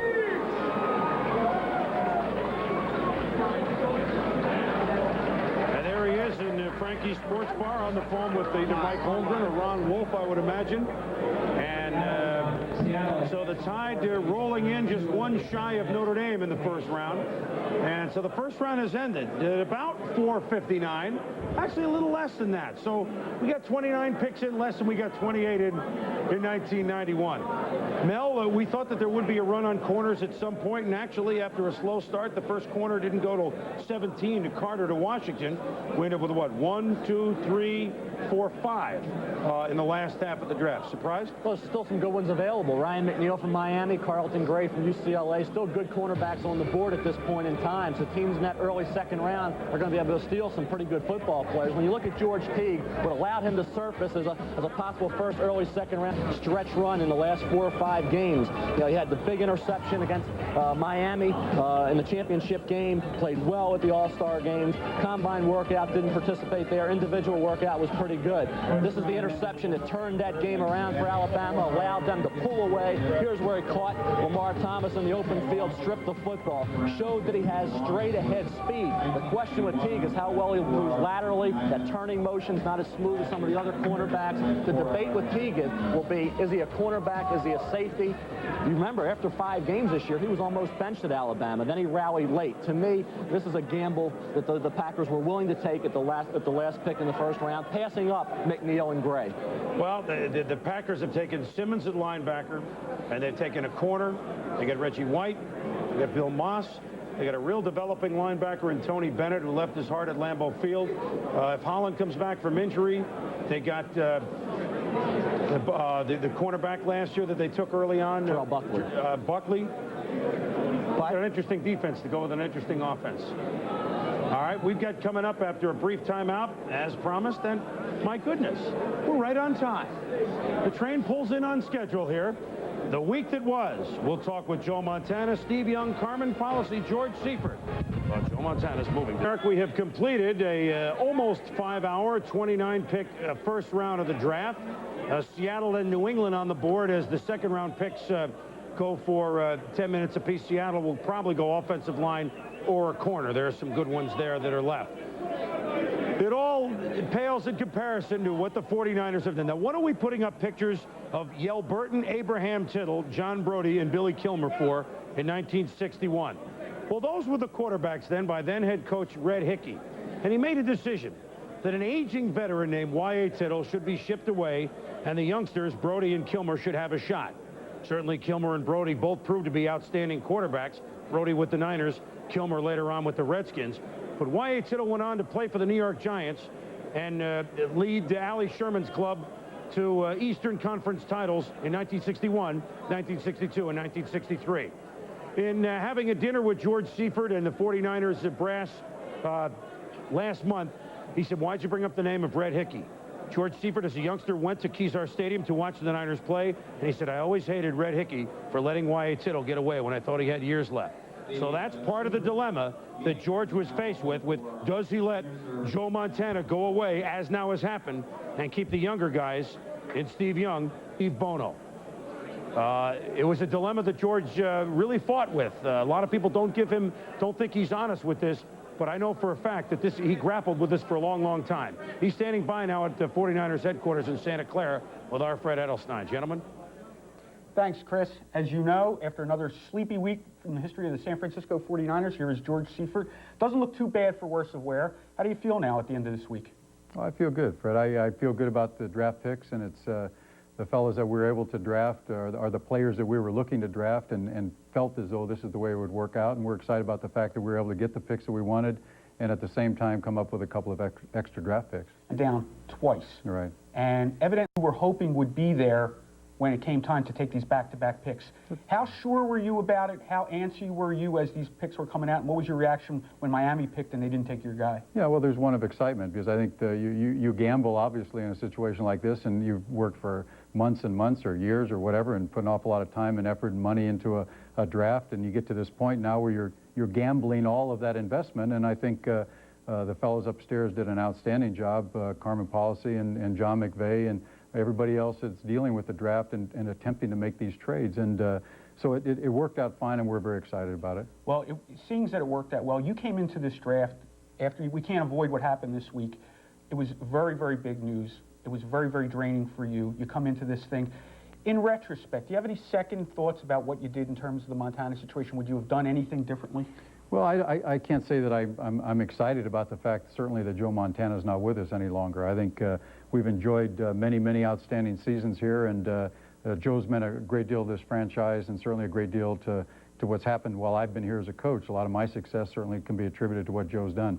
But at the same time, he seems to be happy with what's taken place as far as his future is concerned. Back certainly in Steve Young and also in Steve Bono, Bill Musgrave. So I think as far as that position's concerned, it's strong, well, and healthy, and we're looking forward now to getting on with football in the future. Now, in the past weeks, you personally have gotten killed by the media. I mean, it's difficult to handle. Right. How difficult was it for you to listen to the stuff? I read and I listen. Certainly I do, but at the same time, that's a part of the position. It's not part of the position that you like, but you have to make decisions, and you have to make decisions on the information that you have and what ultimately you think will be the best for your football team, not only now but in the future. And I believe that's what we did, and we're honest and open about it. And so you live with that situation, and we'll go on into this next season. What do you think? What do you feel when you see some players? Jerry Rice made a statement about you, your credibility, that kind of thing. I mean, right. How do you react to that? What do you say to these guys? And does it really affect you? Yeah, I'd honestly have to say I understand it. These players, the players that you're mentioning, are certainly loyal and should be to Joe Montana, and I'd say at the same time to one another. I mean, that's part of the bonding that takes place. It's so very important to a good football team. But at the same time, change does occur, and we'll get on into the season, and there'll be some new players on this football team, and that group will have to then bond together. It doesn't bother me because I'd have to say I understand it. I can't say I always like it, of course not, but I understand the emotion involved in a situation like this. But as we get together then and we start bringing our club back together and get ready for the fall, I think that this group will come back together. And we have in other situations whereby it's been hectic and chaotic, and we've seemed to respond to that and use the energy to get on with our lives and get on with football. All of our decisions here are made with regard to football and what we can best do for this club and organization in providing a championship club for San Francisco. Now, after a tough game, as a coach, you like to get right back on the practice field, have another game, get a win. In that respect, do you feel that this draft coming on the heels of all of this that happened was an opportunity for this franchise to really put this thing behind them and put its best foot forward? And if that's the case, how do you feel about what's happened so far in the first round? I'd say definitely that's true, and I think that we've done well to this point. Obviously, the players have to then prove themselves on the field, but we feel good about the selections, naturally. And believe it or not, I've never looked forward to going to Rockland more than I do now in all my life. That's where we have our summer camp. I can hardly wait to get there. Now, second round coming up, you're going to try and trade up for maybe a defensive back? Well, we're still looking at defensive players, and unless there happens to be an outstanding offensive player there that we think will help our club. So I would say we're thinking defense, but at the same time, a good offensive player will capture our imagination. Okay, thank you. That's the word from the coach. Now back to Chris Berman in New York. All right, Freddie, and thank you very much, George Seifert, for being so candid, as you always have been. And as he said, it's time to move on, although he won't forget what he went through. It was not a situation that George Seifert would have wanted to a decision that he ever envisioned himself having to make. When we return, we will talk to the principals, more principals, Joe Montana, Steve Young, around the corner. The draft continues from New York. Earlier this morning, we had a chance to talk at that time live with Joe Montana about his move from San Francisco to Kansas City as quarterback. Here's how that went. Quarterback goes from San Francisco to the Kansas City Chiefs, primarily a first-round draft pick. Joining us now, where he's showing his wares, if you pardon the pun, at the Haynes 500, as he's going to drive or be in the pace car at the in Martinsville, Virginia, is Joe Montana. And Joe, the note says here, Joe Montana, quarterback, Kansas City Chiefs. Say it ain't so. Did I miss something? What's going on here? Well, it's so, Chris, and you know, I'm looking forward to getting out there right after this today. I'm going to head on into Kansas City here in the next day or so and get busy. I got my playbook waiting down my carry-on bag, and Mr. Hackett's looking for me all day. You look more like Richard Petty standing there right on the racetrack. Joe, let's go backwards here a little bit. Were you flabbergasted by the 49ers' late reversal when you had dinner last weekend with the owner, Eddie DeBartolo? Yeah, I was. It caught me completely off guard. I had actually gone up to Mitchin of going in there and telling him about my decision, and we had actually reached and agreed to terms with the Kansas City Chiefs also. So we were hoping that would be the end of things there, and then they threw the curveball at me there, and I was flattered with the offer, but at that point I'd already made my mind up and made the decision, and I took myself away from being involved in it myself and tried to look at it from the outsider's point of view and also from the organization, and that I think this was the best thing for everybody involved. Joe, if this offer came in February that you would be the starter or be able to compete for the job, would you still be a 49er, do you think? Well, I think initially if it would have happened right in the beginning of the off-season, at least a chance to compete, I probably would have taken them up on that offer. And I approached them with that, and, you know, they had a steadfast thing with Steve being the starter, and I can understand George's decision. I had a long conversation with George and along with Mr. DeBartolo, and I understand why the decision was made that way, and that's fine. I understood that, and I just felt that I had to look out what was best for me at that point in finishing my career. I would have loved to stay in San Francisco. You know, I didn't really want to leave the Bay Area, but I also wanted to play, and that was high and foremost on my list, and Kansas City was offering me that chance. Be honest with me, Joe. Did you lose just a little bit of faith in the 49ers when all this was going on, and especially the late offer? Were you a little leery about this? Did this... Well, you know, when I said initially I was a little leery, and then I sat back and thought about it, and they really wanted to keep me in San Francisco. They were trying to do everything that was possible, and I understood what they were trying to accomplish with the offer. But at that point, things had gone a little bit too far, and I had already made a commitment to the Kansas City Chiefs that I felt that I couldn't go back on. What would it be like if you stayed? Was it really going to be the three-ring circus that you envisioned? Well, I think so, Chris. I think if you look at it from any point of view, no matter who was starting, if I would have been given the job, then that's the way the press would have approached it. And if Steve would have had the job, then why couldn't it have been open competition? And it would have been a battle back and forth no matter what, especially in the local media there. It would have been tough on the organization, and it had a very good possibility of tearing that organization apart. And I think it was best for all of us, me to get a chance to play in the organization, to try to keep things together there and try to keep that from becoming the three-ring circus that it's been in the past few years. Joe, supposing you're Steve Young last week and you hear that Joe Montana is now been given the starting job, what do you feel if you're Steve Young? Well, I think he would be upset about it. I know he said he was understanding, but he had a great year last year. There's no doubt about it. And he deserved at least an opportunity to prove that he could still be number one. And, you know, he said that he thought about it and he could live with it, but I think he would have rather had just open competition. That's just a guess of mine. Joe, how long and how effective do you think you can play for the Chiefs? How many years? Can you play the whole season? Well, I have 3 years contract, and that's what I hope to fulfill there.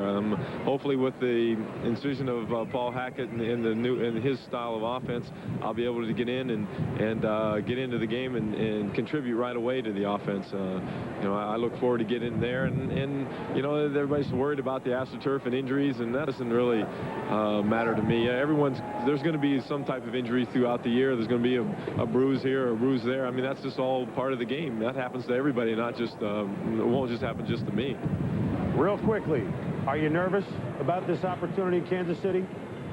Well, I'm definitely nervous. It's a big change in my career and my life, and but it's also something that I've taken upon myself, and I made the choice, so I feel pretty good about it, and I look forward to it. It's a challenge more than anything, and that's what I really look forward to. Joe Montana, quarterback of the Kansas City Chiefs.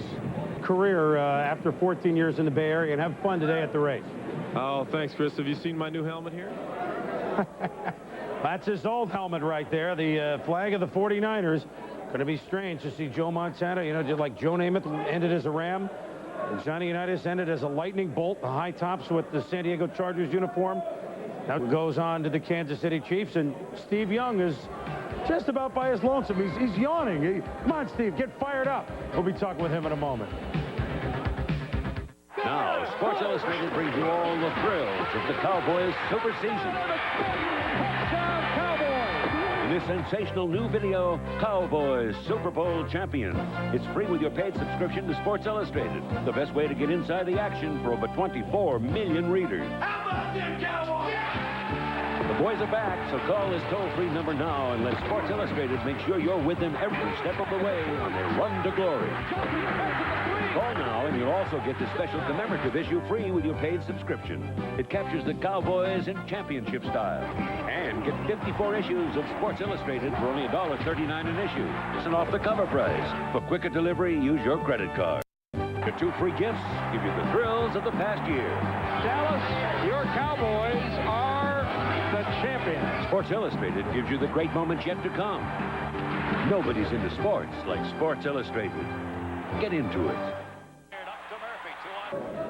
Back, yes, I do. At the draft in New York, we heard an earlier interview from Joe Montana. Let's very quickly, before we move on to talk with Steve Young and with Carmen Policy, give you the 3 second-round picks that you may have seen on the crawl.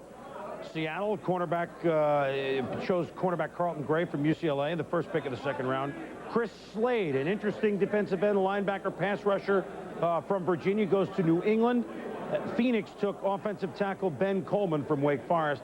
That brings you up to date with the Jets, the next pick. But let's get back up to date on the situation in San Francisco, and let's go out to join Steve Young. And Steve, good afternoon to you. One of the last questions you heard me ask Joe was, if you were Steve Young, how would you feel about all this? Be honest with me now. When the word came that they were going to give Joe Montana the starting job if he stayed early in the week, what were your thoughts? You were very polite about it, but what were your thoughts? Well, I was kind of, you know, the one thing that went through my mind was the real intense moments in football usually come in the Sundays in the fall, not on Sundays in April.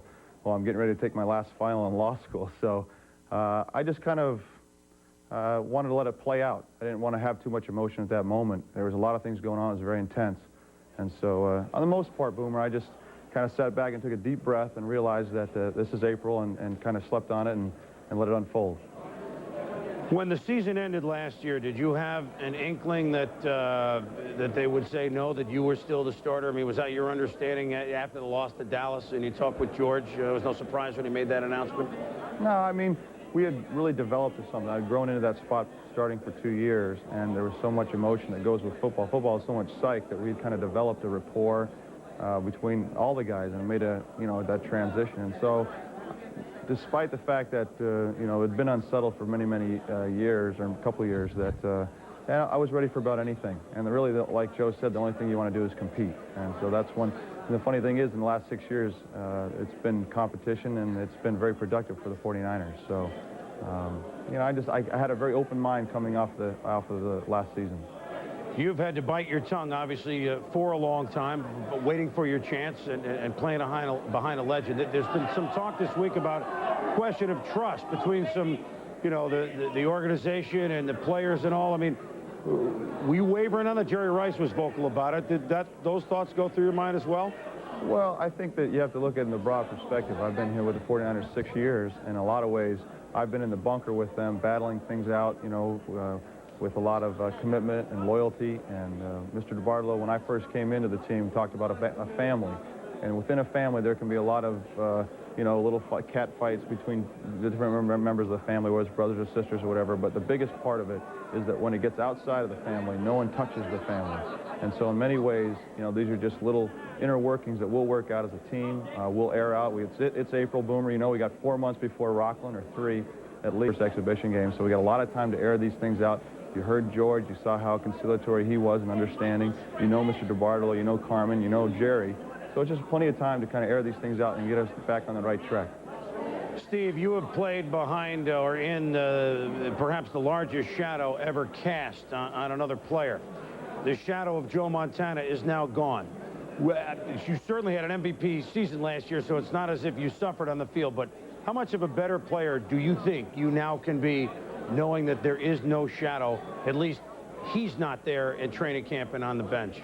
Well, first of all, we're going to miss him. You know, Steve and Bill Musgrave, he's the biggest joker on our team, and so we'll have to call him in training camp to make sure that we get all the right pranks down for the guys. We'll miss him in the summertime, but as far as my development as a quarterback, I really think it's more about just my play and playing more and more and improving. And that, despite what the surrounding cast members are, really it's about just improving my play, throwing, reading defenses, becoming more comfortable with the offense, and that's a process that's been going on for 6 years, and now I think it's going to be a dramatic change from just last year's experience. You know, even though it was an MVP season, I think we can get dramatically better. Your conversation with George Seifert when the decision was made on Monday to if Joe came back could be the starter, and your conversation since the trade of Joe to the Kansas City Chiefs, what kind of talks have you two had?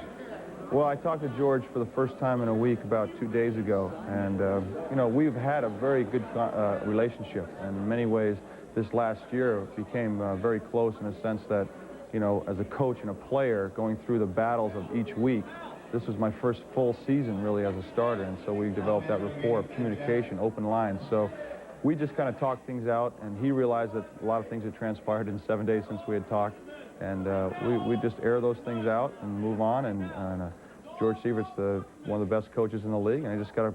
Well, we have one of the best teams in the league, also, Boomer. I think the biggest thing is that we air those things out, get the ship righted, and get it back on track. And fire definitely will be over the next couple of weeks because we're a great team. You saw the 2 picks we got today for the first round to fill the needs that we have. There's no reason why we can't improve on last year's getting to the championship game. Steve, as you and I have talked many times, this job of yours, this quarterback job in the NFL, is all about pressure anyway. That's and right. you've certainly seen it, and now maybe a little bit of the pressure is off. Congratulations on the way you have handled the entire situation throughout. Thanks, Boomer. You've been great. Appreciate it. All right, Steve, thank you very much, and good luck on finishing your exams.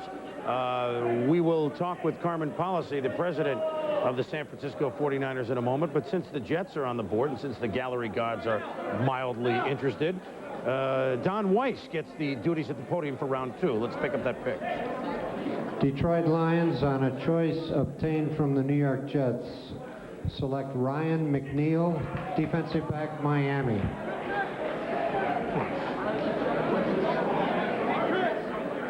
Well, what went on when we were talking with Steve is that the Detroit Lions moved up to get the Jets pick, and so there is yet another DB, cornerback Ryan McNeil. So we thought that the cornerbacks would be taking a little run here, and they continue to run early in round number 2.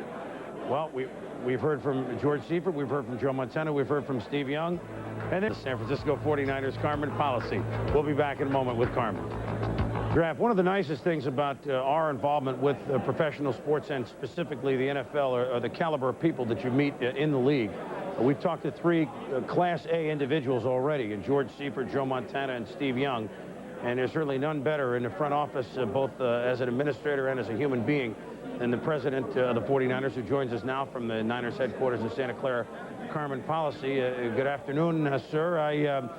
Let's cut right to the chase here for a minute. The end result, The end result now, Joe Montana is gone, and it's Young and Bono, and Joe is a member of the Chiefs, where he's excited about playing. Is that the result that ultimately really had to happen this year, Carmen? Joe Montana ultimately may have been right, that his leaving was in his best interest at this point in time in his career, and it worked out that it probably has come to our best interest. So in retrospect, I'd say that both sides ultimately won in the process, although getting there was a little rough. Yeah, I'd say you tried to do the right thing, but your 11th hour, or the 49ers' 11th hour offer to Joe, if he would stay, he would be the starter.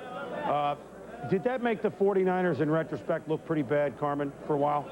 I don't know if it made us look bad. Perhaps it made us look a bit clumsy, because we did permit some passion and some emotion and an attachment to this man and what he's meant to the franchise to become part of our thinking process. So if in the process that made us look bad, that was a risk we were willing to take, because that's the way we've acted traditionally, and that's the way we've conducted ourselves in the past. We're not going to change, Boomer. We're probably going to be the same type of team year after year, with the same attitudes and feelings towards players as they come along year to year, and we'll make some mistakes, and as I think that it's in the best interest of the way we do business. Let's go back to February, Carmen. Could you, or you certainly could have, could you or should you have made this move to offer Joe at least competition, if not the starter's job? Could you have done that in February? Should you have done that in February? First of all, whether or not I or anyone else could or should have done it, that's a decision strictly for Coach Seifert. And at the time, George Seifert made the decision that he would carry through with Steve Young as the starter for the '93 season. It seemed to be so logical, and it made such sense. And the progress from an MVP season, from 2 years, if you will, of heartbreaking situations involving Joe Montana not being able to perform, of the frustration that we all felt, the doubts that had built up, no one could fault George Seifert's decision. Plus, at that point in time, I think we all wanted Joe Montana to take the position that, sure, he'll compete, but he's going to stay with the 49ers, and he's going to finish his career here. So I, again, using retrospect as the perspective that we'll evaluate the situation from, I think George did the absolute right decision. We heard Steve Young talk about family. I don't know if you just heard that interview or not, to talk about that in a long relationship that there would be squabbles. And we heard Jerry Rice speak out this week that maybe a player-coach relationship or a little credibility, or at least for a while, with the Niners and some of their players took a beating. Is this a concern? Have you talked to some of the principals? Just one of those things that's going to happen from time to time? I don't think it's a concern at all, and I don't think our credibility took a beating. I think what's happened is that people on the Joe cast a shadow not only over the playing field, but over the entire 49er organization and facility. And it was tough on all of us to see him go. Ice water doesn't run through our veins. That's not the kind of organization that Eddie DeBartolo built, nor is it the type of people that occupy the space here at Santa Clara. So I think everybody understood what we did, why we did it, and may disagree with how it ultimately was presented. But I think they knew our intentions were correct. Carmen, let's talk about Steve Young for a moment here. I mean, you were, as any team would do, investigating what was out there for anybody. And there was a possibility, a scenario by which, if the right offer had come, that perhaps you would have traded Steve Young and gone with Montana and Steve Bono. Now, your relationship, or the club's relationship with Steve Young during all this, especially during this tumultuous week, how do you think that has come out? That for a moment there, he had to really swallow his pride again. How do you think that's come out a week later? Well, first of all, Chris, as a practical matter, trading Steve Young to another team was never a viable alternative. Steve Young is not under contract, was not under contract. Secondly, Steve Young made it perfectly clear he had absolutely no desire to play for any team in the league other than the San Francisco 49ers. And thirdly, his agent, Lee Steinberg, had indicated that Steve would probably consider retirement rather than playing elsewhere. Recognizing that fact, perhaps we took Steve for granted a bit in assuming that he'd be able to handle anything that came down from the head coach in an effort to keep Joe. And I believe that, just as Steve said, there might have been a little ruffling of feathers, but he was a good soldier, and he stood in there tall, and he stood in there strong and self-confident. As a practical matter, it's all behind us. Now, you mentioned that he is yet to be under contract. Where do you go from here? Do you take time and take a step back? Is that something that's on the front burner or back burner here? Well, I haven't advised Eddie DeBartolo of this yet, but I've made arrangements to spend about 4 days down in Laguna Niguel on the beach, close to Lee Steinberg's office, where I'll be able to leisurely discuss and negotiate his new contract. So I anticipate this will be done before training camp. Now, you're pretty smart. I mean, it's a good location to leisurely discuss anything for sure, Carmen. How much better can Steve be, do you think, now that the shadow is gone, at least the person of Joe Montana is gone? Well, irrespective of a shadow or irrespective of the influence that Joe may have had on Steve, our offensive coordinator, Mike Shanahan, feels that Steve improved in 92 over 91, and it's his feeling that as good as Steve was in 92, he's going to improve even further. I think there'll be a more relaxed atmosphere at camp and during the season, but I also feel that Steve now recognizes that he has an additional responsibility on his shoulders without Joe here to help him carry forward the challenge of the season. Carmen, sometimes it's nice when business and personal decisions, the same thing. In this situation, we all know that you had to go separate directions. Congratulations on at least going through a very, very difficult time, and good luck in the future in a new era with the 49ers. Thank you very much for joining us. Thank you very much. All right, Carmen Policy, the president of the 49ers, who all along just tried to do the right thing. We'll be back at the draft in a moment.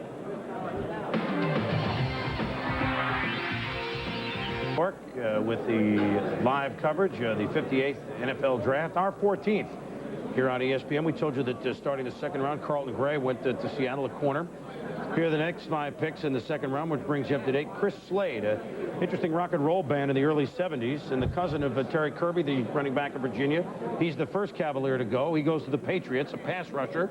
Ben Coleman, Wake Forest, another ACC player, goes to Phoenix, offensive tackle. So 2 offensive linemen to the Cards. Ryan McNeil, the corner from Miami, goes to the Detroit Lions. Demetrius DeBose, the 5th Golden Domer, and we'll have Joe sing the fight song a little bit later. There you go. Goes to the Tampa Bay Buccaneers, inside linebacker. And just a moment ago, Carl Simpson, defensive tackle, defensive end from Florida State, goes to the Chicago Bears. The Jets are now on the board. They swapped second-round positions with Detroit to allow Detroit to go up and get Ryan McNeil. The Jets, in exchange, move down a few slots, 3 slots, and pick up a 5th. They pick up the 5th-round pick. A very emotional week in San Francisco this week, and you've heard from the principals. Joe, your feelings on the whole situation, how it was handled, and what about the end result? Well, I think the end result worked out exactly in the only way it could have worked out for every party involved, the 49ers, Steve Young, and Joe Montana. When I first heard the reports coming out about Joe Montana being promised a starting job, I thought that the San Francisco 49ers were embarking on the only team that could beat the San Francisco 49ers, and that was themselves. I thought they really were starting to disrupt their football team.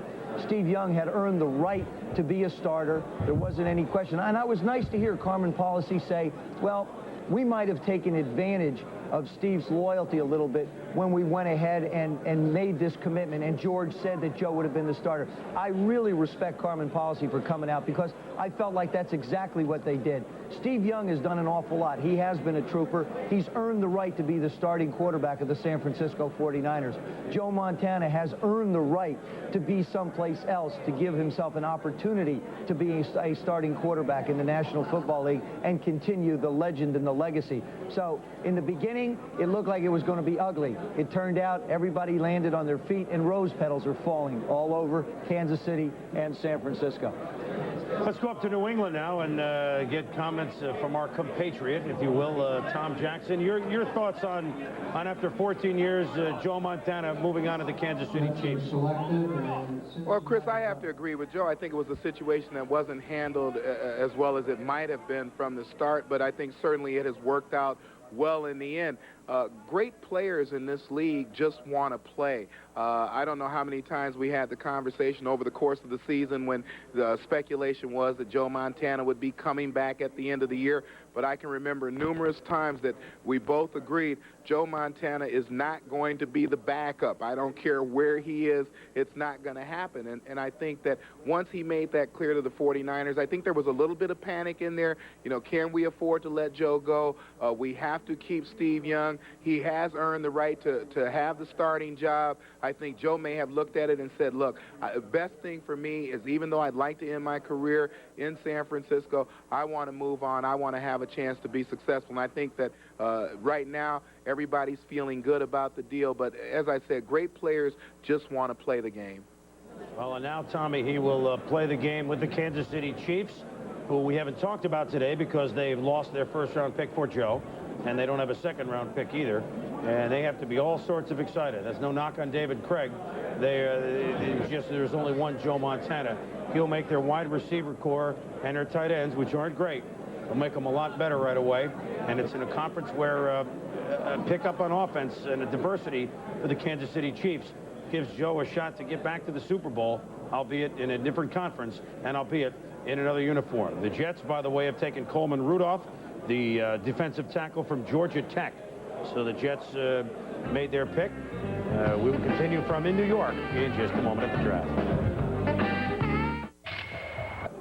Because the two gentlemen to my right, the Commissioner Paul Tagliabue, now done with his podium duties, we hand it over to the second-round Commissioner Don Weiss, and Gina LPA. Now this is a shot that we weren't sure we would see much of, but now it's like old times. It's a brave new world in football. Thanks for joining us, gentlemen, and I'll ask you each, starting with you, Commissioner, how do we think the early stages of free agency et al. Are going? Well, I think it's going basically as could have been projected. You could not have projected some of the specific decisions that clubs made, but I think we saw that it would spread the talent around. It would, at least in the outset, have some increased salaries as part of it. Over time with the draft, as we see it today, I think it gives a system we can live with. Gene, from the players' perspective, certainly some dollar figures have been noticed. That's part of the goal. Well, obviously with us, it was a matter of choice, and these players have choice. The only choice I wish I had was I could play again today with the amount of money that's being thrown around. But it's nice to see. It's nice to see that the league recognizes that free agency is a way to improve the league much faster, and that's what we've done. The deal is still, all the stages are being hammered out. I mean, now I know some have suggested that, well, it's due to run to the end of the century, and that's when all the details will be done. Specifically, though, when do we think that? I mean, it's intricate for sure. Do we have any timetable now? Well, I think you see today the basic pieces are in place. We started with the free agency, the unrestricted free agency. We'll be continuing with the unrestricted free agency up until July 15th. There are some specific issues yet to be resolved. Some of them are still quite important in terms of club operations. But with some cooperation and maybe some hard head-to-head discussions, we can get them done soon. Timetable for Eugene? Yes, well, we're all here on the injunction that Judge Doty issued back in February, which he said in that injunction that we were to follow that settlement. This is all part of that settlement, and that's what we're doing, conducting the draft today. We fully support that settlement. We're involved in it, and we think it's a good settlement. Let me ask you this, Gene. One of the fears that perhaps, I mean, with every upside, there's a downside. And then once the cap kicks in, maybe next year probably, or certainly the year after, is that you're going to have some players at a new level of salary, more of them up there.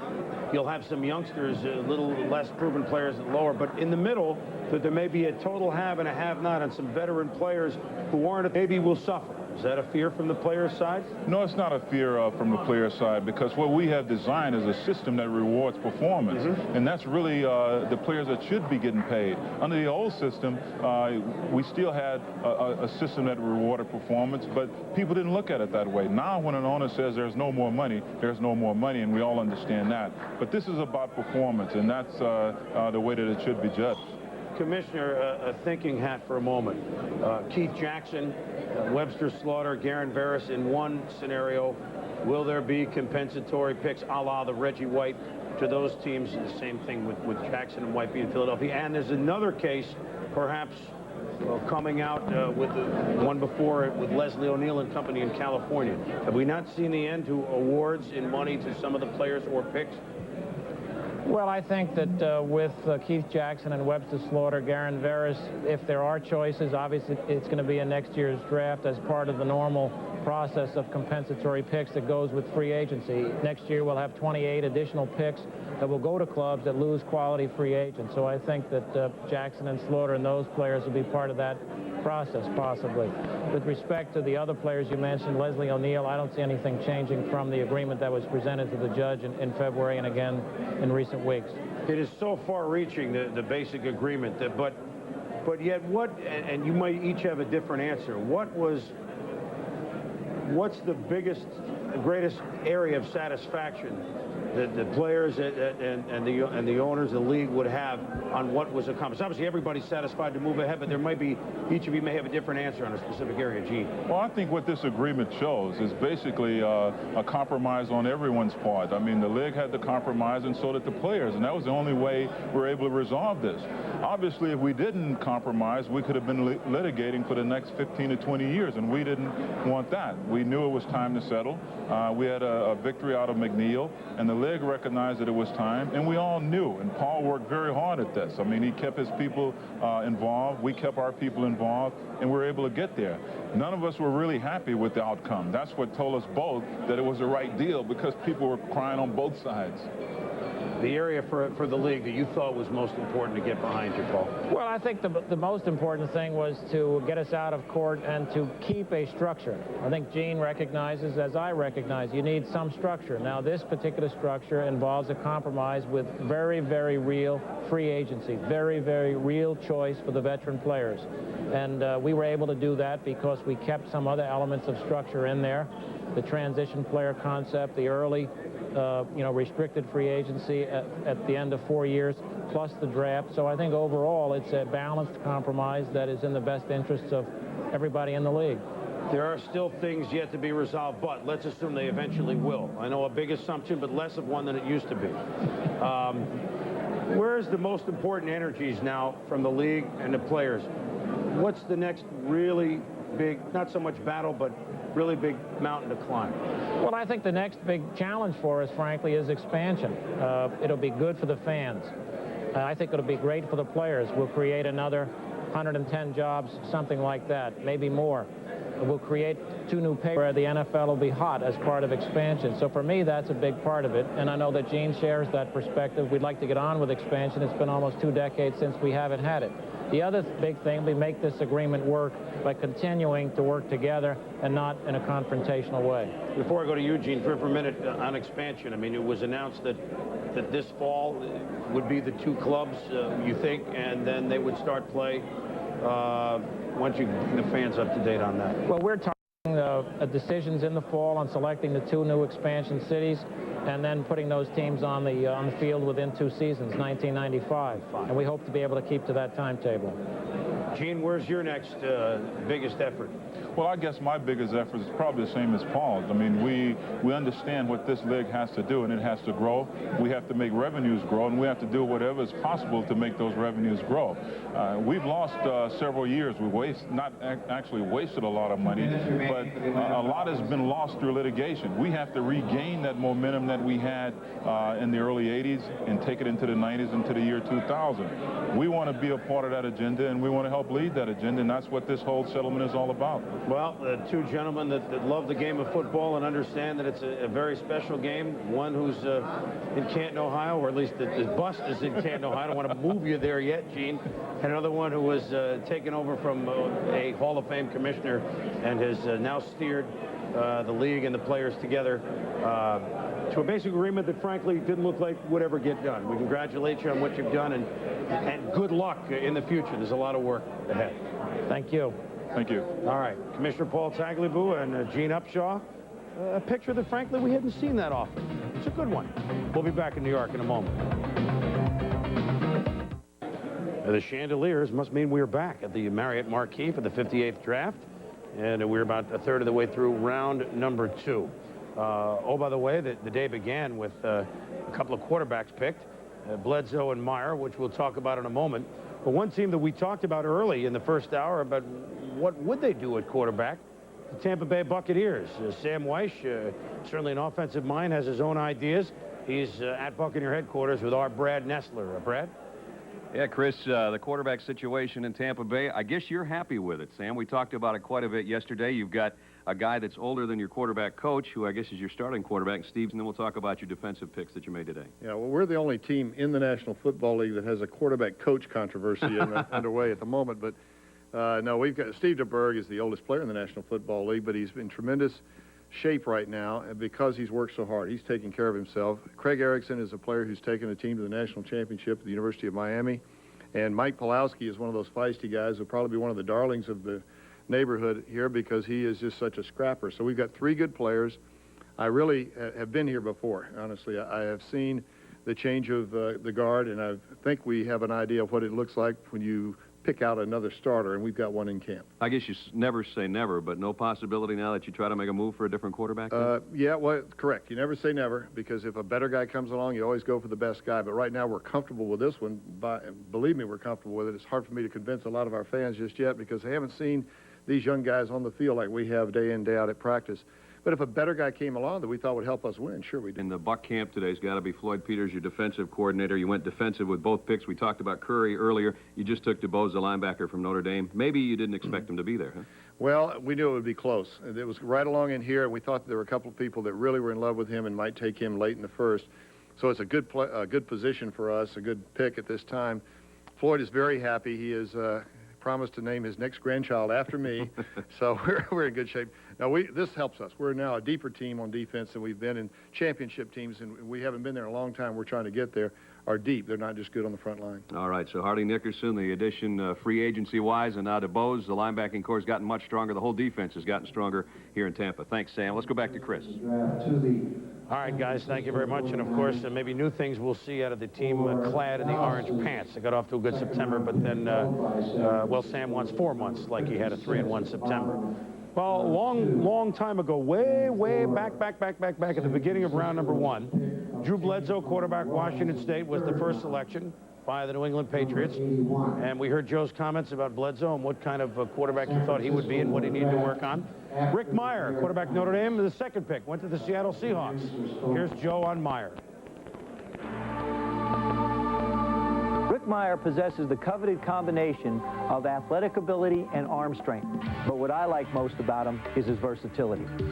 As a pure drop-back passer, Meyer is mechanically sound. He carries the ball properly in the pocket, and his delivery and release are classic. All his passes are tight spirals, which translate into catchable balls. On the run, Rick is a special breed. Like Warren Moon, he's able to roll to his left and throw right with the proper velocity and accuracy. From an offensive standpoint, you have unlimited options, which turn into complex problems for the defense. In the Notre Dame offense, Rick was asked to run a great deal, and he has great command in the pocket. When things are breaking down, he stands tough and keeps his concentration. Pressure is not a problem. Notre Dame prepared him for that, but what they didn't prepare him for was a pro-style offense.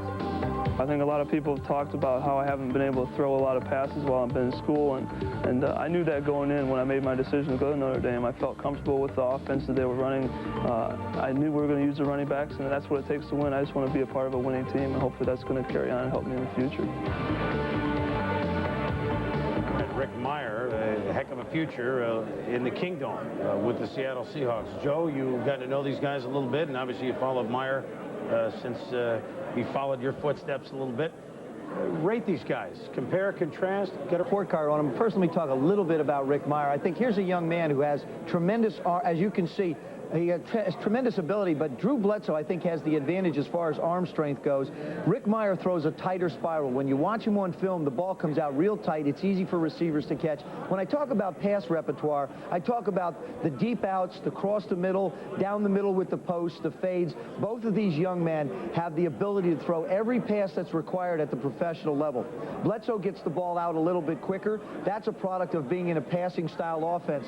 Footwork, they both move well. Look left, turn, throw right, slide around in the pocket, find passing lanes, play action passes. Both of them get in and get out very quickly. Athletic ability. Rick Meyer, to me, is a lot like Warren Moon, and I look at when he throws the ball left. That's really the biggest difference in these two young men. And the other difference that you're going to see, which is going to come out, is pocket pressure. And what I mean by that is when they feel pressure coming, both of them can ignore it. They don't get excited. They can concentrate down the field. Game pressure. Rick Meyer played at the University of Notre Dame. Every game was a pressure game for him. Drew Bledsoe, in the other case, although he played in big games, it's not in the national exposure that Meyer got. And system preparation certainly has to go to Drew Bledsoe. He's a young man who's come into the league, and this is the big thing that I think the scouts have said, is they've had a lot of film on Drew Bledsoe and actually have seen him throw the football more than people have seen Rick Meyer throw the football, and that's purely with the system. Both of these young men come in green. Bill Parcells has taken the approach in New England that Drew Bledsoe is going to play when he's ready. Now, Tom Flores in Seattle has taken the approach that Rick Meyer will compete for the starting job with Dan McGuire, which means he may be ready a little bit quicker. Both of these guys will wind up playing before the '93 season is over. Both of them will have long careers in the National Football League. And it's interesting, they're unassuming to a degree. They'll learn to be cocky, which I believe is a part of the position of quarterback, but both of them have an intangible that you have to lead in the National Football League, and that is a leadership quality, and they can gain the respect of the teams that they're on. I really going to be hits. Both of them are going to be stars, but it's the New England Patriots and the Seattle Seahawks. Quarterback coaches, it's going to be your job to take the raw talent and make something special out of it, because quarterbacking is truly an art. That's going to be the key to the success or failure of Rick Meyer and Drew Bledsoe. Well, you talk about game pressure. There's a nice story about Meyer.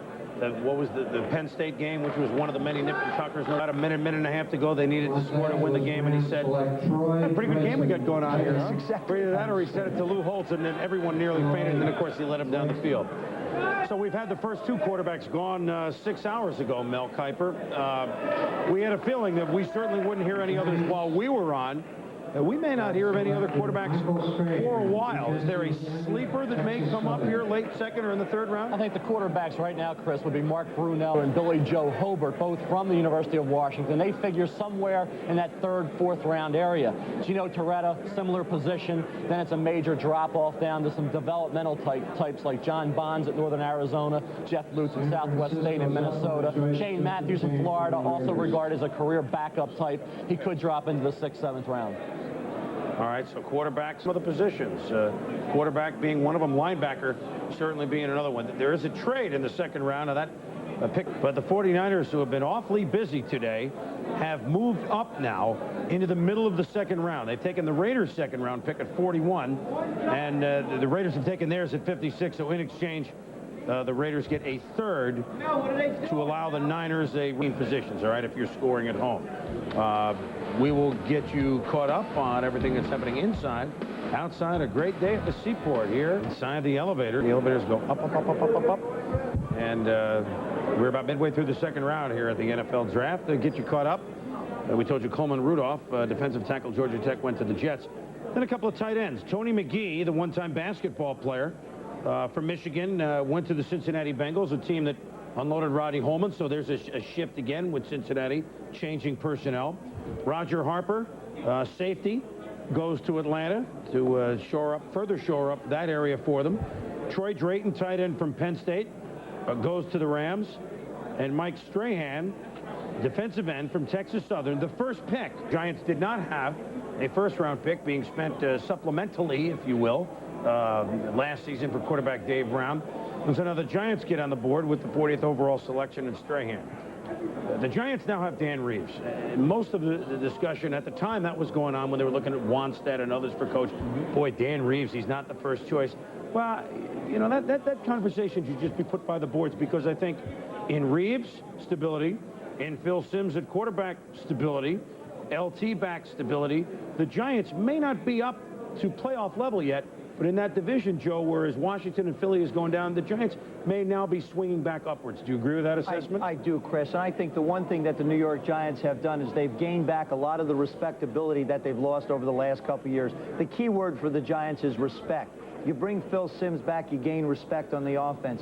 You bring LT back, you gain respect on the defensive side. I still think LT's a big question mark because of his Achilles tendon. That is how he's going to play in cold temperatures and explode off of it through the course of 20 weeks of football. So I still think it's going to be a question mark, but the comments and the presence he brings are important. His comments were he likes what Dan Reeves has done. He likes Dan Reeves' track record. He likes the fact that Dan Reeves is a winner. You're getting support from a very veteran veteran football team. I think the Giants are basically in a last year. Dan Reeves understands what he wants to do. Phil Simms being named the quarterback. No knock against Jeff Hostetler, but if Hostetler stayed, you probably have to commit to him for 4 years. That means that Dave Brown and Kent Graham, their growth would be stunted for at least 4 years. Now with Phil Simms, he's a wonderful teacher, very willing to share information to help these guys along. Brown a lot like him, Graham a lot like him. So he winds up playing 1, maybe 2 years. Now you've got your heir apparents ready to take over in a new system. Giants defensive line. Let's take a look at their depth chart, Mel, and plug and see that they've used guys there, but they haven't excelled. Now, I know that I don't mean to knock Dorsey and Howard. Fox at times have looked very good, but last year, when the bottom kind of fell out for them, nobody really excelled up there.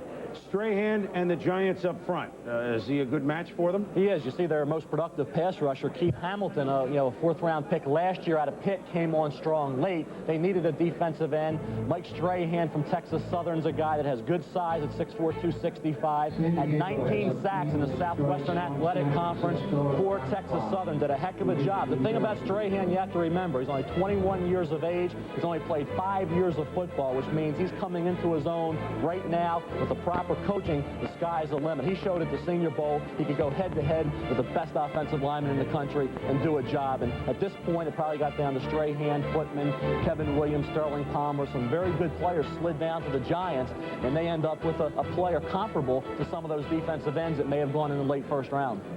Guys, the only team that did not pick yet, and we won't have a pick from them until the third round, which means we're gone, at least on TV at that time, the Kansas City Chiefs. Obviously, we talked with Joe Montana a while ago. Pretty good pick. Yeah, that's a pretty good draft pick. They also got David Whitmore in that trade, and the Chiefs are very excited about getting that defensive back over to help out there in an area where they were once so strong. They've got a very good defense. They've got a new offensive system, which actually Joe knows better than most of the other coaches, because Paul Hackett is the new offensive coordinator, and the Chiefs are going to be less by the book. This plays with a strong defense, knowing that you only 20, 21, 23 to win games. This offense really, let me go to Mel, and where you think the Chiefs are. Can they make it to the Super Bowl? Well, I think they have to fill some holes. Their offensive line needs to be upgraded. Their wide receiver position needs to be upgraded. In the third round, you're looking at players like Lamar Thomas from Miami, Kevin Williams from Miami, some good players, Victor Bailey from Missouri, Kadri Ishmael. There's players still on the board at wide receiver that could float down to the Chiefs. So they're not there yet.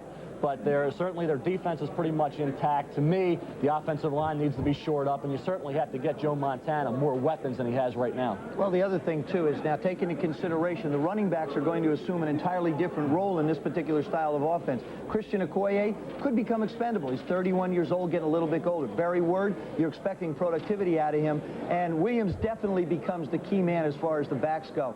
But let's not put all our eggs in Joe's basket. Joe has had major elbow surgery. There has been repairs there. If in the event something does happen, this type of system can be very, very effective. I think Paul Hackett is an excellent offensive coordinator. You know who his teacher has been. We talk about Bill Walsh and what he's done offensively with the football teams he's been around. So everybody's going to have a little bit of a role change. But the one thing that Joe Montana is going to have, if he can stay healthy with the Kansas City Chiefs, is he is going to have some flat-out people who can run outside. So he's not going to give up the speed of a Rice or Taylor when he moves into the system of the Kansas City Chiefs. If he turns around, he's going to find an awful big guy in Christian Okoye standing there waiting to get the football. Like I said, Harvey Williams becomes a very interesting part of the future of the Kansas City Chiefs. At times he's looked brilliant, at times he's disappeared, a little bit, even when he's been in the game plan. But with Joe, if he can go out of the backfield with a little bit of speed, well, a lot of eyes will be on the Kansas City Chiefs this year. That's for sure. Heaven forbid the Chiefs meet the 49ers in the Super Bowl. We'll be back. All right, back with us here at the Marriott Marquis as our moving camera, and we move right to the middle of the second round. San Francisco 49ers have made another swap of draft picks. We'll get you all the details. It was their pick right here, the 41st overall that they just got for the Raiders. San Diego moved in, took Natrone Means. Natrone means business. He's a large running back from the ACC, in the Bernstein-Marion Butts role. Bernstein, remember, is gone to the Denver Broncos, so now Marion Butts will be backed up by Natrone Means. what does Butts and Means mean to San Diego? We'll analyze that in a moment. But what does the trade means for the San Francisco 49ers? Let's go out to Santa Clara and join Fred Edelstein. Fred, we got an abacus there? I mean, with all the picks going left and right? Well, the 49ers have wheeled and dealed again. We said at the top of the show that's what they wanted to do, and now they have done it again with an exclamation point. They have traded the pick that they just got from the Raiders to San Diego for San Diego's first-round pick next year.